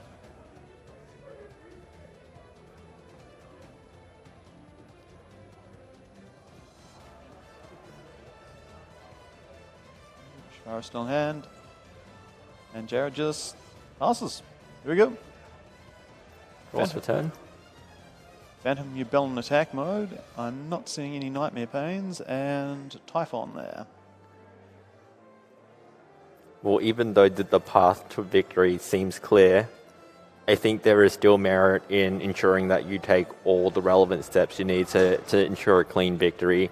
There are many times where people think that the path is clear and there's a massive oversight. I'm sure we've all been there, so even though it is clear, you want to be able to make the most of your turn as if they had all the life points in the world. Exactly. I believe it was wasn't during the Duel Monsters anime. I think Yugi said something to Kaiba, something along the lines of the duel's not over until the last card is drawn. Something very dramatic like that. And yeah, indeed, in states like this, it can surely happen. Absolutely. Whether it's 1 life point or 1100 life points, Jared can still be in this game.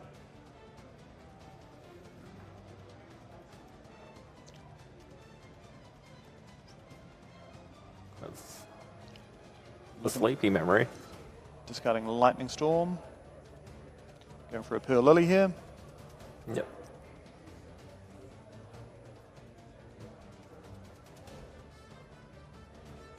Jared's in a bit of a pickle. He has to think carefully about when he uses the effect.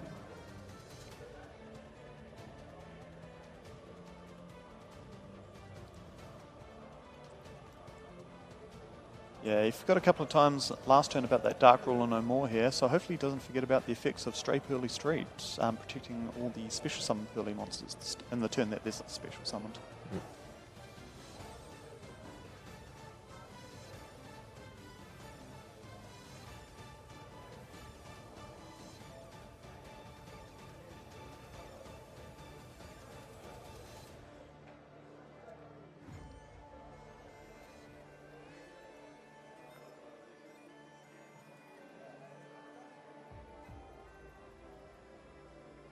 Right, looks like Phantom of Yubel's finally activating.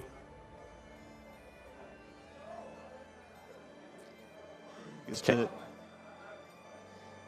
the effect to destroying a Yubel monster in his deck, destroying the Spirit of Yubel, which will trigger it to summon the regular Yubel here.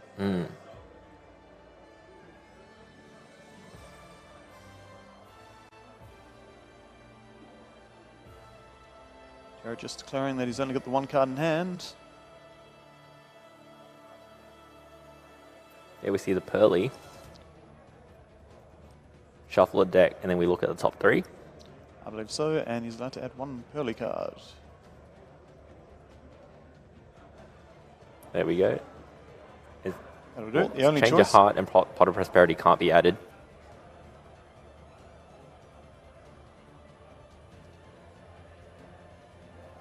It's Pretty Memory into Beauty? Beauty's the blue one? It is indeed. Yep. You can target 1 effect monster your opponent controls, negate its effects until the end of the turn. So he's able to negate the effects of that Yubel there.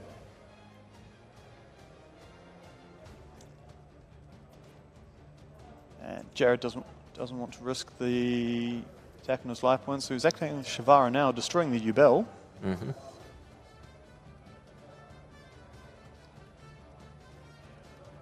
between his chainlings. He's looking like Ubel 1 and Nightmare Throne 2. Nightmare Throne's going to allow him to add the...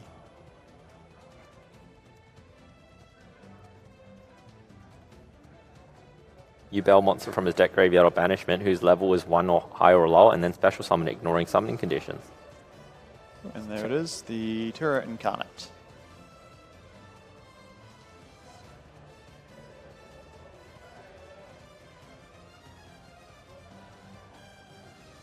Doesn't want to risk anything. He doesn't want to risk that there might be another effect negation at Tim's disposal here, so he's putting the Terra Incarnate in defense mode.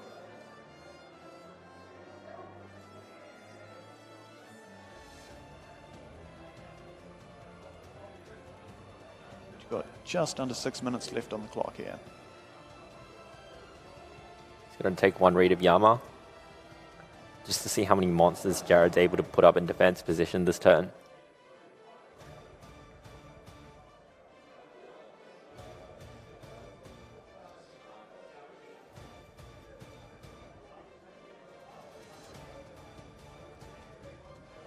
So we're entering the battle phase here, and Beauty is attacking. What effects does Beauty gain by attacking there? Beauty does not. It just has the effect to target one opponent's monster.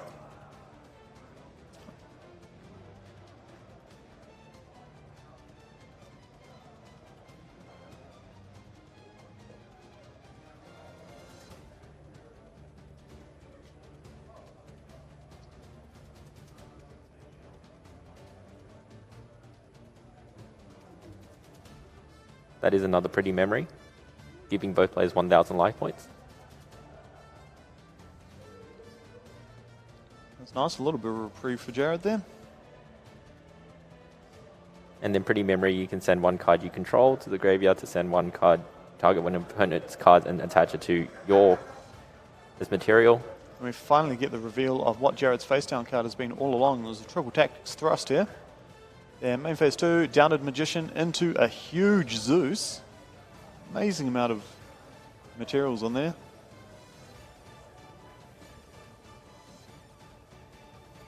Able to detach 2 to send everything on the field to graveyard, but there's 4 more materials, so I believe he will be able to use that 2 more times.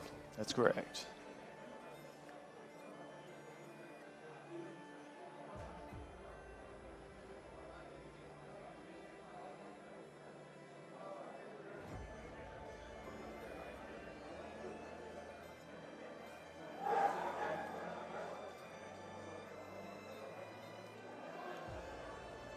I'm just reading, getting clarification on the Terra Incarnate there.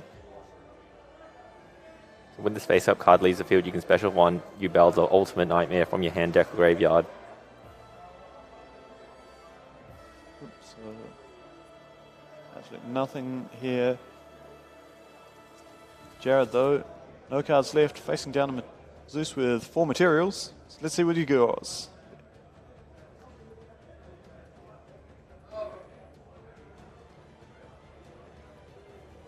Tim checking out that graveyard yet again. Curious fella.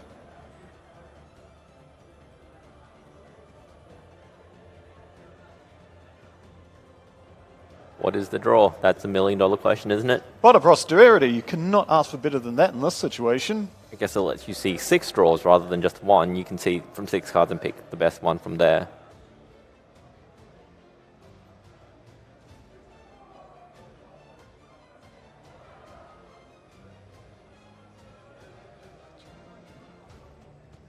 Just under 3 minutes on the clock as well. Sizable life point deficit. Exactly. 2, 3, 4, 5, 6. Going for the full 6. Let's see what he flips. The triple tactics talent, 2 triple tactics talent, Solemn Judgment, Samsara D Lotus, DD Crow, and Terraforming. Terraforming gets you rates off. It's not going to do a whole lot against the Zeus. Samsara D Lotus, I don't believe is a quick effect, so you can normal summon it and Zeus will just remove it from the field, more than likely. Triple tactics talent aren't going to do a whole lot. And we see the concession there. Well played by Tim. Tim will be moving to the top 4. He will be 1 match away from the World Championship. That must be really crazy for him right now. Jared, fortunately, end of the road for him. He's still played amazing over this weekend. Yes, indeed. And we see the relief in Tim's face there. Suddenly the pressure is off. One more, top 4. Arguably, there's more pressure on him now.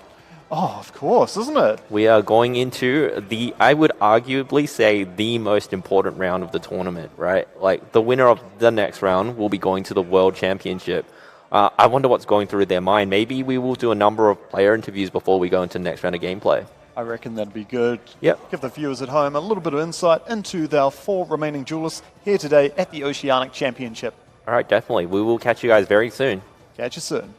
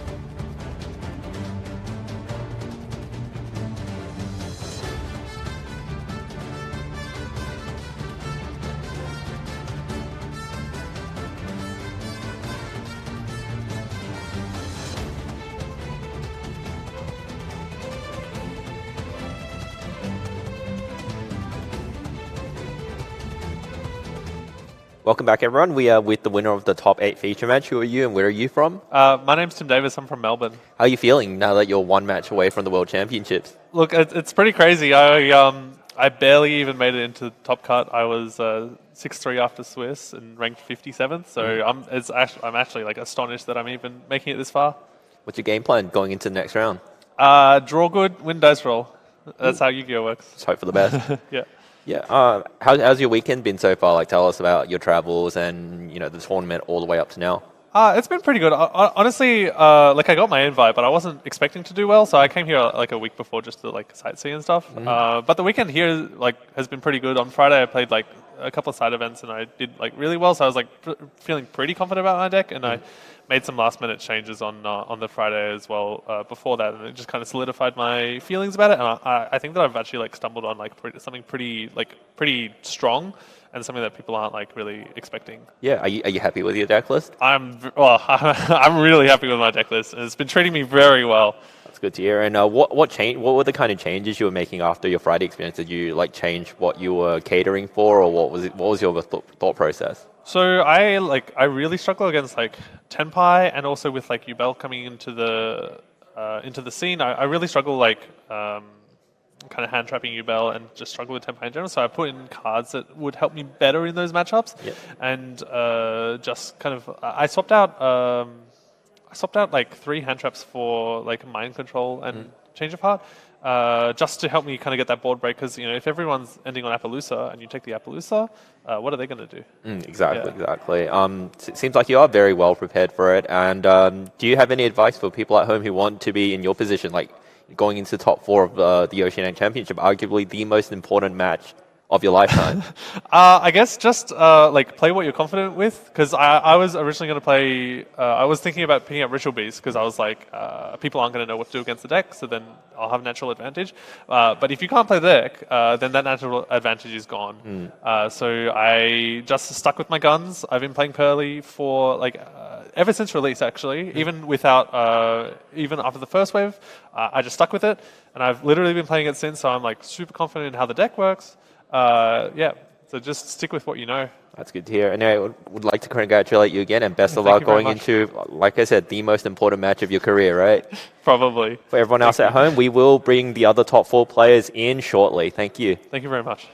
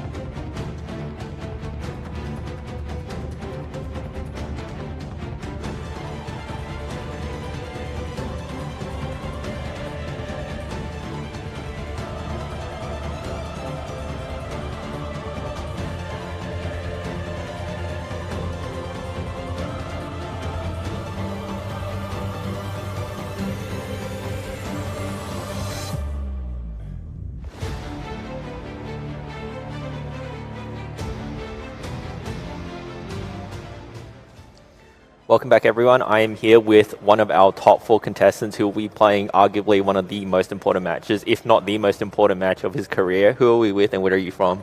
My name's Fox Chudley. I'm from Canberra in Australia. And how are you feeling right now? Pretty good, honestly. Pretty hyped. I've Yeah. been feeling like I've been playing pretty well today. So How'd you go in just gotta keep Swiss? it up. Terrible. Terrible? I'll be honest. The top 64 cut really kind of saved me. All right, but that doesn't matter. We're on a clean No, slate now. exactly, yeah. Exactly now. And how are you feeling going into your next match? Good. Yeah, again, today the deck's been treating me well and I've been playing it well. So. And what was your thought process leading up to the event on why you chose the deck and why you chose the specific cards in your deck? I won't go into too much. Yep. If I'm on feature, we'll see some stuff, hopefully. It is Snake Eyes Cash, which Yep. is pretty basic and often the best deck in the room. Yep. And then some spicy stuff mixed in there to try and give us an edge against the board breaker builds. Yep. And it's funny you say that it is the deck to beat in the room and that's what everyone put their money on. But you are the last remaining Snake Eyes player in the top 4. No the shot? others. Yep. So you are. Really? You are. There's Ubel, there's a Pearly, and there's 2. As Ubel, a Pearly, and a Branded. So how are you feeling? Oh, good. The more of them that are on board breakers, the better. All right, cool. And if you do win your next round, what's the first thing you're going to do? Probably call my girlfriend. I'll be honest. All right, that's what we Call my hear. girlfriend, say I'm going to America, and then take her with you. Yeah, of course, definitely. And then focus up and win the next one as well. I want to go all the way. And sitting in your position, I'm sure a lot of viewers out there, a lot of players in general, want to be here, being one match away from Worlds. What piece of advice would you give them? Make friends. Yeah. I'll be honest. Like, it's the best part of Yu-Gi-Oh! Is the friends you make along the way. Unironically. Yeah, unironically as well. And also just as you play with your friends, you get better and your friends get better. So any chance you have to help your friends improve as well without being like weird about it. Like, you don't have to constantly try really hard to make your friends improve. Just hang out with them, have fun. And then, like, I built this deck with one of my mates, John Lowbridge, and all the Canberra guys. Yeah. So we've kind of just made each other better. And would you say you've had a lot of fun this event? Yeah. There was a couple of oopsies day one, a couple of losses that were unavoidable, and a couple where I could have played a little bit better. Yep. But About learning from those, right? Exactly, yeah. Fixed up for day 2. So And yeah, a lot of fun.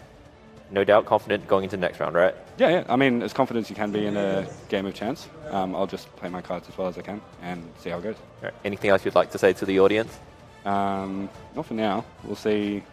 I'll have to make some excuses for the choices in my deck if we do a deck profile. All right, cool. Thank you so much for Nice, thank you. coming on with us, and I wish best of luck in the top 4 match. Cheers, thank you.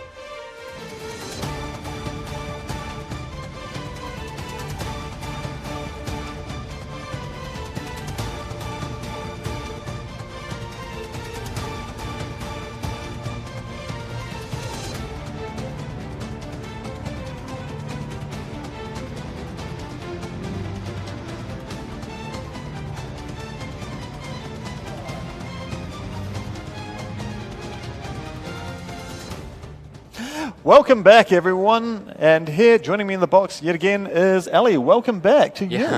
After my huge success in round 1 on feature, yeah, I didn't expect to get this far, to be honest. Exactly. So tell us about your journey. We saw you round 1 of the feature match yesterday, day 1 of the tournament, and you were promptly dismissed by Dino Spisovsky. But tell us the rest of your journey. What's happened since? What happened since is I won all my games. Yeah, I got rinsed round 1. It was not close. Drew bad, got absolutely demolished, and then just proceeded to never draw bad again. I mean, yeah, I'm on Ubel, which is a relatively inconsistent deck. You have to get a little bit lucky, I think. But yeah, but it's good. We've got a really great matchup in the top 4 here. I believe we've got Ubel, we've got Branded, there's a Snake Eyes deck, and a Pearly, which we just last saw on stream there. So it's a really great mix of decks here today. Do you know what your deck you're versing? I think I'm up against Branded. Branded. Yeah. How do you favor that match? I have no idea. I haven't played against it this tournament. It's fine. I got some stuff. I got some technology. Ultimately, I think whoever goes first comes up with a massive advantage because obviously they're exhibiting the puppet lock. It's a pretty notorious thing to go up against. Definitely not something I want to let them resolve. But I think after the sideboard, I have some stuff to help with that. Just got to draw it, you know? Exactly. It's the luckiest duelist in the room is the one that wins at the end of the day. So you're 1 win away from possibly representing Oceania at the World Championship. How does this make you feel? Are you a bit nervous? I'm under pressure. I think I'm the last New Zealander in. You are the last New Zealander. A lot of people are telling me I have to win, which, you know, I don't really feel that.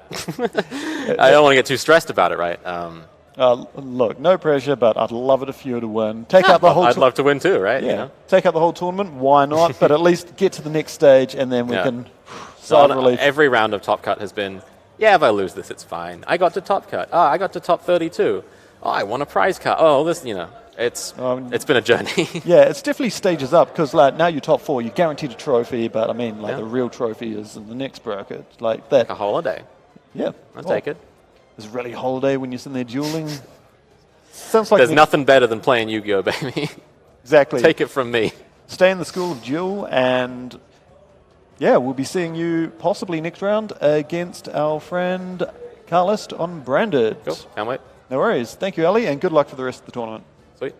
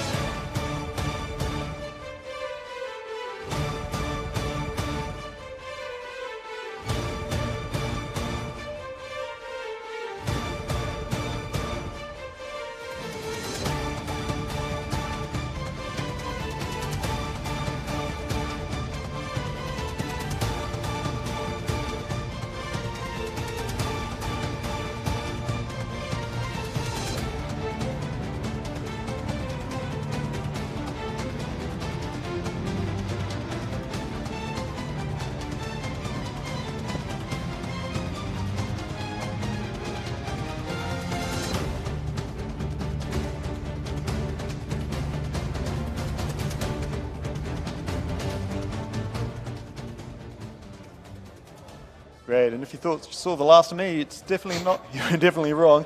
Here I am now speaking with our other top 4 competitor, Callist. Callist, how are you doing? I'm doing pretty good, thanks. Happy to be here. Of course you are. You've made it all this way to top 4. How are you feeling now? You're 1 win away from representing Oceania at the World Championship. Honestly, I'm feeling a lot calmer than I was at the end of Swiss. I was X3, had to win my last game, had to wake up, lock in, make sure that I actually made it to top cut. It's been a bit of a rough journey to had to out 2 of my friends on the way, but that's how it goes. Cool, and now you're here. So, how are you feeling? I think you're going to be going up against New Zealand's last hope in this top 4 here, Ali being on your bell. How are you favouring that matchup with Branded? I think some of the tech choices that I've chosen to put in will really help the matchup. Specifically like Imperm. Haven't seen really any other Branded players running it. Just an Imperm on Fender for Ubel just answers that whole threat. Other than that, can come down to a few triggers, few misplays, few interactions, just making sure that I'm on top of everything. But I think I've got a good shot. No worries. And before the Oceanic tournament here in 2024, what's your best sort of result you've ever had? That would be this year's YCS. So I actually came top 32 in that, Very nice. where I lost to Melbourne's Jack Sprunt, but still happy to have gone through that. Thanks everybody for supporting me through that. Other than that, I won a Sydney Regional, and that's it. I've only been playing for 2 years, so not many events to back up. And have you been maining Branded that entire time? Not the entire time, but I did start with 3 Albert strikes just mashed together and no clue what I was doing. Just had some friends from work, shout out to them for getting me into the game in the first place. But I've had a few different decks, Goaty, Manadium, and then just back to Branded. Well, it sounds like you've had an exciting 2 years in the Yu-Gi-Oh! TCG and a quick rise to fame here. Yeah. And sure, you're 1 win away from making it on the world stage for the Yu-Gi-Oh! TCG. So good luck for the rest of the tournament. And yeah, I'm thinking that we're going to be seeing you and Ali on the feature match. I believe so.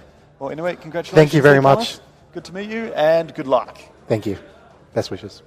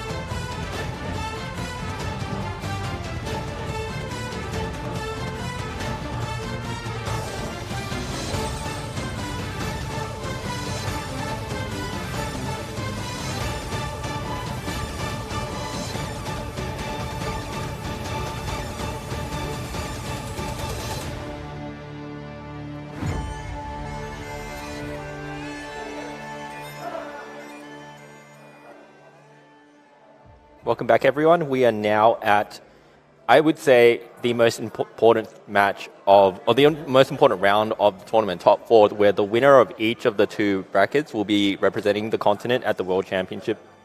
How are you feeling? I'm feeling very excited for these duelists indeed. There's only 2 rounds left in the tournament, but the duelists that are left are only 1 round away from travelling all the way to the World Championship, and I believe it's Seattle this year. So representing Oceania, it would be very nice to take out the entire tournament, but just having the opportunity to represent your countries, on the world stage, it's going to be absolutely fantastic for them. And this Oceanic Championship is being held in Auckland, New Zealand right now. We have 1 lone New Zealand player left in the tournament. That indeed. We've got brave Ellie Flynn, who is currently sitting in the top 4, ready for our feature match. We did see her round 1 yesterday, getting absolutely destroyed 0-2, but they've ran the gauntlet, and now they're here playing off to represent Oceania. Yep, and the opponent is Calist, who is from Sydney. He's playing branded, so he's a lone branded player. In fact, in the top 4, we have 4 different decks. We have 1 Ubel deck, a branded deck, the Pearly deck we saw last round, and 1 remaining Snake-Eyed Fire King deck, which everyone thought was the deck to beat. What are your thoughts on this? I think it's a case where everyone's sort of over-prepared. Like, everyone's got the Snake-Eye deck firmly in their eyes, and they're like, no, if there's one deck I've got to beat out there, it's that, and I'm going to side deck and build my main deck accordingly. That's good, that's good. All right, we'll check in with the judge to see if they're ready to go. All right, they're shuffling up, so we can proceed to start watching the top 4. It's going to be exciting stuff. Let's go.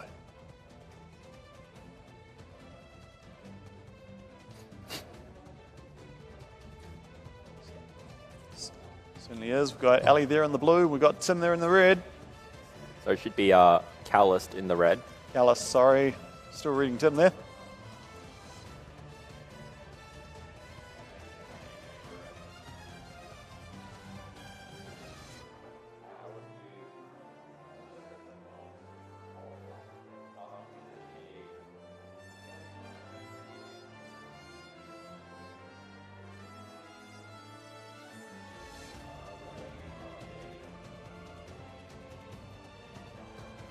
Yeah.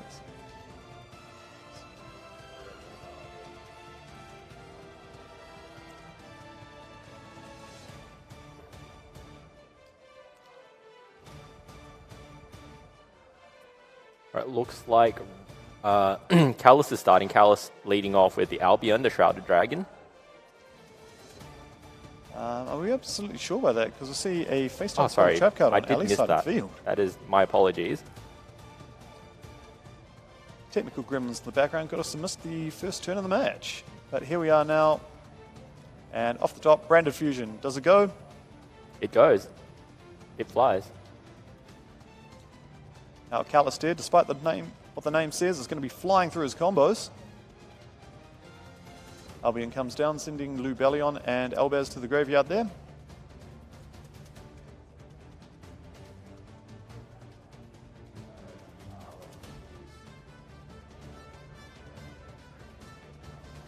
Yeah, we see a Veiler on the Albion. Good a place as any to start. So this may end Calist's plays now. He is able to send the Albion to the graveyard for the summon of Lubellion here. But before he does that, he's going to summon a Saronir. Is that a Banished Mercuria? It is Banished Mercuria.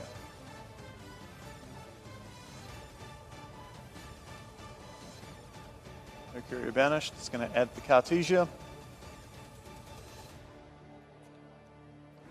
Albion goes to the graveyard for the summon of Lubellion, and Calist immediately declaring the effect of Lubellion to place the branded Lost on the field.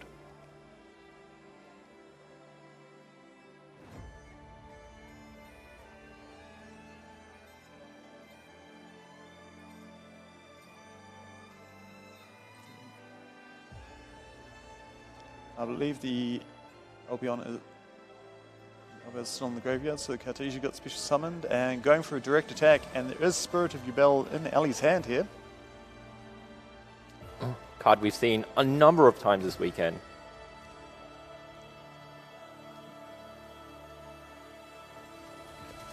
Callist activating the Forbidden Droplet there, so Ali is not able to use the effect to search for a card for Spirit of Yubel. Yubel effect being negated allows it to be destroyed and special summon out a regular Yubel to the field. I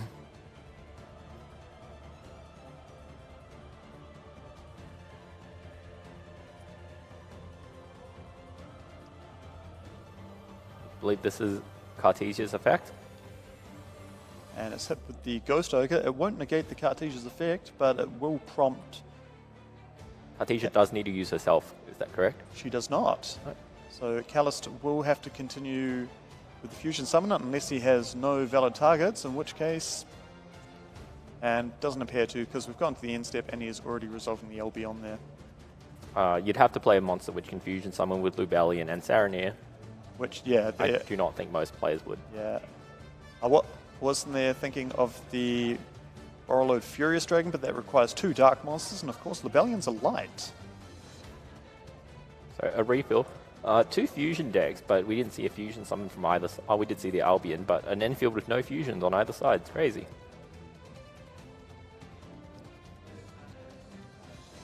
Indeed, yeah. So, but we do have Yubel on the field as well as Spirit of Yubel in the graveyard there, so we might be seeing a fusion summon from Ali this turn. Set card from Callist is the fusion duplication there, copying the branded fusion, sending Gimmick Puppet Nightmare and Elbaz to the graveyard, wasting no time. Gonna summon Lubellion.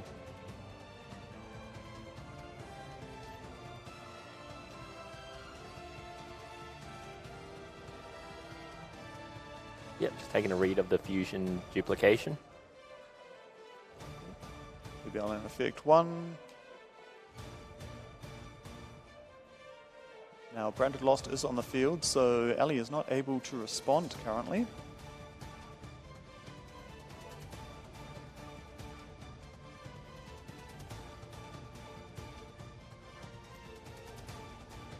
Branded Lost is resolving, adding a Albion to Callist's hand, and then Fusion Summon with Lubellion will resolve. Was it Albaz and Cartesia? Was indeed, and that's all that's required for Sanctifier Dragon. And immediately within that summon response window, which Branded Lost still protects fusion monsters, Callist is going to summon Gimmick Puppet, Nightmare, and the Fallen of Elbaz to his own field here. Now, you called the end phase the main phase 3. What would you call this? This is just being greedy and taking 2 turns in a row, in all honesty. Yeah, but you're going to need them all to be able to summon that Gimmick Puppet. So even if the Gimmick Puppet does leave Ali's field this turn, Ali is unfortunately still unable to special summon any monsters except for Gimmick Puppets this turn.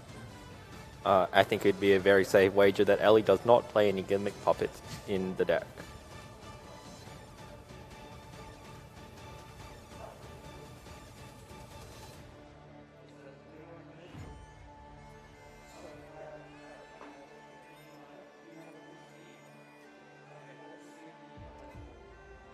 Cool. Looking like players are just confirming a few things there. Bit of discussion with the judge. I believe they were picking up Callus extra deck for some reason. I'm not too sure. It might have been to verify that the earlier Cartesia could not resolve. Very good.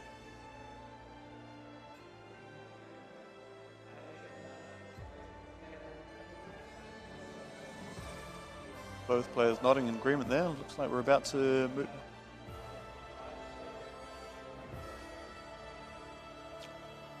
Okay. All right, looks like we do have a judge call that will be escalated. So we will pause gameplay for now. Exactly. So what we might do is we might just cut back to us here in the box here. And yeah, we'll just have a little bit of a discussion here about what seems to be happening with the field. Yeah, look, like we said, 271 players. We are down to 4 remaining. Nerves are getting to everyone. Yeah. Yeah, I think it is. Everyone's getting a bit shaky. Tensions are high. Like, some things may be activated accidentally out of order. You resolve an effect in the wrong sequence. Yes, we understand that there's a lot of pressure on these players. They are going to make some mistakes here, but if it does get caught, it does need to go to a judge to just verify that everything's happening. Absolutely. And like we were saying in rounds 1 and 2 yesterday, fatigue is a factor that kicks in. And what more fatigue could there be after 9 rounds of Swiss and 5 rounds of Top Cut, right? Exactly, yeah. I mean, if anything, like maybe this is also a chance for both players to step back a bit, have a breather, consult the field just a bit further. Maybe just chat back and forth about the thing. Yep. So we do know on the other side there is a Pearly and the last remaining Fire King player in the tournament. The Pearly player showing us how confident he is with that deck, how well practiced he is, how fast his plays were, and his siding. He wasn't too familiar with the Ubel deck, which he mentioned in the player interview, and that was shown with a couple of mishaps. Yeah, it certainly was. Do you feel that Pearly has any sort of advantage against that Fire King, that Snake Eyes deck? I do think there will be a huge importance on who the starting player is, the player who gets, like, obviously if Pearly gets to commence and go uninterrupted, set up like a X-Pearly Noir with like 5, 6, 7 materials, it'll be very challenging for any deck to be able to come back. Yeah, I did hear some very special stuff about that Snake Eyes deck, and it does have an ability to FTK or first turn kill the opponent. So maybe the Pearly player is not familiar with that sort of strategy that is capable within Snake Eyes, and maybe that's going to be the advantage there for that player. Yeah, definitely. It'd be interesting to see.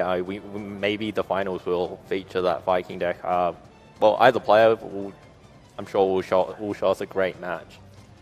Looks like the judge call has been resolved.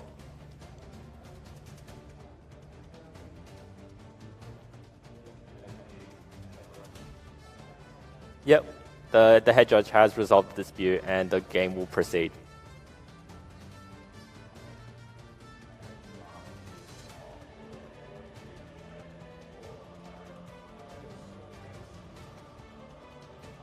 Okay, cool. So for those of you at home that are wondering why the timer is playing up, the players are receiving an extension for that escalated judge call there. So as soon as we get that sorted, play will resume and we'll see where we were.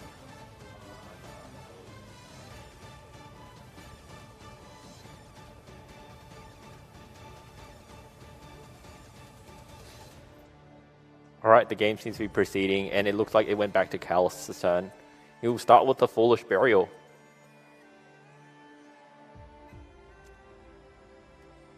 Foolish Burial sending Despian Tragedy there. Allow Callus to search for a Despian monster, choosing to add the Alibert hand. The Jester of Despia, say that 10 times fast, it's normal summon, activating its effect to add a branded spell. Very high rarity of Aluba there. And branded fusion being activated. Does not have to use the monsters in the deck. No, you can't. You are free to use what's on the field, and the Elbaz and the Lubellion have turned into a Mirajade, the Iceblade Dragon. Yeah, which is, as we know, a point of interaction. And one would almost consider it the boss monster of the branded strategy. I know we've got Sanctifier and we've got Gimmick Pupper, but I believe Mirajade is like the headlining fusion that most players tend to end on. Definitely. Artesia is added off the branded Lost. So he's going to push for a lot of damage, or that's what he's going to attempt to do. We are going to the battle phase here. Alibur is declaring attack on Gimmick Puppet. Gimmick Puppet, I believe, only has 1,000 attack, so this will be 800 damage to Ali. Mirajade declares a directed attack, and there is yet another Spirit of Yubel in Ali's hand. Yeah, the Gimmick Puppet Nightmare does indeed have only 1,000 attack for a level 8 monster. Spirit of Yubel being able to activate, add that Nightmare Pain. Now Mirajade, I believe, is going to activate its effect. Dude, it's gonna have to. Is Spirit of Yubel able to be destroyed by battle? Spirit of Yubel cannot be destroyed by battle, but Mirror Jade could just remove it, right? That is right.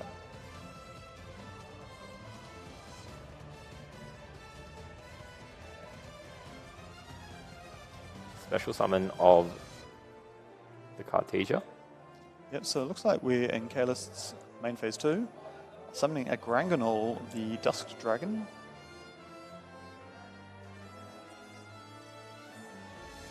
And we've already got Gimmick Pup in rotation, so Kaelist does not have to go for that.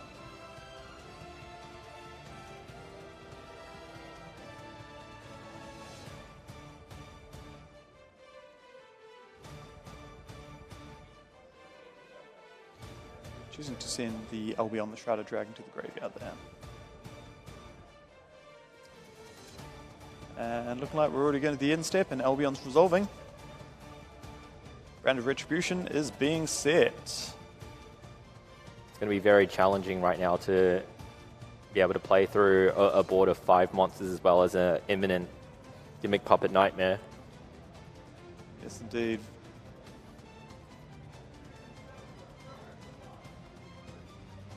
Draw. How many seconds before Kaelist will choose to use some effects? I didn't have my stopwatch out, but that's looking at least 5.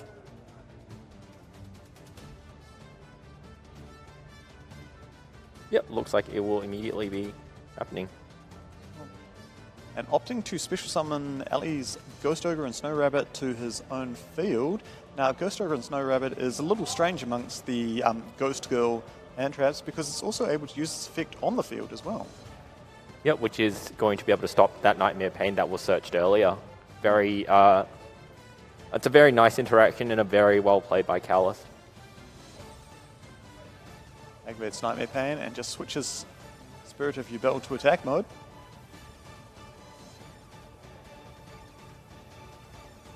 Yep, Kaelist will use Branded in red.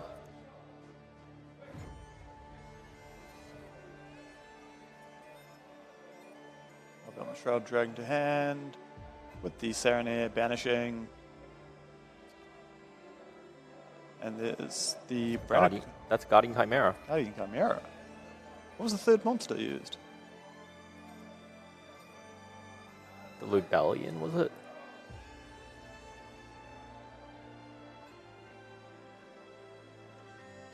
Would have been a Lubellion. Okay. Draws a card, opts to destroy 2 cards, the Nightmare Pain and the Spirit of Yubel. Spirit of Yubel effect activating. Even though the Yubel is banished, it is a legal target to be revived. But it doesn't matter. It looks like we are going now to game 2. So, alright.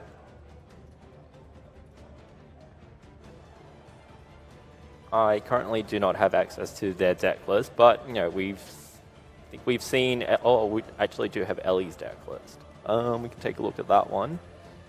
Yeah, we still have Ellie's one from yesterday, so we can have a look there.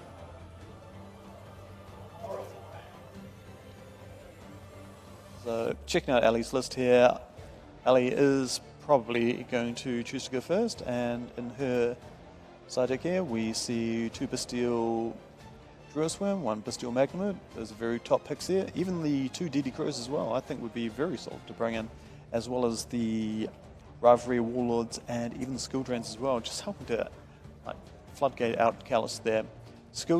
Branded can still put some pretty big fusions on the field, but without their effects being negated by Skill Drain, it's going to be very little that Kaelist can do to actually extend and further his gameplay there. An issue we've seen with branded decks are that because they play so many branded related cards, they don't have much wiggle room to side cards that are going to be able to stop what your opponent is doing to stop you. Throws the entire balance off of the deck there. That's why a lot of branded players do opt to play those higher deck levels there of like around 50, sometimes even pushing it to the maximum of 60 cards there, just so they fit everything they want in there. Definitely.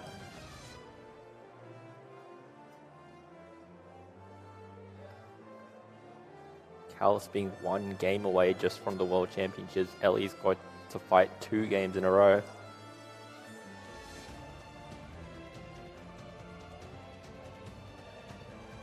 And let the shuffling begin. Alright, we do have Callus's deck list. Going second to Change of Heart, 2 Triple Tactics, Talent, 1 Herald of the Abyss, 2 Lightning Storms, 3 Evenly Matched, 1 Dimensional Barrier, 1 Magnamur, 1 Shadow Dragon, 1 Dino Wrestler Pancratops, and 1 Harpy's Feather Dust. So he's got a lot of options available to him for him going second. Indeed, I can see like almost nearly every card of that could come in. And there's no reason why the Pancratops come in. It's a great way of being like 2,600 attack body and being able to take out Nightmare Pain or the Nightmare Throne there. Let's see, we've got the Change of Heart is great just for taking those monsters off Ellie's field and ensuring he can attack directly there. Lightning Storms, all important to take out the back row, and evenly matched as well. We've seen how much of a blowout that can be against a Yubel strategy because the amount of cards they do commit to the field. Yep. You just need to have a bit of follow-up with it. We saw earlier today with the Cashier deck having the evenly matched but no follow-up afterwards. So, but we know with Branded, they are never short on the amount of cards to follow up on. Definitely. It becomes sort of an everlasting fusion cycle, being able to shuffle cards from their graveyard and their banished zone back into the deck, ready to reuse on a later turn for fusion summoning. But here we go, we are starting game 2 now of this top 4 match, 31 minutes on the clock. And we see Ellie starting with the Chaos Summoning Beast and being met with the Infinite Impermanence there.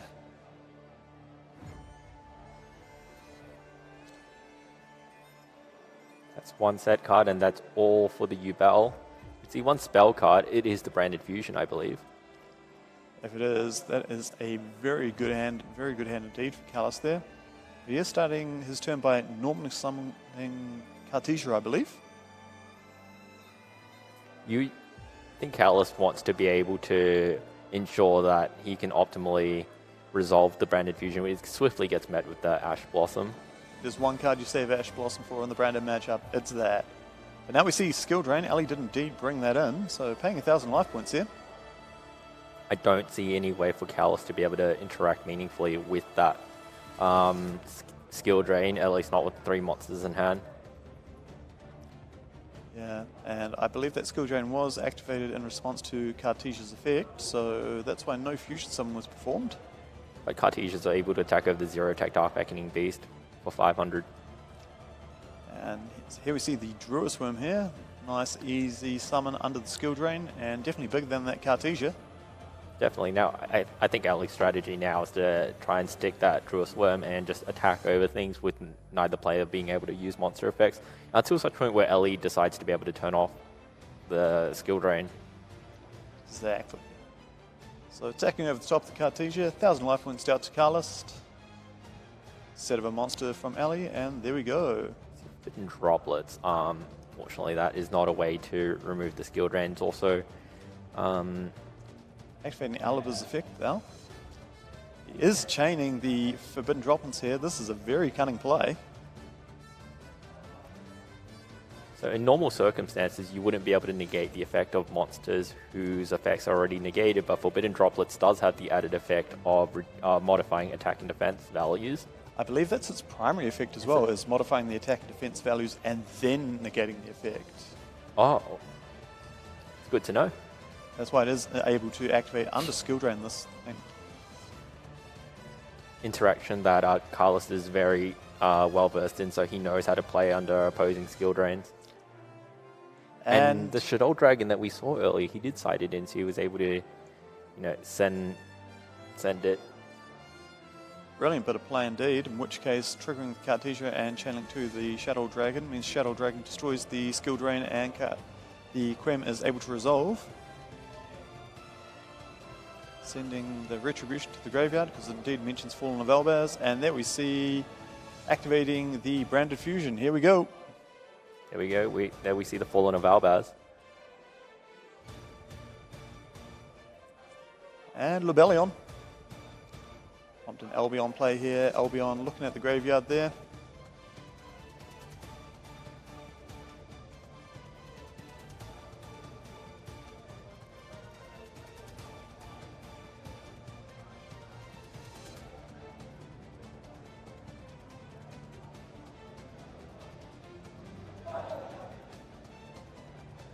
Go to summon the Libellion. Libellion will be discarding, I believe it's a Bestial Magnamute, to fusion summon into the Mirror Jade there. Grimm's effect looks like it's brought out the Cartesia. Albion will be replacing that. Libellion will be replacing that Albion. That's right there. And then being able to put the Branded Lost on the field, and then Cartesia can fusion summon if Callus feels like, and he'll net himself another card off that Branded Lost. Bear in mind that Draw Swim does have an effect as well when it's sent to the graveyard. Yeah, it'd be very interesting to see if Callus chooses to activate his Mirror Jade now on his turn as a means of getting rid of that Draw Swim now. But we see Libellion, 2,500 attack Ellie's face down card, which was a Dark Beckoning Beast. Did Ellie open 2 of those? That's unfortunate. I believe so. He does banish, send the Titanic Lad to banish, and then he will attack. 3,000 attack, and last card in Ellie's hand, Spirit of Yubel coming down. So a very nice last card tab.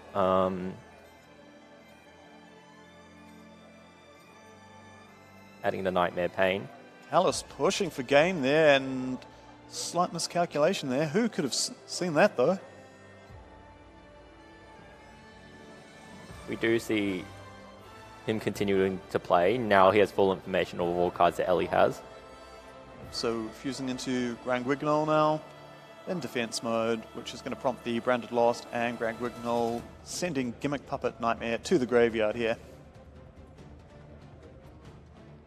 So we saw that Callus was able to expertly play under the skill drain. He wasn't phased at it at all. Shows how much he knows his deck inside and out and why he's here. Exactly. Well, let's keep going. Albion's going to set the Brandon Red to the Spell and Trap card zone. Titanic Lad still gets to resolve as well, which is going to be summoning out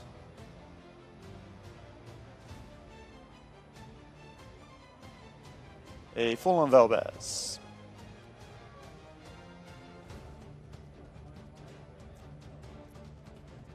Cool. Fallen Velbaz has not activated its effect this turn, so on its special summon it's going to discard a card and fusion summon with that Spirit of Yubel into Libellion. Now we're back where Callus is in a position with 4 monsters, multiple points of interaction. We know Ellie's hand is the Nightmare Pain, draws a card.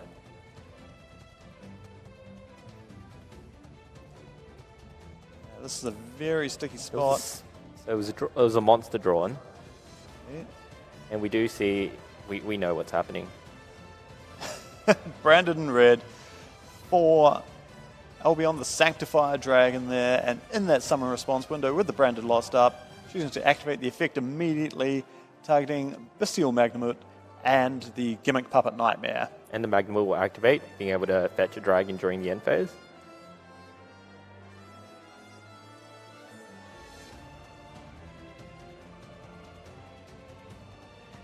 It's already gone to his end phase. Oh, no, that's the Branded Lost that's adding to his hand.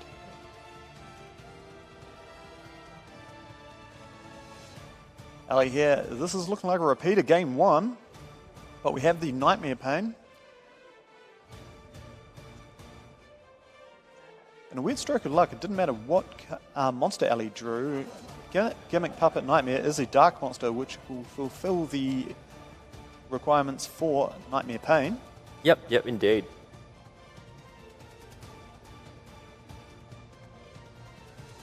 As we can see, that's what's happening. Nightmare Pain will be destroying that Gimmick Puppet Nightmare. Adding the Spirit of Yubel. Ali may live for another turn. But as we go back to Carlos' turn, the Mirror Jade becomes live again. Carlos being able to activate its effect on his turn. We're going to pass back and draw, and I believe Carlos has drawn Branded Fusion. I believe he's just going to switch everything to attack position and try to declare attacks. Mirror Jade declares an attack, prompts the Spirit of Yubel, negates the attack. Spirit of Yubel does get its effect on normal summon or special summon to add setting the Nightmare Pain. Yep, believe the Mirror Jade will now banish that Spirit of Yubel, and the rest of the monsters should be able to declare attacks. And even if the game, by a stroke of luck, does not end, Callist will be in a position where he can use the Sanctified Dragon once more. And just like keep putting that constant pressure to the Nightmare. And Callist will be representing Oceania at the World Championship 2024. Well done to the branded player. Ellie also played really well. We congratulate Ellie on the performance this weekend. We will bring Callist up for a post-match interview, so stick with us for a moment. Yep, it's great hair stuff.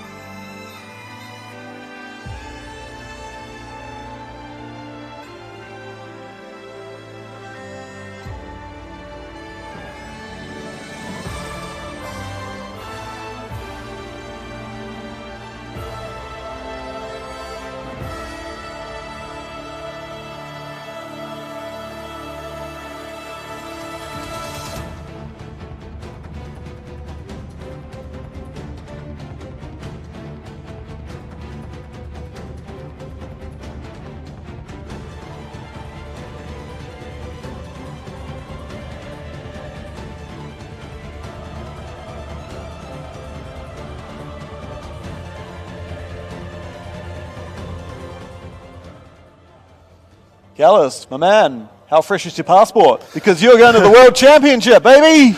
I'm really hyped. Like, I was already happy to be here. That was a good game to have on stream, kind of. But no, Ellie was great opponent. So yeah, how are you feeling now? Has the pressure gone off? You've got one of the top prizes here. You don't have the title, but you do have one of the top prizes here, and you the honour of representing Oceania at the World Championship. It very, very much is an honour, and I very much appreciate that. Like, I've had such a journey to get here, and lots of people supporting me, and that's what's made it happen. Well, it's great to see. Branda's one of my favourite decks. It's the one I played at YCS Sydney, and possibly, had I been playing today, the very deck I would have played as well. So I'm very happy to see something like that's literally not Snake Eyes, and I think everyone in the chat is true, But we don't have any confirmation on who your finalist opponent is, so we're going to keep that a secret for the viewers at home. But again, congratulations. It's not looking good for me though, but we'll see what happens. Boy, take it to the top, buddy. I'll do my best. Excellent. Thank you, Callis, and congratulations once again. Beautiful stuff. Thank you.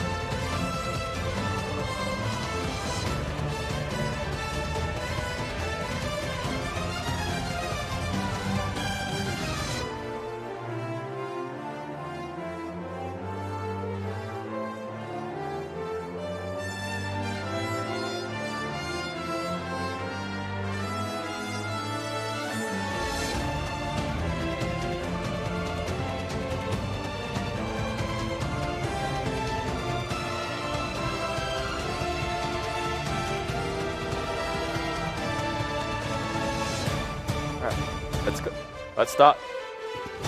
I'm good to start when you guys are.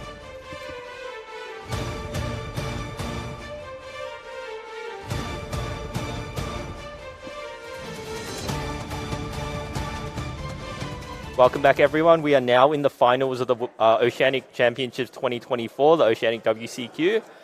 These two players will be representing the continent at the World Championships later this year in Seattle. On one side, we have Callus, the branded player that we saw earlier, as well as Fox Chudley, who is playing the Snake Eye deck with Kashtira cards. But he's also got his own unique spin on that deck. He hasn't been able to show off his deck until now, and I'm very sure he's excited to do it. He's been pestering me all day to get him featured. So without further ado, we will move on to the match when the judge is ready. And we're good to go.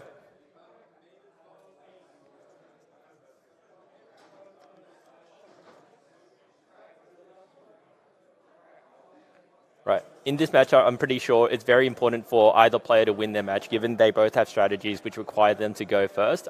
Fox rolls a 6, and Callus rolls a 3, I believe.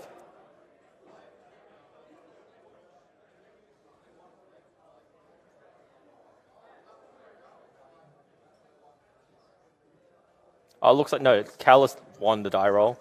Callus will start with the fusion deployment, revealing the Grand Guignol.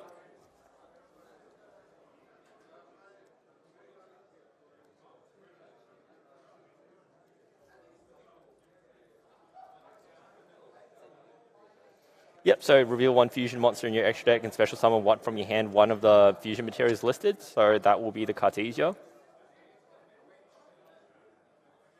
It's met with the Infinite Impermanence. Callus sets one card and passes his turn.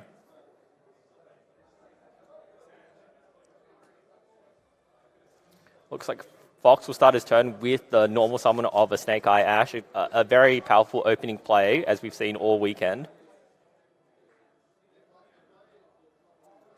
It will resolve to add, I believe, the Snake Eye Poplar to the hand.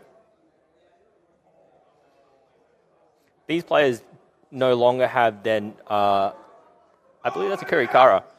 But these players do not have any nerve at all now that they both locked in for the World Championship.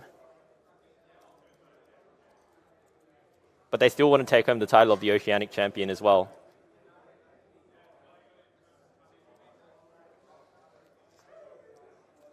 Fox proceeds with the Bonfire, adding the Snake Eye Poplar and special summoning it. Whereas Callus will use the effect of Grand Guignol.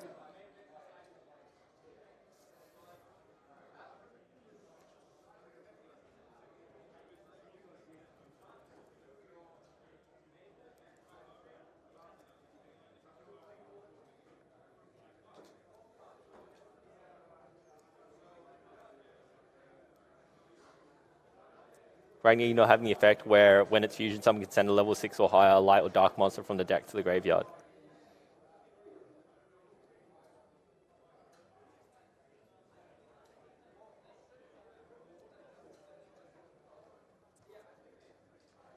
Like Fox will proceed with this plays here. So Poplar will add the Divine Temple.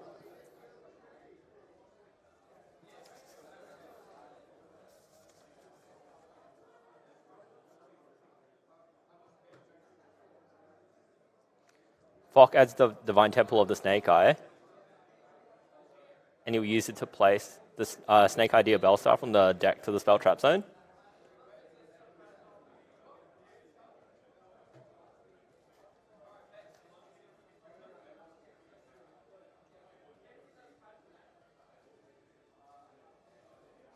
Fox now just taking a look at what his options are.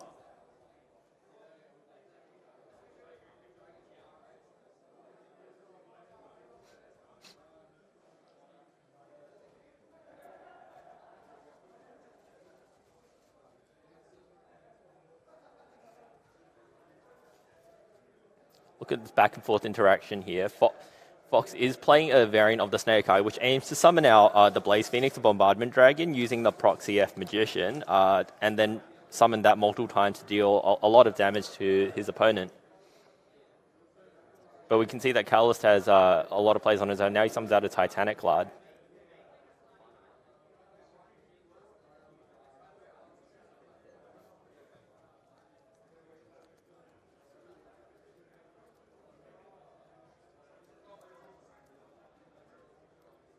So Titanic Glad the Ash Dragon, after its fusion summon for the rest of the turn, it's unaffected by activated effects of any other monster special summon from the extra deck. And during the end phase, if it was sent there, you can add to your hand or special summon Dogmatica, or Fallen or Balbaz from the deck. So Fox just having to read through them.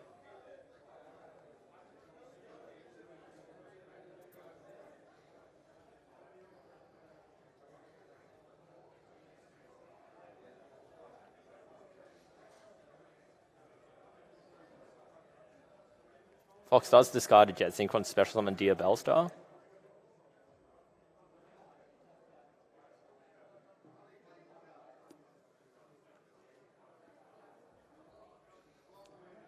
Catalyst at this point decides to flip up his Forbidden Droplet, which allows him to send cards from the field or his hand, and for each card he sends, he can negate the effect of one monster and half its attack and defense.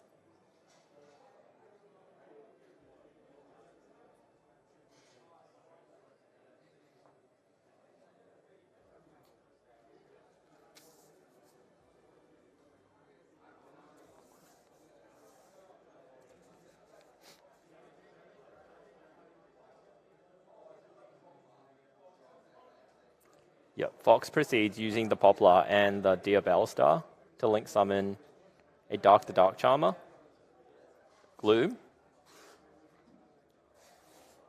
whereas Catalyst will respond with a Bestial Saronir.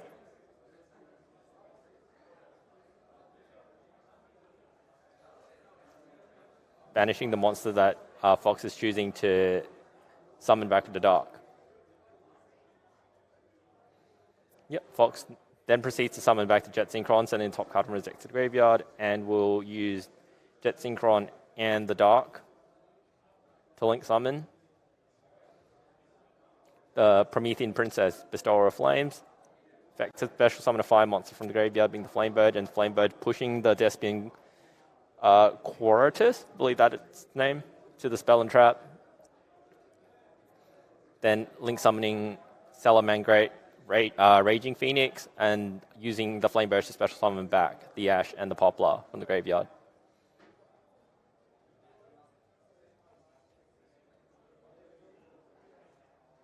And then using the Raging Phoenix to summon a World Sea Dragon Zealantis, and then using its effect to reset the field, setting the monster and setting the Saronir, and using the Promethean Princess, and then also summoning back the Rage Phoenix, winning game one really quickly. Although that's not the FTK in his deck, he was able to cleanly win this game on his first turn. Going into their side decks, it looks like Fox has Foregoing Second, evenly matches Forbidden Droplets, Lightning Storm, Harpy Thruster, potential Drawn Lockbird, Call by the Grave. Whereas Branded, we've seen earlier, going first, he's able to play cards like... actually, his deck is generally geared to go first. He might play the Triple Tactics Talent in, so that when, or if his cards like Branded Fusion get interrupted by like an Ash Blossom, he's able to extend his plays further by drawing 2 cards, or potentially taking a look at Fox's hand and removing any other cards that will stop him from progressing his plays.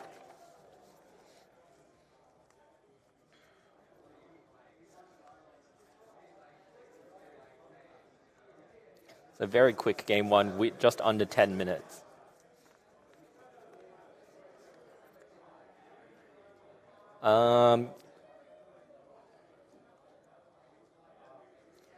After this match, we might ask Fox to show us the combo line that allows him to perform his combo.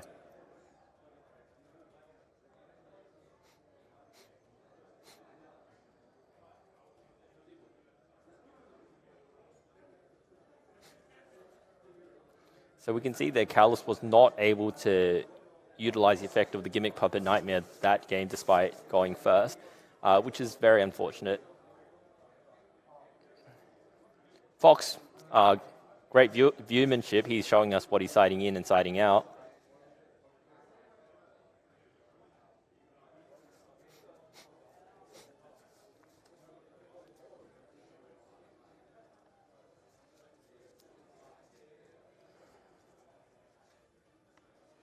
Again, both players have shown how expert they are with the decks, making it all the way to the finals and qualifying for the World Championship.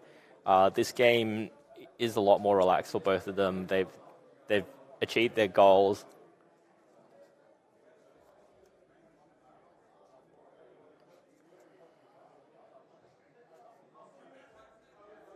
All right, Carlos is done siding up.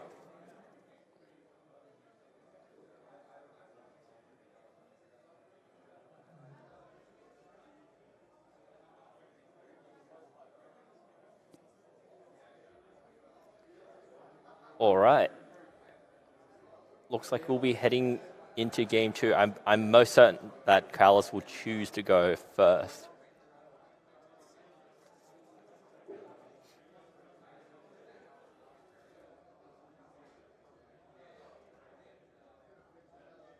We do see that triple tactics talent in Carlos's deck, as we mentioned before.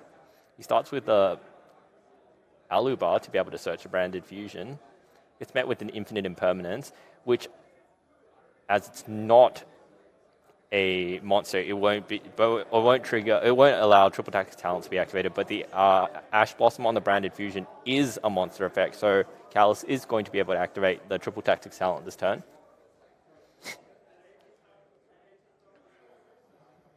Which he chooses to use. I believe he's just indicated he wants to draw 2 cards, which he does. He draws 2 spells, one being a Forbidden Droplets, from what I can see. Chooses a Fusion Deployment, revealing the Gangrel, so to be able to search out the Blazing Cartesia.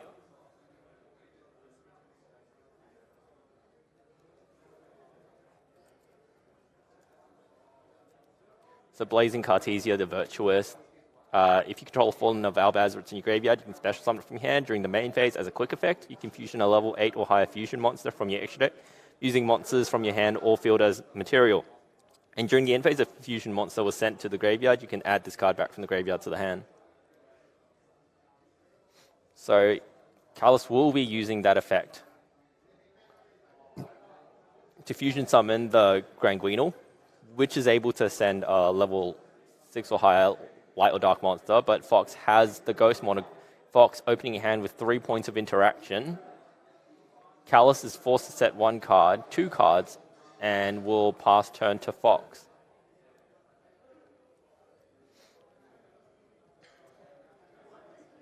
Fox will begin by reading the Gangrel.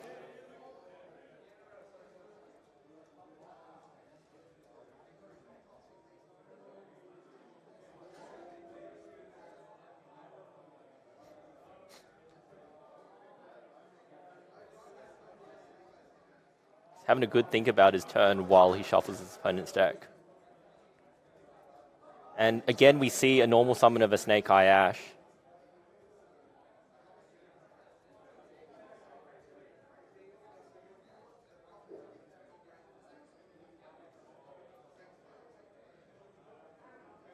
And it looks like the Snake Eye Ash will resolve.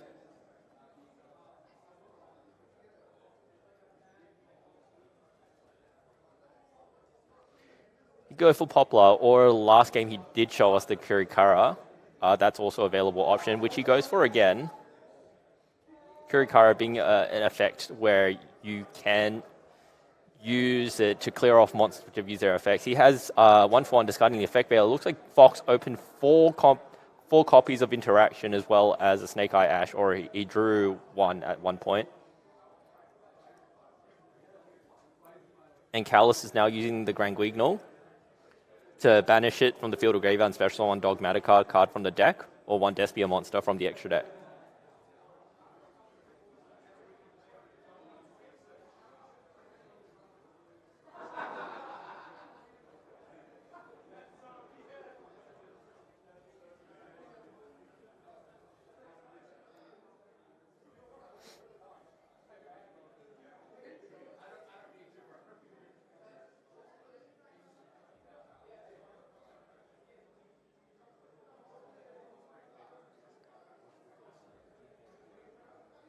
Right, Fox using the Ash and the Poplar. Oh no, he reconsiders his options here. summons a relinquished anima using the Poplar, and he'll use the Poplar's effect to place the Ghost, the Ash Blossom in the spell zone. Uses the Dark Charmer.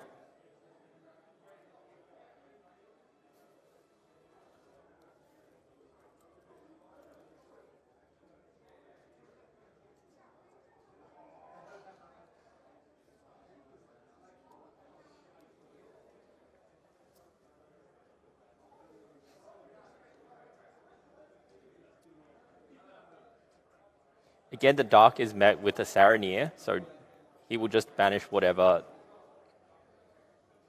the Dark summoning, so the Alubar.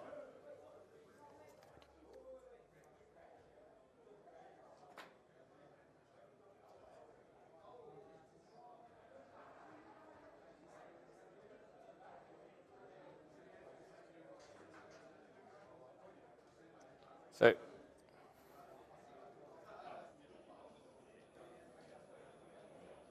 it looks like Fox decides he will not be playing this game. He'll be going into a game 3.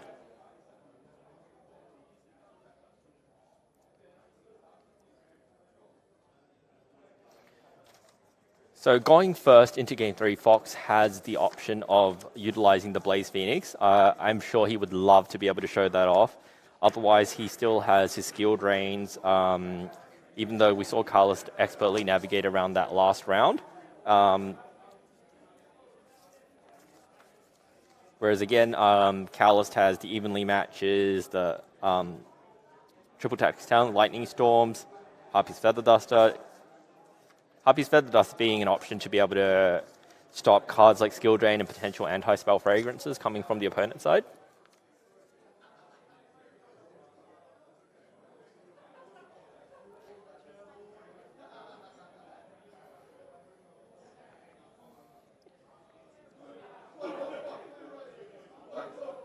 So we are now going into the last game of the Oceanic World Championship Qualifiers 2024.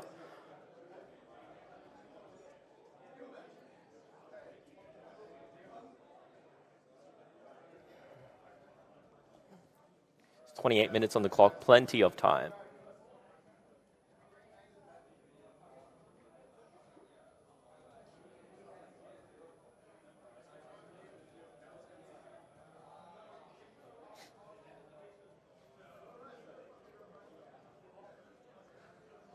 All right, we see them, they've done siding, they're shuffling up, going into the game. It's been a really cool weekend. Thank you all for tuning in as well.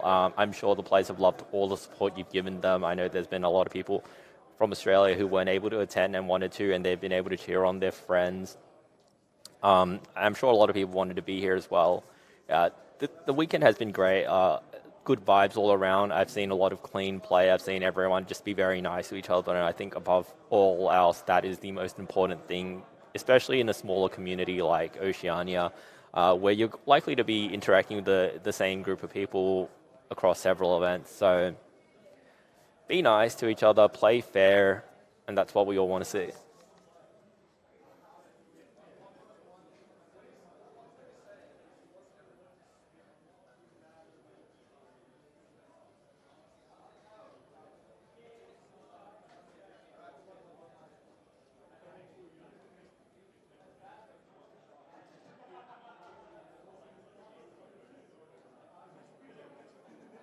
All right, very courteous handshake going into the last game of the weekend.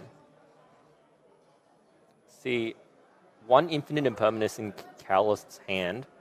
I believe that is the only form of interaction he plays when he is going second, aside from cards like Mercuria, which don't work, or the branded monsters. Fox uses Raidsoft, searches the Unicorn, which you'll immediately special summon using his effect to add. It will be adding the Kashtira Birth, which is the only valid target he plays.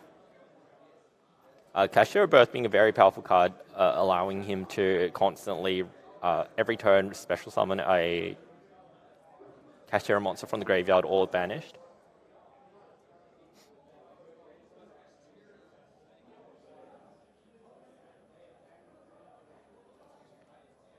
And I believe that's a normal summon of a Poplar.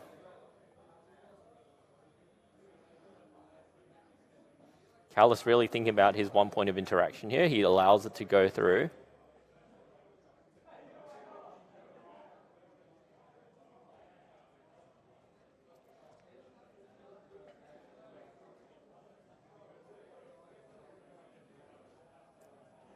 Yeah, he searches the original Sinful Spoils, sending the Wraith Slot that he no longer needs to be able to special summon one level 1 fire monster from his deck.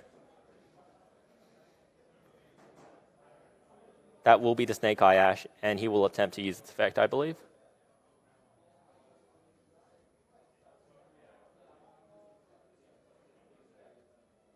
Searches another copy of Poplar, which special summons itself.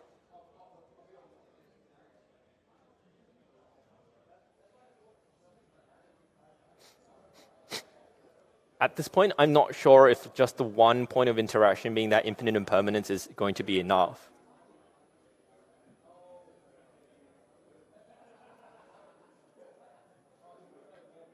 Fox having a good think about it. 24 minutes on the clock, plenty of time.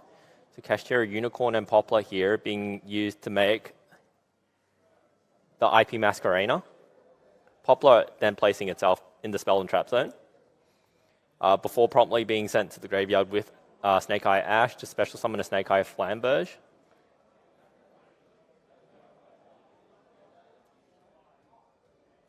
And IP and Flamberge being used immediately.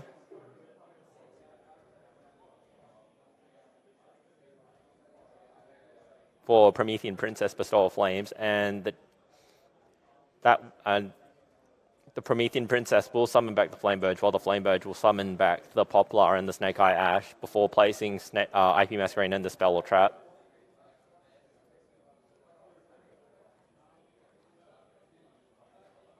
Yep. So the Poplar and the Promethean Princess are being now used.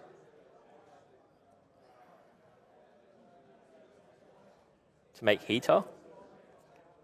Using 4 monsters to summon, I believe it will be the Appaloosa, Bow of the Goddess. Now he will be able to protect himself from monster interactions. Using the Kashtira Birth to summon back the Kashtira Unicorn. Unbeknownst to him, Callus's point of interaction is not a monster effect, but he will set 2 and pass. He does not opt to progress any further, so this will be line. It's a reasonably standard Snake Eye line we've seen throughout the months.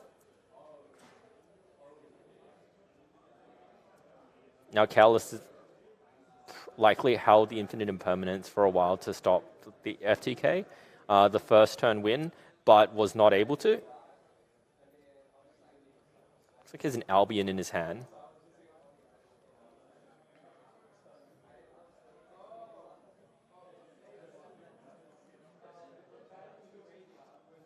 His turn might involve starting with the Infinite Impermanence to stop the Appaloosa, but he will instead commence with Albion the Shroud Dragon, sending a Fall on the Albaz.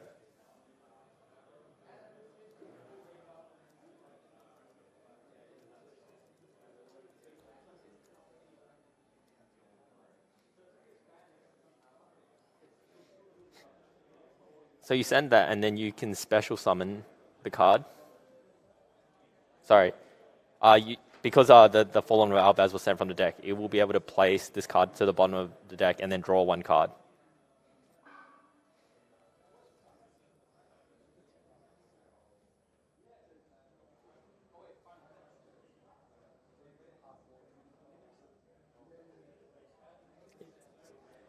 Go for a shuffle before he does that.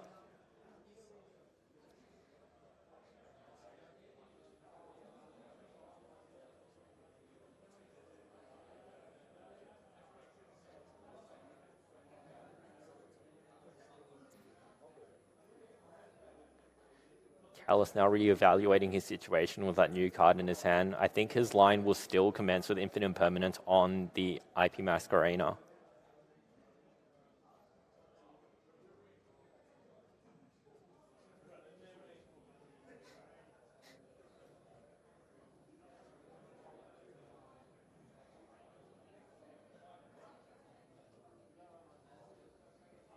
Yep, that looks like what happens.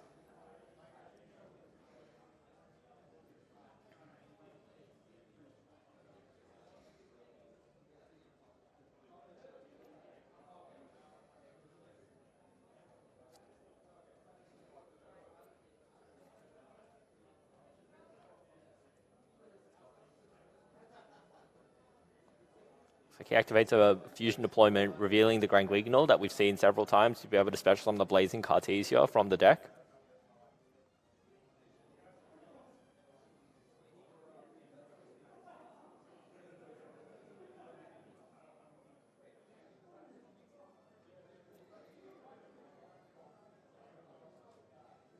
A normal summon of Alabar to be able to search a Branded Fusion.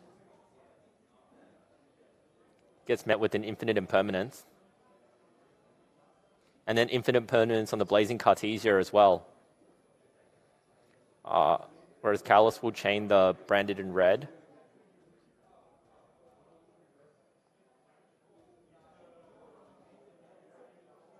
And then in response, Fox will use the Snake Eye Flamebird.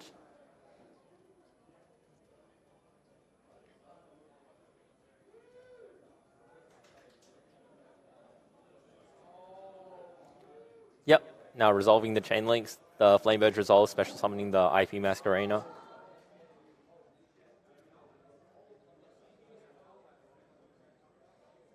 Yep. So the Branded Red resolves, adding Falling of Albaz back.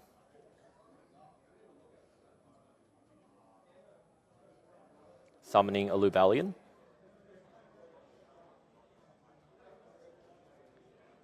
Infinite Impermanence will negate the Blazing Cartesia.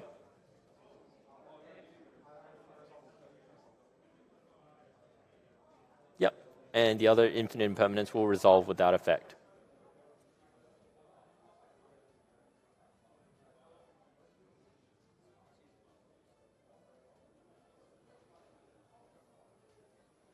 And we see a Branded Fusion being added. And a Branded Retribution getting sent to the graveyard.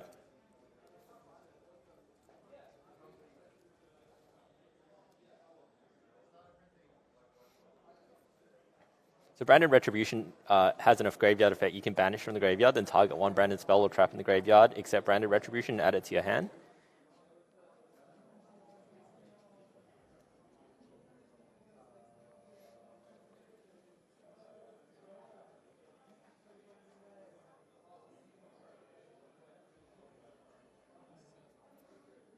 So in this open game state, Fox is able to decide what he wants to do at this point.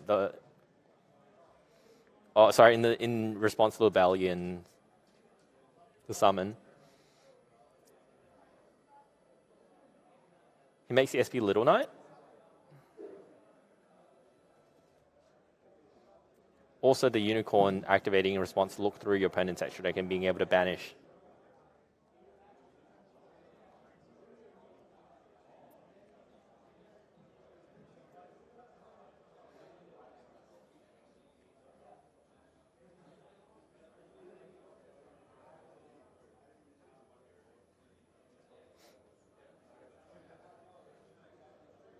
Fox having a really good think about what to banish. And looks like he's thinking on the Mirror Jade.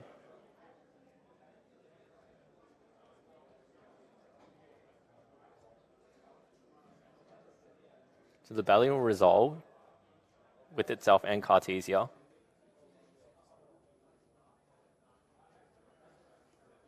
Summon another Mirror Jade.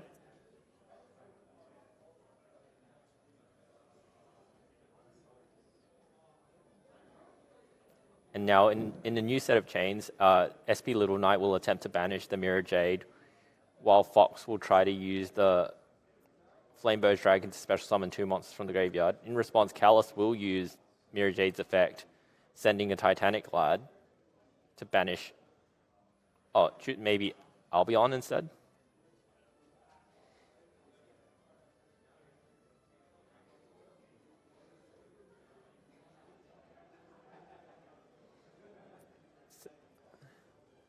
Sending Albion to banish, I believe. It was. Yep, so it banishes the Appaloosa, and the SP Little Knight will banish itself, and the Kashtira Unicorn to dodge the effect of Mirror Jade, the Ice Jade Dragon.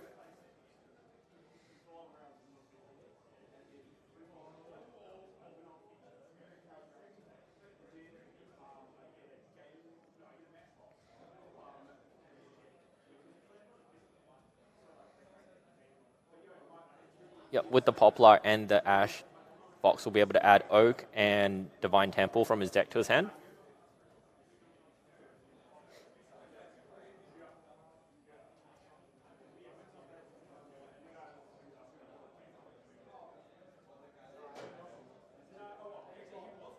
Now Fox. Now Callus will activate Branded Fusion, which appears it will resolve.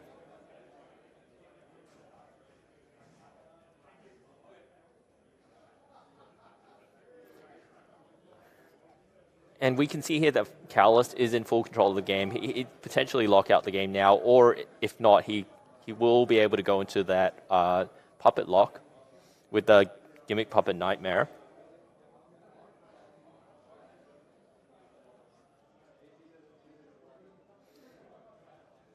Yeah, we can see the Libellion getting sent. The summon of a Titanic Lard.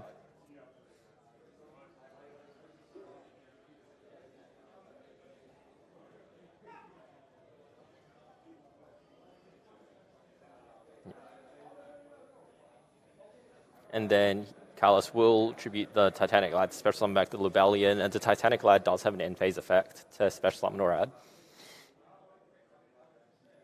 The Libellion now being able to place the Branded Lost from the deck to the Spell and Trap Zone.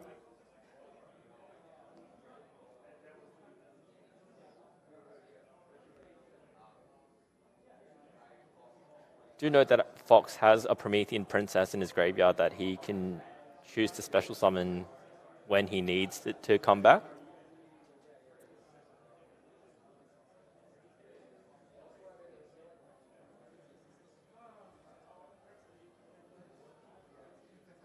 Looks like the attack over the Snake Eye Poplar. And the Snake Eye Poplar will put the Flambeau Dragon in the Spell and Trap Zone. And the Cartesia will attack over the Snake Eye Ash.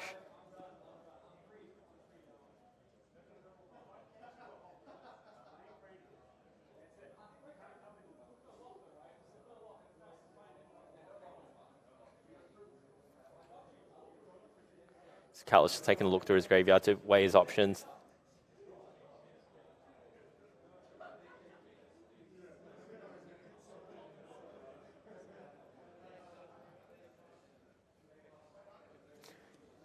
Not sure Fox remembers that he does have the option to summon back the Promethean Princess at any point there was a special summon. Maybe he's holding off until the latest possible point that he could.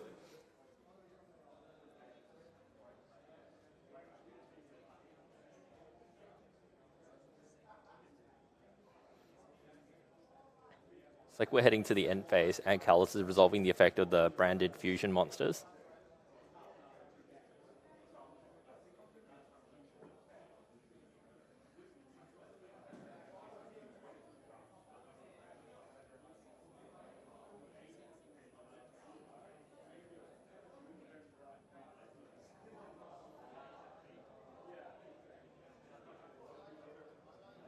Oh, sorry, that looks... Yeah, that was the end phase effect of the Albion. I believe that surge to Branded in High Spirits.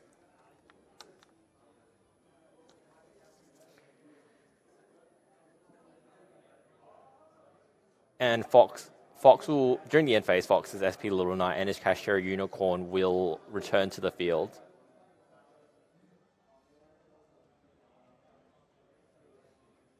So there's definitely a lot of back and forth gameplay in this match, so that's always good to see. And in end phase, more effects are happening. The Titanic Lad summoning the Blazing Cartesia and using the... Sorry, summoning the Fallen Valvez and using the Branded and High Spirits. And Callus is able to use, so discard the Branded and High Spirits with the Fallen of Albaz to use the SP Little Knight to summon Lubellion. And adds a Mercury to the hand.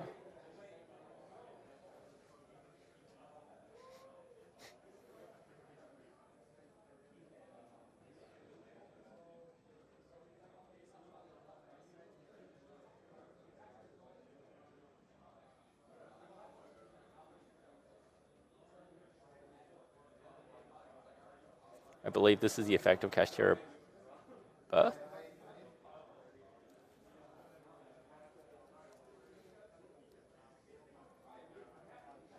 So if your opponent activates a spell card or effect and you control a Kashtira monster, you can target 3 cards in your opponent's graveyard, banish them face down, which is very crippling to this branded strategy. A quick cut and shuffle. Just under 10 minutes left on the clock. Draws for turn.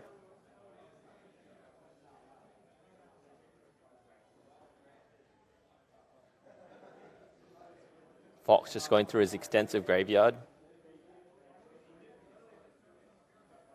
Starting off with the Divine Temple of the Snake Eye.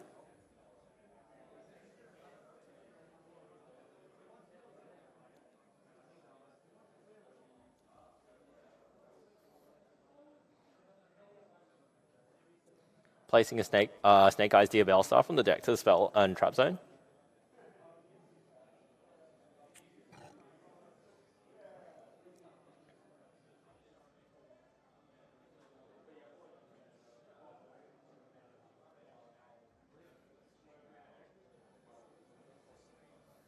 So Callus is really thinking about what he wants to do in this position.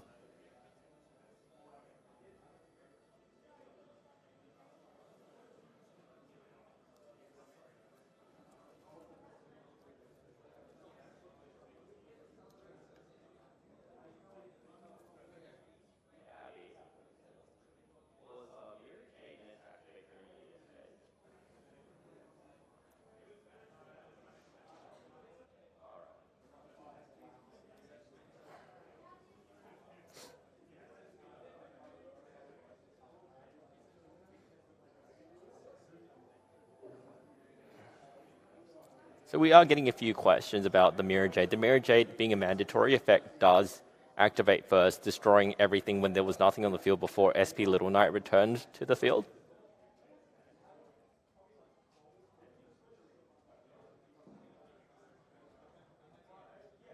Yep, we can see Grand Guignol getting summoned from the effect of Blazing Cartesia.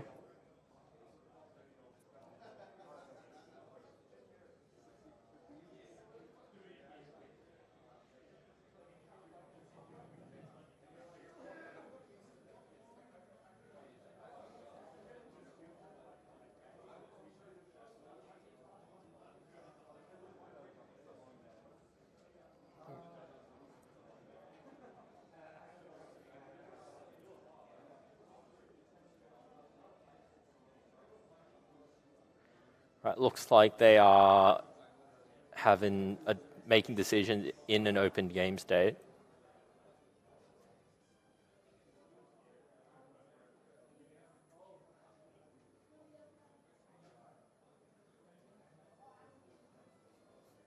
With the Grand Guignol sending the Albion.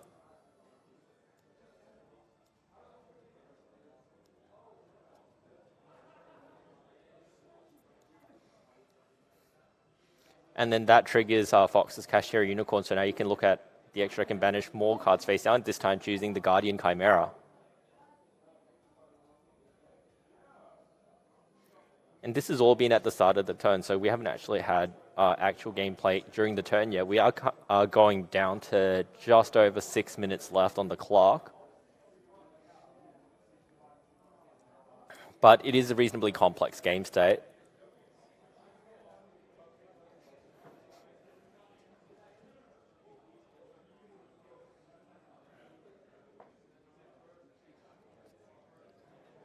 So here we see the normal summon of a Snake Eye Oak.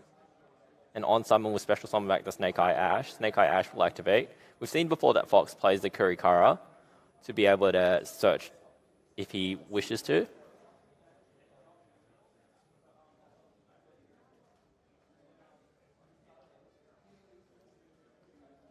Here's Snake Eye Ash tributing the Snake Eye Flameburst Dragon, special summoning another copy of it, and you'll be able to activate the effect of the Flameburst that was just sent to the graveyard. In response, Callus will use the effect of Grand Guignol to be able to banish it to special summon Dogmatica or Despia monster from the extra deck. Dogmatica monster from the deck or Despia monster from the extra deck. And he chooses some of the Quaritus.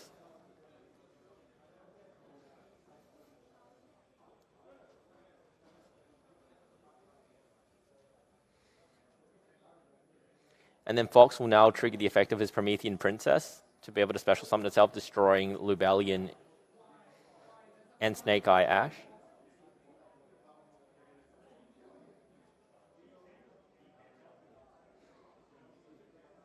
And Fox will use Flameburst to push the Despian Quaritus into the spell or trap.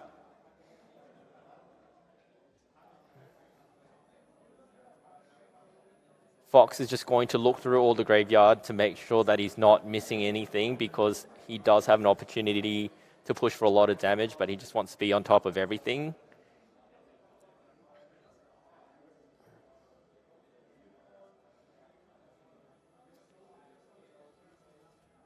Yep, the Promethean Princess and Poplar will make the Salamangreat Raging Phoenix.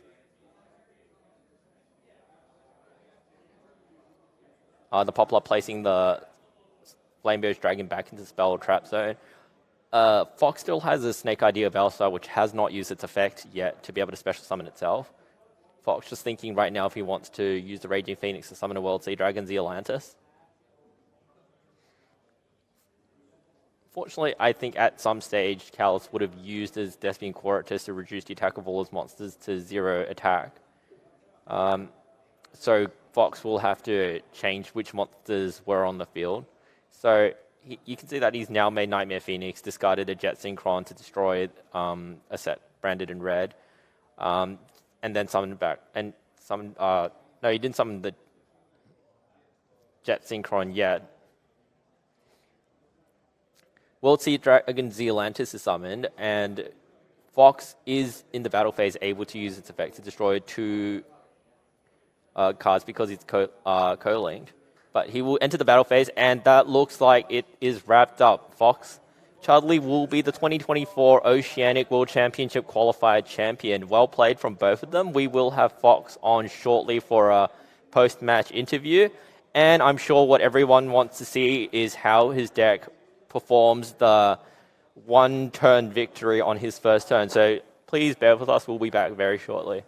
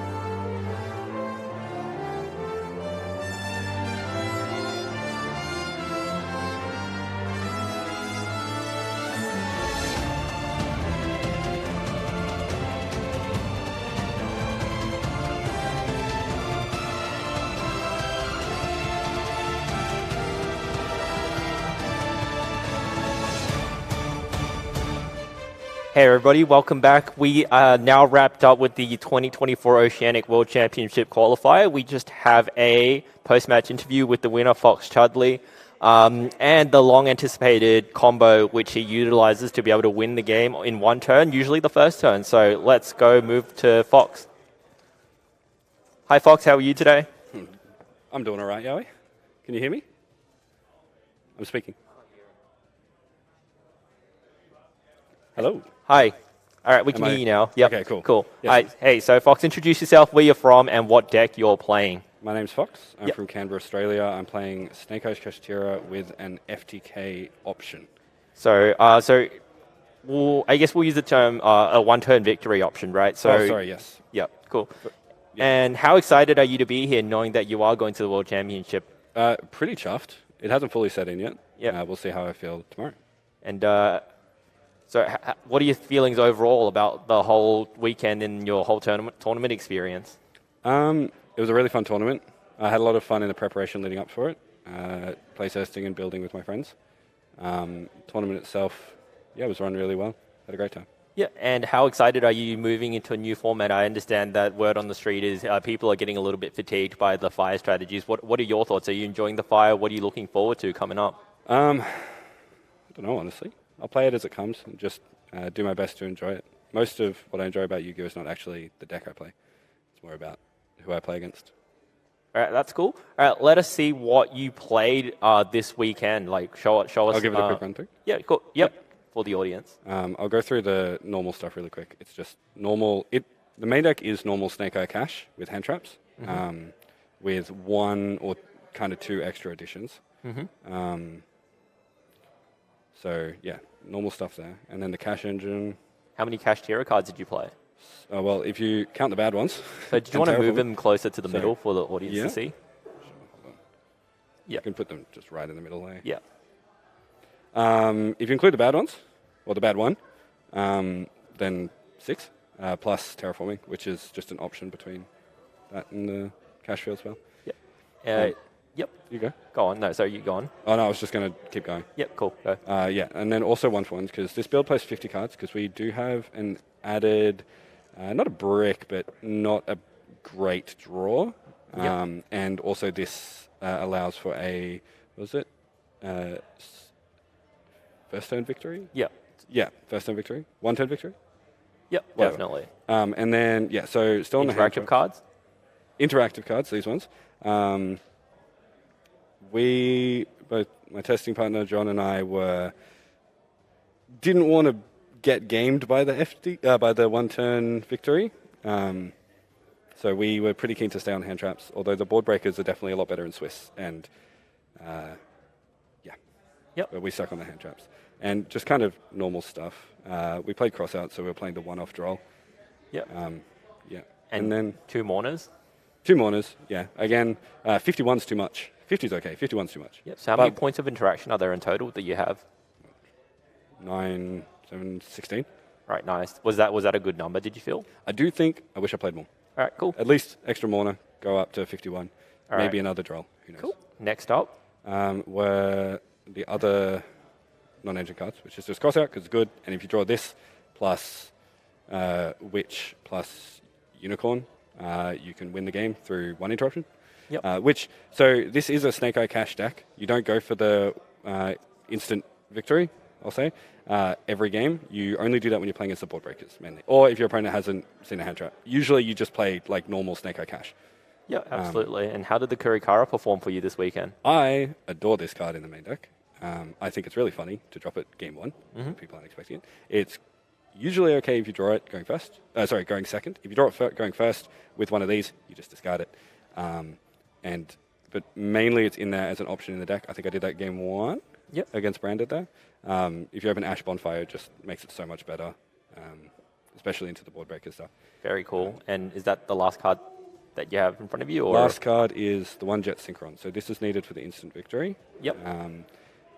Without this, you can still do instant victory opening Witch and Kashtira stuff. Yep. But if you open Witch Ash, you need to play Jet Synchron. Right. And looking back, is there any changes you would have made to this set of cards? Just maybe up the hand trap count a little bit, and also up the cash count. Every time I drew cash, it felt great. All right, and let's quickly run through that side deck of yours. Oh yeah, I'll just back up a little bit.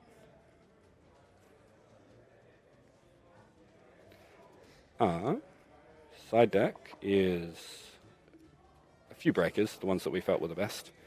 Yeah, they're good. Yep. Thumbs up. And then 2 more draws when we play against the Fire King stuff and sometimes the cash stuff. Yep. Again, pretty good. And then 3 skill drain because very powerful card very going easy first. to win with this game. Yep. With this one, you flip that, you don't have to do much else. And then the 1 cold bay. Very nice. Yeah. And now, long anticipated, show us your extra deck and what everyone wants to see, how you win the game in 1 turn. So I'll skip the fun ones, and I'll skip the boring ones. Not boring ones, the standard ones. This is all standard.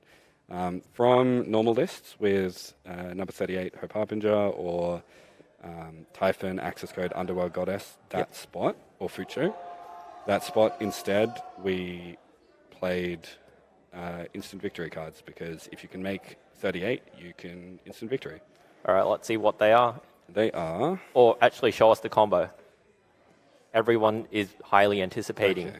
I'll show you the fun combo, because honestly, the Witch Ash combo is already fully known. But if you open